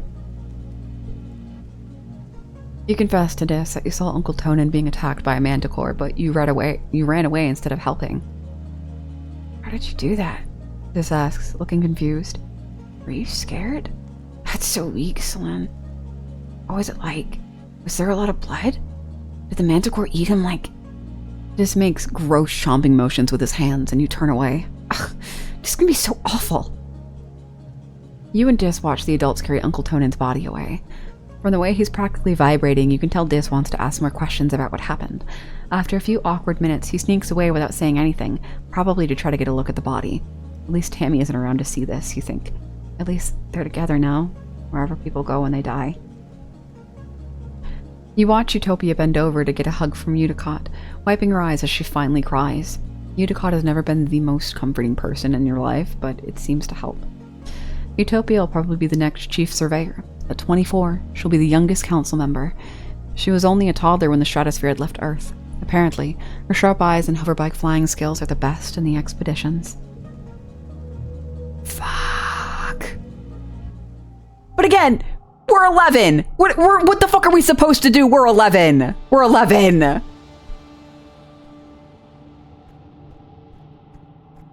God.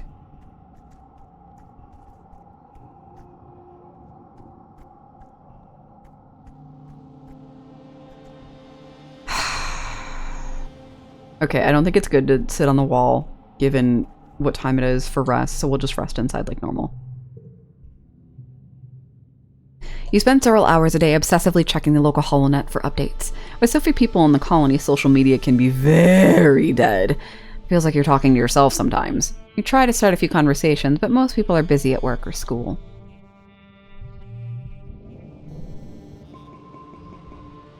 Hold on, I want to look at...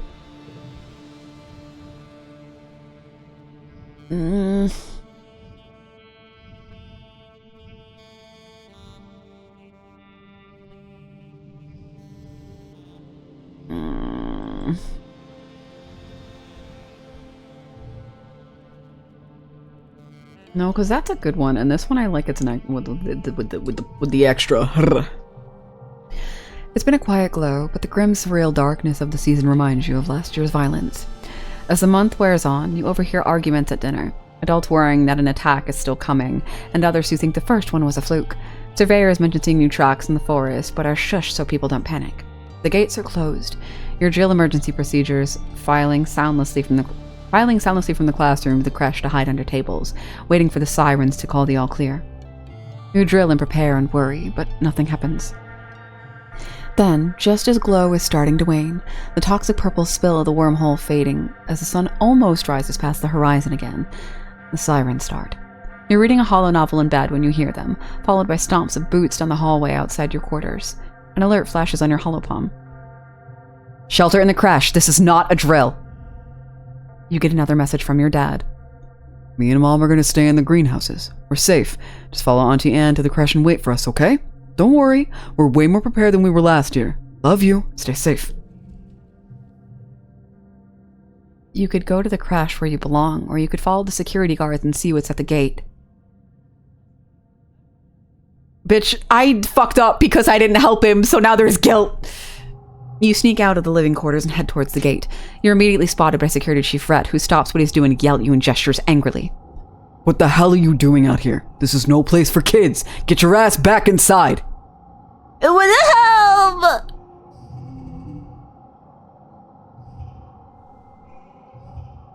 Okay, it becomes a 2, so that's not... We want to swap these.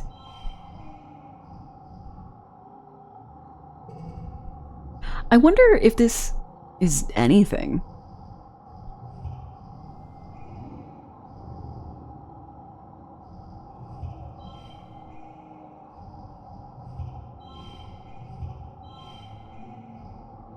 Hold on. Okay, yeah, it's a... Now I just need 3. I'm helping! The guilt is eating my little toddler body alive! Wait, actually, hold on. No. Stop it.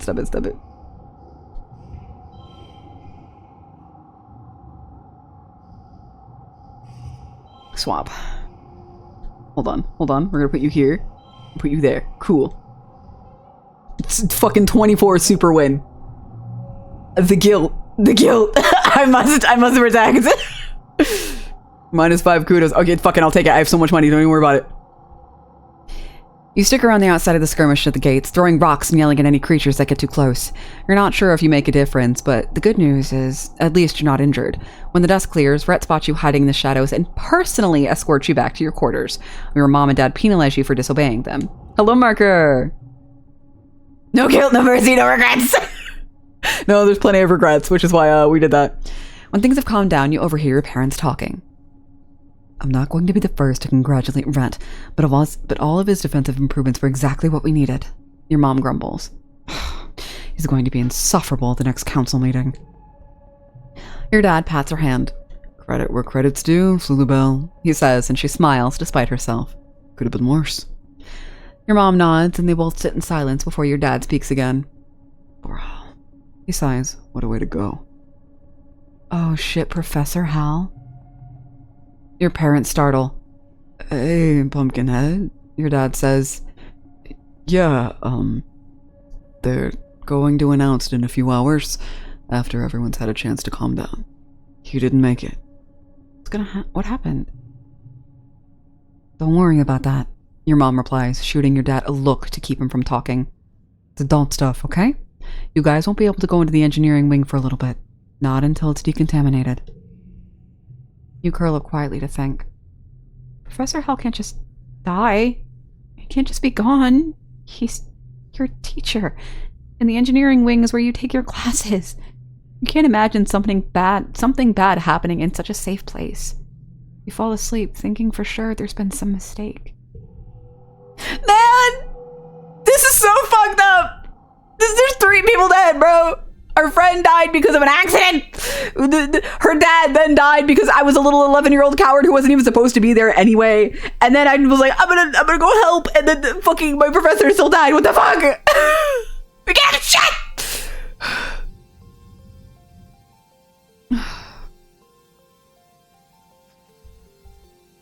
Heroic, you're still pumping. Okay, so we gotta do sports stuff this month. Fuck.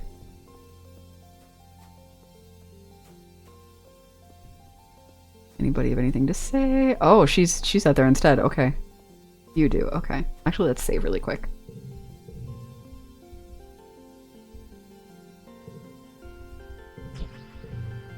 Sleep.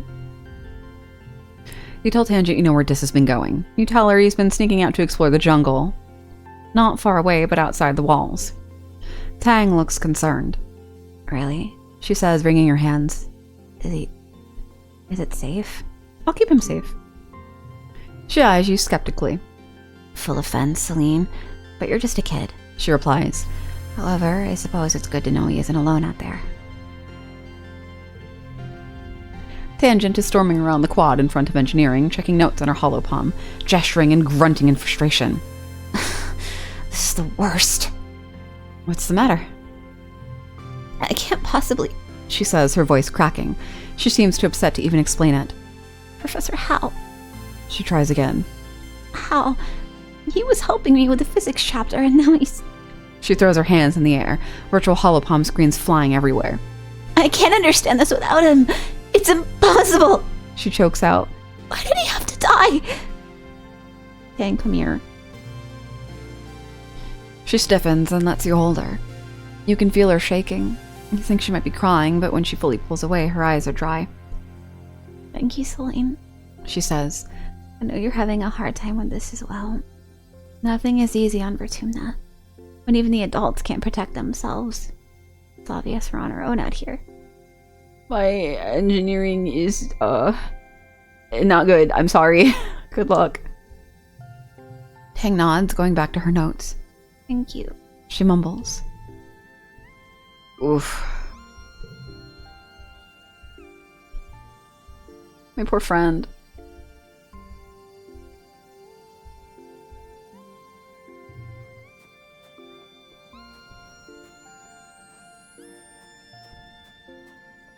Can I talk to you? You step cautiously through the gates. Chief Severe Utopia stops you with a hand on your forehead. Whoa there, scamp. They'd kill me if I let you out of the colony. Sorry, kiddo. You'll have to wait till you're old enough. I know it's hard. She's cute. I like her.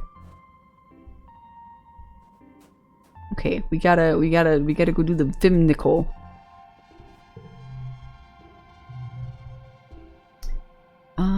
I want animals. So let's do that. You attend your first session of Security Chief Rhett's self-defense class. It's a small class, mostly security officers and other adults. Excuse me. You and Anemone are the only kids. She gives you a wink and a cheesy thumbs up as you listen to Rhett rant about how everyone in the colony needs to learn self-defense. You could be walking alone, thinking you're safe within the walls, and then a flying animal could swoop out of the sky. Then what would you do? Rhett chops the air with his hand. I'll tell you what you're gonna do. You're going to chop that beast right in the throat. Yeah! He points at the assembled class. But only if you learn what I'm about to teach you, and the only way to learn is by doing. Who wants to volunteer for a demonstration? Fuck it, me. I'm full of hubris right now, and regret. The security chief doesn't scare you, or so you pretend. Rhett is like the biggest adult you know, and he's so intense. You step forward, and Rhett nods as he crouches down. Okay, he says. I'm a manticore stalking through the forest. What do? I ran away. There's a smattering of laughter among the other students, but you have to live your truth. If you see a manticore, you are out. Rhett doesn't laugh. That's correct, he says proudly. Only engage with the enemy when there's no other alternative. No one walks away from a fight without getting hurt, so the first rule of self-defense is to not put yourself in situations where you need to fight. He doesn't know how comforting that is considering what we did. Once you've learned situational awareness, we'll move on to hand-to-hand and self-defense, drawing on a variety of martial arts. Only when I'm confident that you're ready will we advance to weapons. There aren't that many weapons in the colony. Mostly stun gloves and batons with a few plasfirals. You hope you don't have to use them, but it'll be good to know how. Put that here? Yeah, you do whatever. Okay, cool. Boop.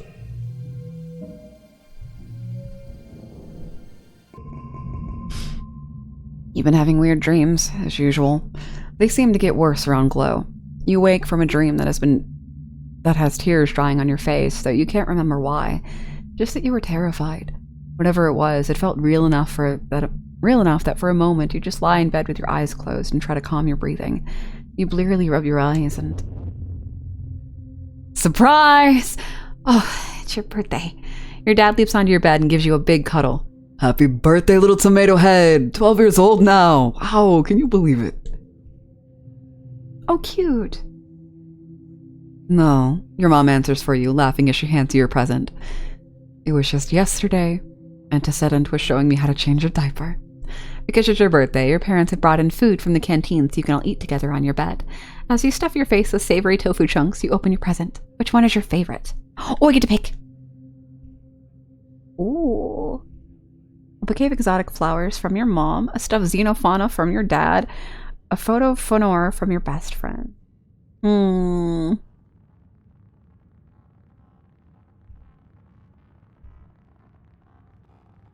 Why is it a 0, though? Hold on, what are my current cards? Oh, wait, it's orange. What is this? Oh, gift. That's right, that's right. That's okay, that's perfect. They're exotic because they came from Earth. Is that my mom? Yeah. I saved these seeds in cold storage for over 20 years just for this day. Your mom says proudly. These are the very first earth flowers to bloom on Vertumna. White Astronita. She pinches your cheek. They're special, just like you. As your dad clears away the wrapping paper and dishes from breakfast, your mom folds her hands on the table and gives you a serious look. Uh-oh. So, she says, you've been here 2 years now. I know your dad and I have always said you're in charge of your schedule, but we've been keeping an eye on you. A loving eye, your dad interjects, stuffing wrapping paper in the recycling pickup bin. A trusting, gentle eye. You've made it pretty easy, honestly. Your mom laughs, patting your head. Most of the time you're hanging out with us in geoponics. You're a hard worker, she continues. Just make sure you're not burning yourself out. Sir. No, hold on. Relax. Hold on, he wants to come in. Hello. Thank you. Yeah, welcome for visit. Hi, are you coming up? Yeah, thank you. Awesome. You're a hard worker, she continues. Just make sure you're not burning yourself out. Hard work may seem fine when you're a kid, but if you want to get anywhere with it, you'll need some book smarts too. Your dad joins you again. So it's time to start thinking about how you're going to contribute to the colony when you're older. At the look on your face, he laughs. Don't worry. We're not going to make you get a job right now. We're just asking, what do you want to be when you grow up? A parent with like 10 kids is crazy. Governor. I want to be a farmer. I've been having a good time in that fucking lab. It's been nice. Your mom looks touched, but she says, we're actually called agriculturalists, Solen. I can't read anymore. Your dad hums. I prefer cultivator, myself. Your mom thwaps him with the back of her hand and he laughs. Well, technically, we're a combination of agronomist and pastoralist, I suppose. Well, your mom starts to get up. I'm sure your friends will want to wish you a happy birthday. She stops and snaps her fingers. Oh, you might not have considered a career as a depot clerk, but Al and Bernie mentioned their daughter Mars is working there, and she needs some help. Now that people can freely order luxuries, it's pretty busy there. Sure beats shoveling dirt, your dad laughs. If you don't take that job, you tell Mars I'll be right there. Your mom rolls her eyes and smiles.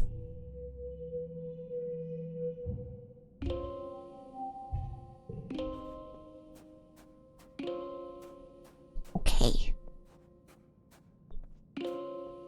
Can I buy stuff in here yet? Is it the supply depot? Yay! +5 animals, +1 to fly. Oh, okay. These are awesome. These are good. Biology, bonus traits. I want animals.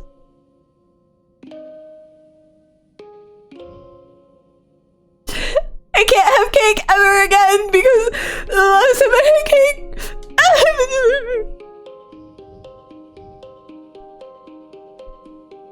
Ooh, it's too expensive. Okay. Buy it. Animal book. Thank you. Done.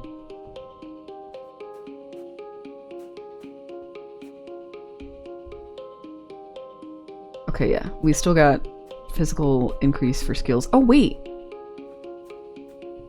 I wonder...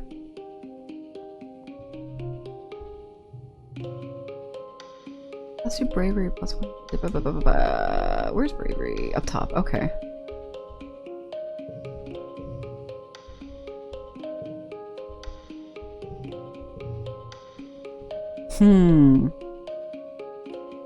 Because it's different stuff out there, right? But some of it should be combat and animals. Sneak out. Let's go.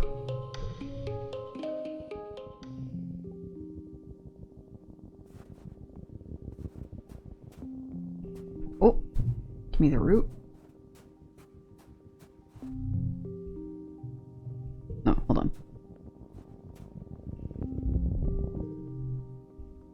You let your mind wander as you're walking and bumble straight into a field of gelatinous blob grass.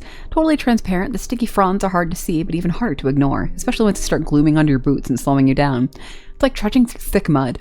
You stubbornly decide to keep going, paying close attention to the visible signs of this blobgrass field. And there aren't many, just an absence of other vegetation. 4, 3, 1, 4, ba ba da ba, ba ba, 5, 5, 4.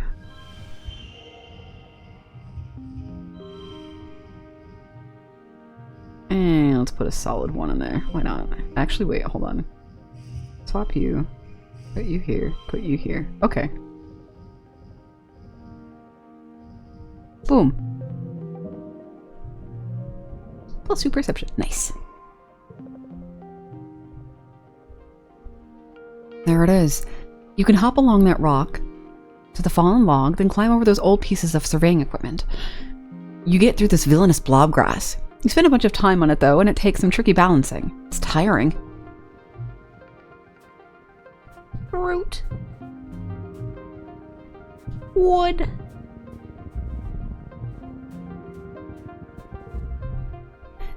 You stop for lunch, eating an earth treat grown from your own greenhouse. A watermelon!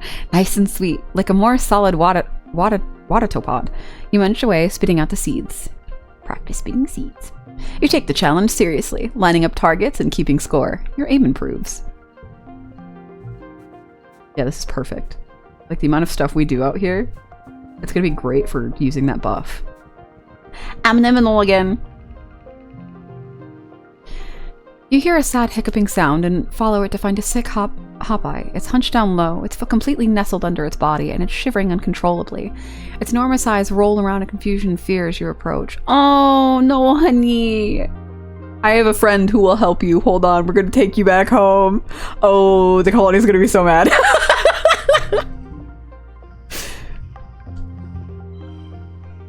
Actually, wait, hold on. Can I... Let's swap you. No, that wasn't... Shit! Shit! I wanted to reorganize them. Fuck, okay.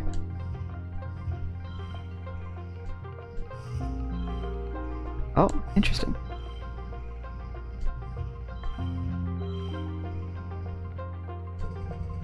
$18, okay. 1, 5, 4, 1, 1.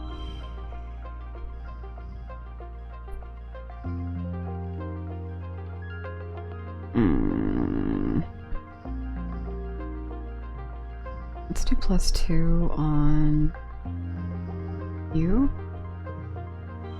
Cool. Done.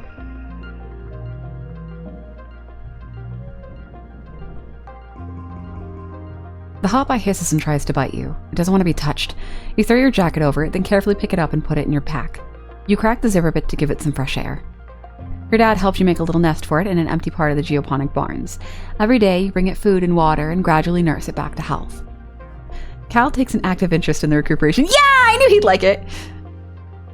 Utopia says Hopeyes don't really have a gender, He says, as you're washing out the pen together. or maybe she said they're both and they're really social. So what are you gonna name them? He asks. Optimus Prime is actually so funny. Oh my god. I think we have to name it Optimus Prime. That one got me.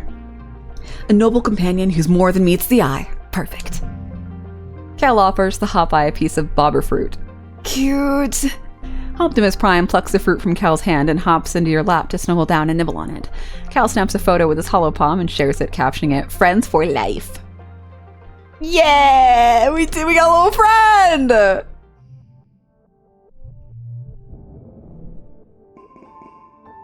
Our exploration was cut a little short because we ended up saving a baby, but like, this is why I went out there. I wanted animal stats, and I wanted little friends.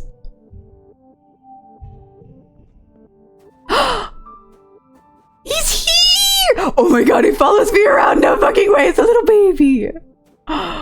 It's our little homie that we found and saved. This is Pete Gaming. This is it. We did it. How socks. You catch Cal at the gate to the gardens. He's carrying a big bucket of rocks. "Hi, Celine," he exclaims. "Your new daughter-son Autobot, yeah." He pauses to pat you on the head. Oh, pauses to pat your pet on the head. I was like, me? Hello? Where do we get this close? And hello to you too, Optimus Prime. Oh, I'm supposed to tell you that there is a new park near Geoponics now, Cal says.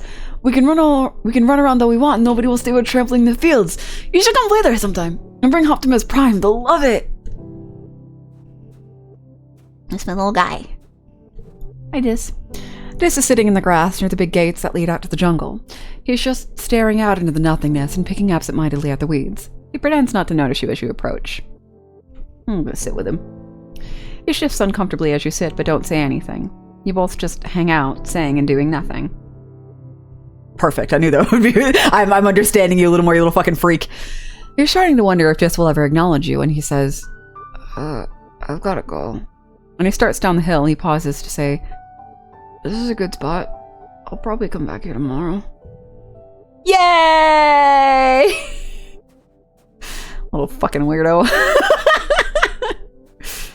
No, I didn't end up making him eat a worm because I didn't have the stats for it. Hold on, can I make him eat a worm now? No, I need the bravery. I've been getting the bravery by sneaking out, though. I need 7 more, and then I can make him eat a worm. Oh, crystal cluster. I still get more bravery stuff, but I'm tired a little bit, so I don't want to overdo it and go outside. So I'll do stuff in here. Let's do sports ball. My beautiful boyfriend. Kombucha. I love you so much. When there's no sports ball game going on, the security teams who train nearby use the fields to practice with long-range rifles. As you show up to sports ball practice, Calm is helping take down a net. Sorry, kiddo, he says. Rhett wants us practicing with the big guns today, and we can't have you running around the place. The bullets in these drone rifles are heat-seeking, and even though they're programmed to avoid human targets, safety first. But today was supposed to be our day to have the sports ball field, Cal complains. You soldiers don't even want to play sports ball, you just want to shoot your dumb noisy guns. You tell him, my beautiful animal-helping boyfriend, who's not my boyfriend. Oh, cute. Anemone bounces over. Hello? They have more than just huge guns. They have cool stun gloves that are like magic lightning arcs on your fingertips. It's super galactic. Cal shakes his head. That's not the point. We want to play. It was our turn to play, and you guys are lying. I get memory card, +1 bravery, and rebellion. Fuck yeah.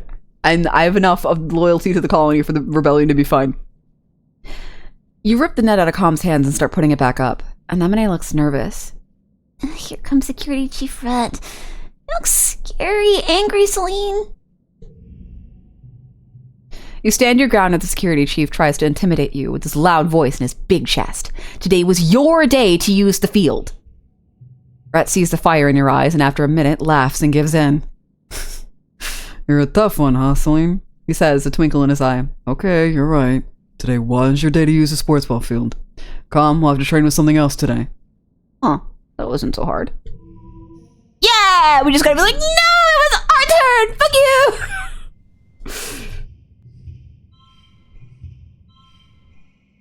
Wait, hold on, I have to rearrange these a little bit. There we go. Boop. Yay! We did it! Oh, sir, no. Naughty boy. He's discovered he just barely fits on top of my comic book boxes, so he's been an asshole.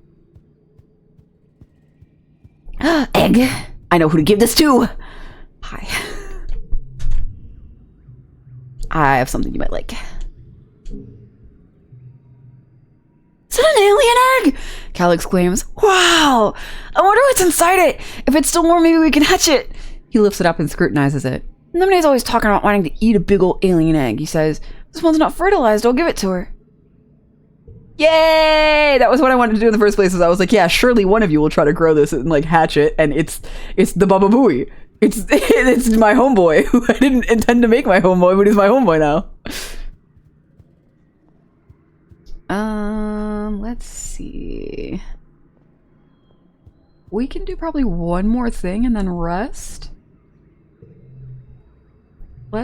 Oh wait, there's a park. Oh, cute. Let's do xenobotany. No wonder your dad likes the lab. It's one of the few places during this time of year that's guaranteed to be pollen-free. The environment is always carefully controlled so that pollen can't get in and contaminate the samples. Get to work.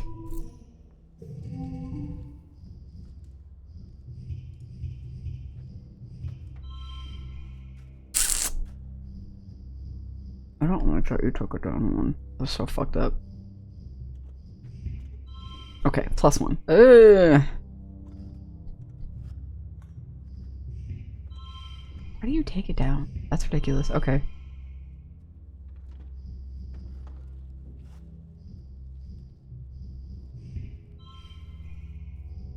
Why are you less? Make it make sense. I can do numbers, I swear.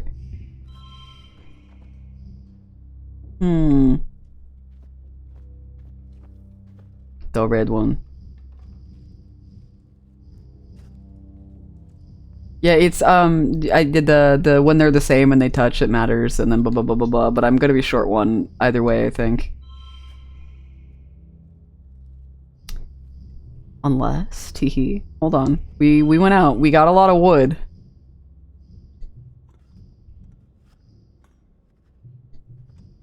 Let's apply it to you.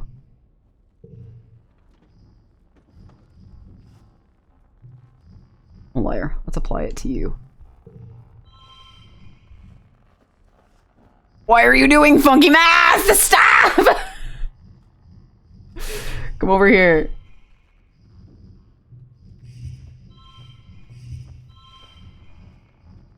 What do you mean -2 + 2? This is so fucked up. Just stop it. Hold on. This is a 3. That's a 3. 2. Okay, hold on.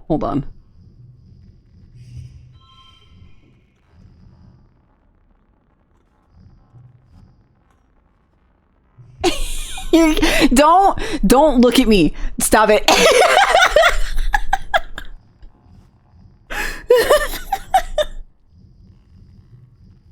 Do not perceive me. I can't read.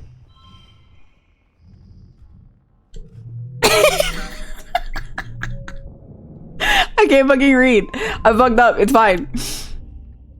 Your dad comes back from work one day looking seriously under the weather. He's pale with deep circles under his eyes and he keeps sneezing. Dad, please don't get... Please, I can't lose you too. Please, Father, please. Please. I'll be so upset. I'll turn the game off. I'll be banging at the bars of my enclosure. Good. You put yourself in the basement this time. It's fine, he insists. It's just all this pollen in the air.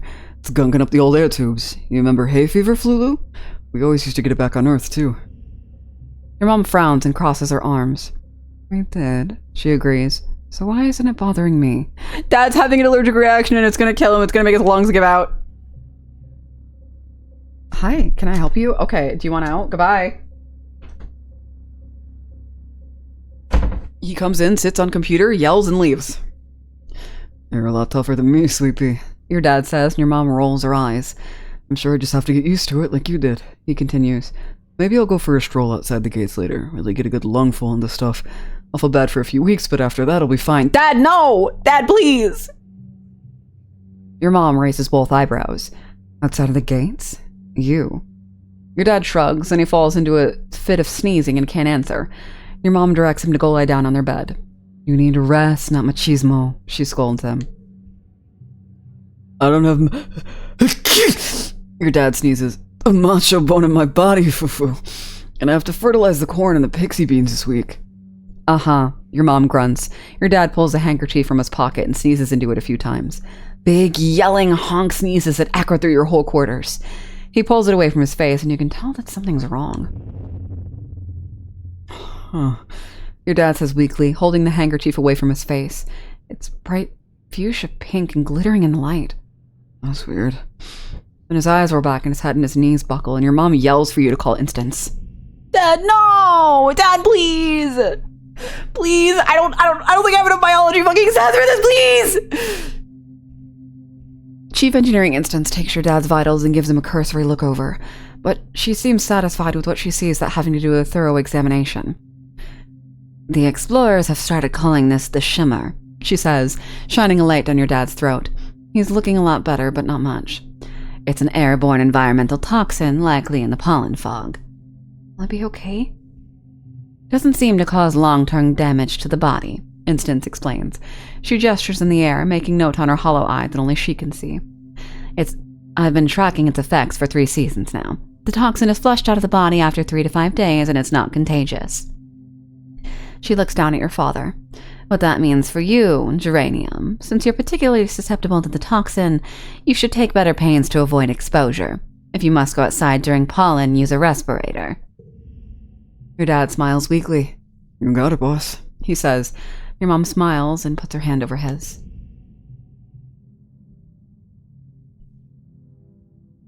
Okay, that's Mom. As your literal boss, I'm ordering you not to come into work for the rest of the week, she says. You're on strict bed rest. She leans in to touch your forehead to his. They stay like that, smiling with relief. Even after 1 day of bed rest, your dad looks a lot better. He's clearly anxious to get back out into the fields.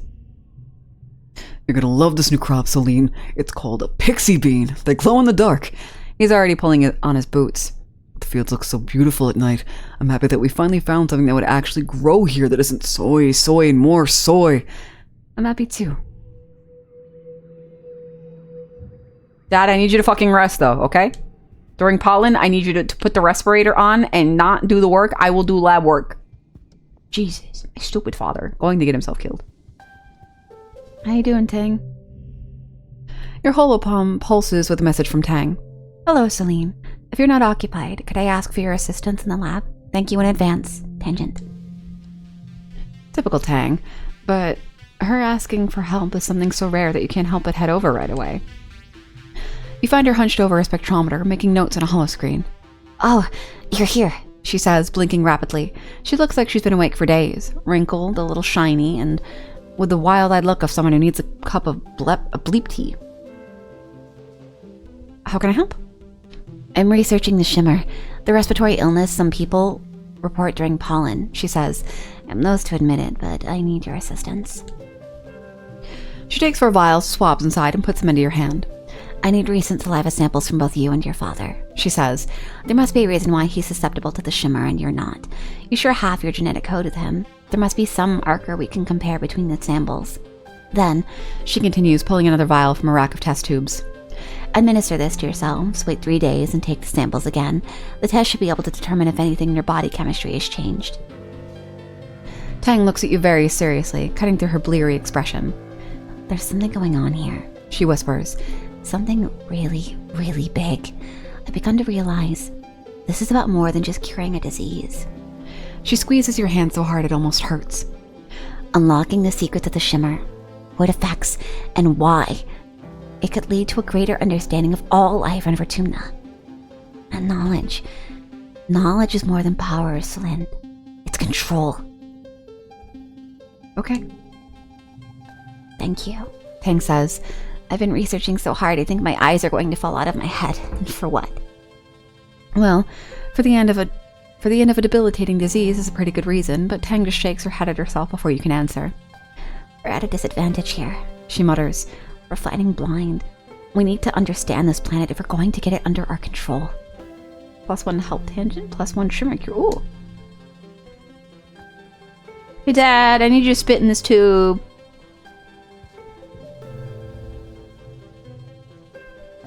No, okay.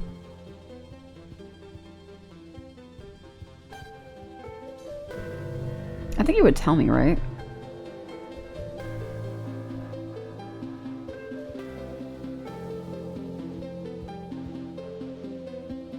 Okay. I'm Schleeby, so let's go hang out on the wall. Then we can hang out with this. After the first attack on the colony, they added lookout towers to the walls. Now you have a place to hang out if you don't feel like working, and because it's all the way up here, no adults are going to come ask you to run any errands for them. On rainy days, you take shelter under the pavilions and listen to the pitter-patter of warm raindrops on the grass roof. You can do whatever you want. This is the life. Perfect place to slack off. It's a perfect place to catch up on holovids you've been meaning to watch, and to chat with your friends in the colony social media. Hey Celine. Diz pops his head up in a ladder and looks surprised to see someone else here. You mind if I sit here too? No, that's so mean. Sure, there's plenty of room. The two of you dangle your feet off the side and watch the valley below. Diz shuffles a little uncomfortably, doesn't say much. You wonder if this was his private spot to be alone before you discovered it. You took the month off. Fuck yeah, let's get rid of baby. I forgore my wonder.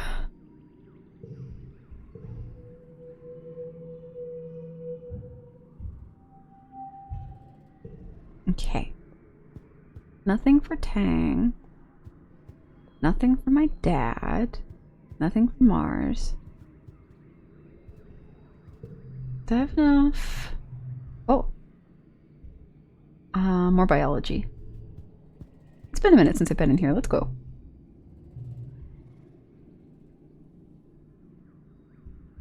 What is my current biology on? 64? Okay, that's not bad.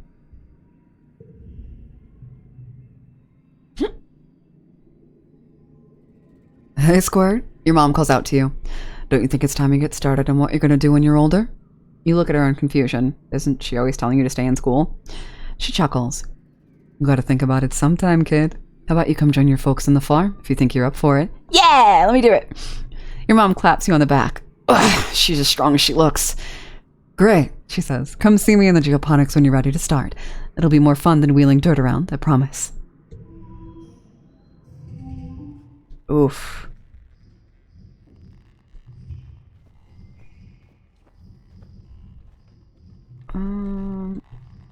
Yeah, no, that's fine.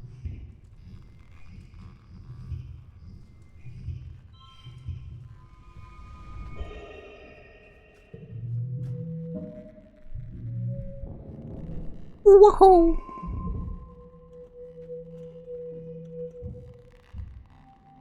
Okay, we're out of pollen. My dad's safe. You can breathe again. New perk. Collectibles respond faster and more slots are filled. Look at my little guy. Look at him. He's just a baby. He's just a baby. Anyone have anything? Oh. Yellow flower.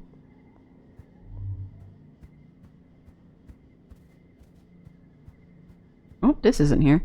Oh no, there he is.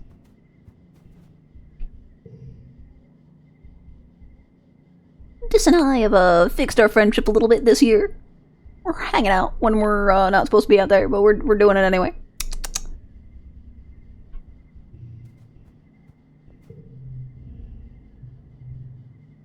Why is daughter yelling now? Hold on.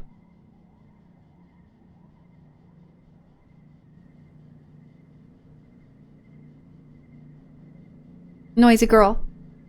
Hi, can I help you? Oh, okay, there we go. Yep, hi. She had like her little mouse toy in her mouth and she was like yelling outside of the roommate's room who's not here right now. My little baby. Upsetty spaghetti. Hi, sweetie.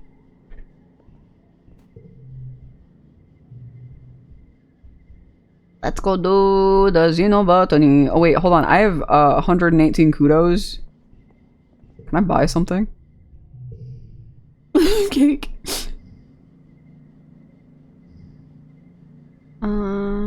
Yeah, let's get that. I wonder if every year it changes. I haven't seen Mars's other dad now that I'm thinking about it. I do like how gradual it is that you see like the adult NPCs too.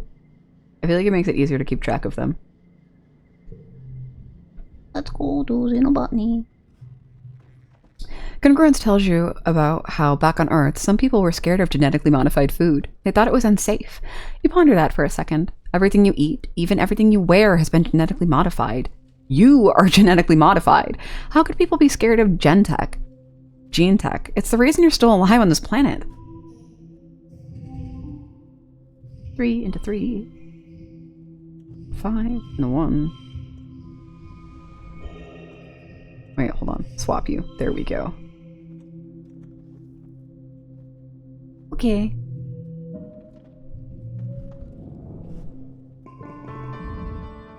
It's time for the third Autumnal Festival. You gather your family in the colony square. Everyone takes a seat as Governor Udicott approaches the stage. She folds her hands and serenely addresses the crowd.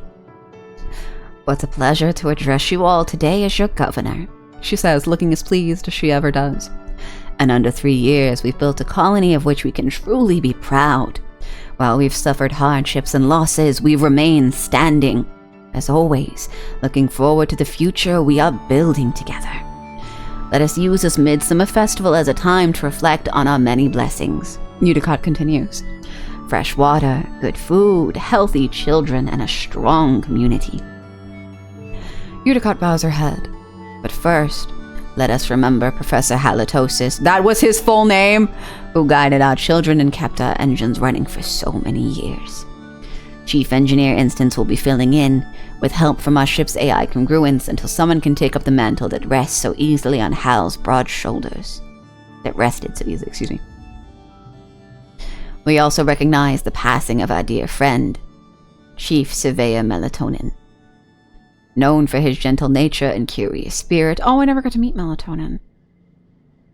Hiya, Trouble! Known for his gentle nature and his curious spirit, Tonin joins his daughter. Oh, her dad's full name was Melatonin. Okay. Tonin joins his daughter, Aspartame, and his partner, Lavandula, in the world of our memories. In his place, we welcome our youngest council member ever, Utopia, representing expeditions. Udicott invites the rest of the council to stand and to be recognized among the crowd, including your mom, who huffs in annoyance. When the applause dies down and the council sits. Oh wait, also earlier, it looks like her mom does actually have a prosthetic leg. Utopia remains standing. Hello, son boy. You also want in? Hi. Yeah, you. Scream in. Say your words. Your sister's already up there. She's already taken the spot where it's toasty. See? Look at you, Goofy. Hello. How are you doing? You come to yell? Oh, you come to purr. Oof! Ow! No. Yeah, okay, you did it. You started it. Oh my goodness. Goofy guys. Oh god, what voice did I give her? Actually, Auntie Udicott, y'all mind if I just make a quick announcement? Udicott nods and Utopia clears her throat. I just wanted to say thanks to y'all for trusting me with this job. Oh, she's twangy. She says, her clear voice ringing out over the crowd. A cheer rises from expeditions, and she motions for them to quiet down. Uncle Tonin's left some big shoes to fill, and, well, I'm gonna give it my best. We're fixing to get to the bottom of what we're calling the shimmer. The sniffles folks have been getting during the pollen, Utopia continues. Until we do, please keep on wearing your mask when the pollen is thick, and let the doc know if you're under the weather. She bends down to hug the governor as she leaves the stage. Thank you, Utopia, Udicott says warmly, and thank you to the rest of the council for their service. Live music starts playing and Udicott smiles. And now it's time for games and feasting. The crowd disperses towards the feasting table, clearing the area of chairs so the children's competition can be held. Which one will you do this year? I'm gonna do science fair. Me and Tang. Tangent's project involves how the surveyor's gliders work. Gliders work. Something to do with the materials they're made from reacting with the magnetic field of the planet combined with solar energy collected from the wings. You turn around, only zooming back in when Tang stumbles through one of the judge's technical questions. You catch her look of pain and frustration when she realizes she doesn't know the answer. The judges turn on you next. Oh, Jesus, hold up.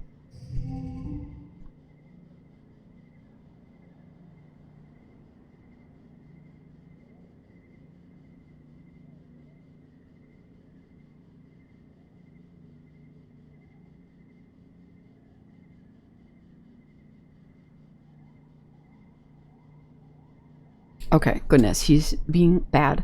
Daughter girl is still here, though. She's allowed. Okay, Well,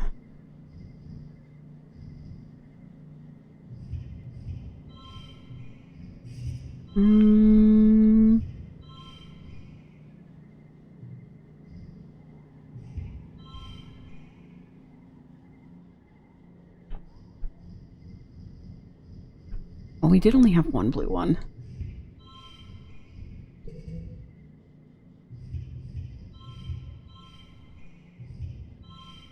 Actually, wait, hold on, let's swap you.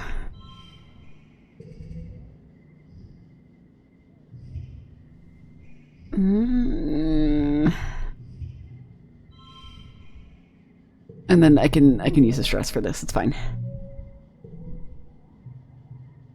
You do an egg drop experiment, taking fragile crystalline glass fruit and designing 4 different ways to protect them from breaking after a fall. Urgh. 2 break, but 1 succeed. Oh, this card is so cute. Your experiment is only a simple demonstration of physics, but the judges decide to award you for choosing something within your capabilities and doing it well.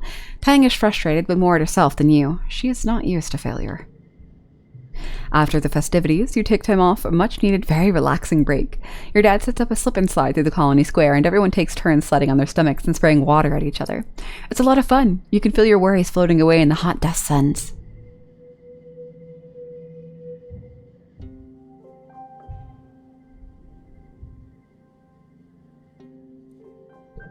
Okay.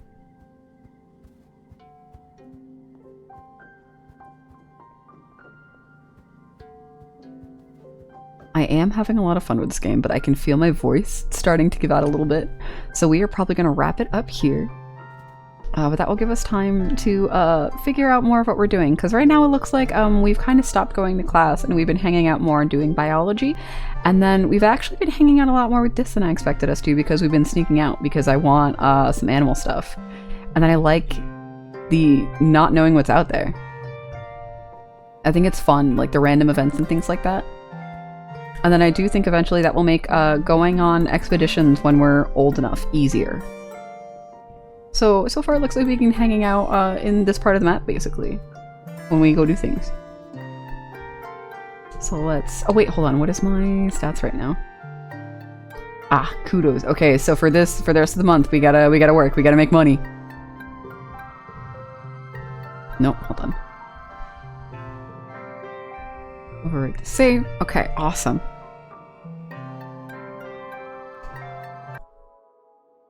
So let us go find somebody to raid. Schedule-wise, it's going to probably be more Blasphemous Tuesday, and then more of this again Saturday. This is really fun. I'm having a really good time with this game. I think it's broken up very, very well. It's really pretty to look at. It's getting me in the gut with the feelings, and it feels satisfying when you do stuff. And like, I think it has like a really good grasp of like, yeah, okay, you can affect some things, but other things, like you are 11 years old. You are not going to save that grown man being attacked by a monster that is 3 times his size. But like, it's good. It feels good. Like you're going to lose people regardless because you're in space. You're not where you're comfortable and safe. So I'm having a good time. Let's see. Oh, Shaderu. We're gonna go rate him because it's his 4-year anniversary.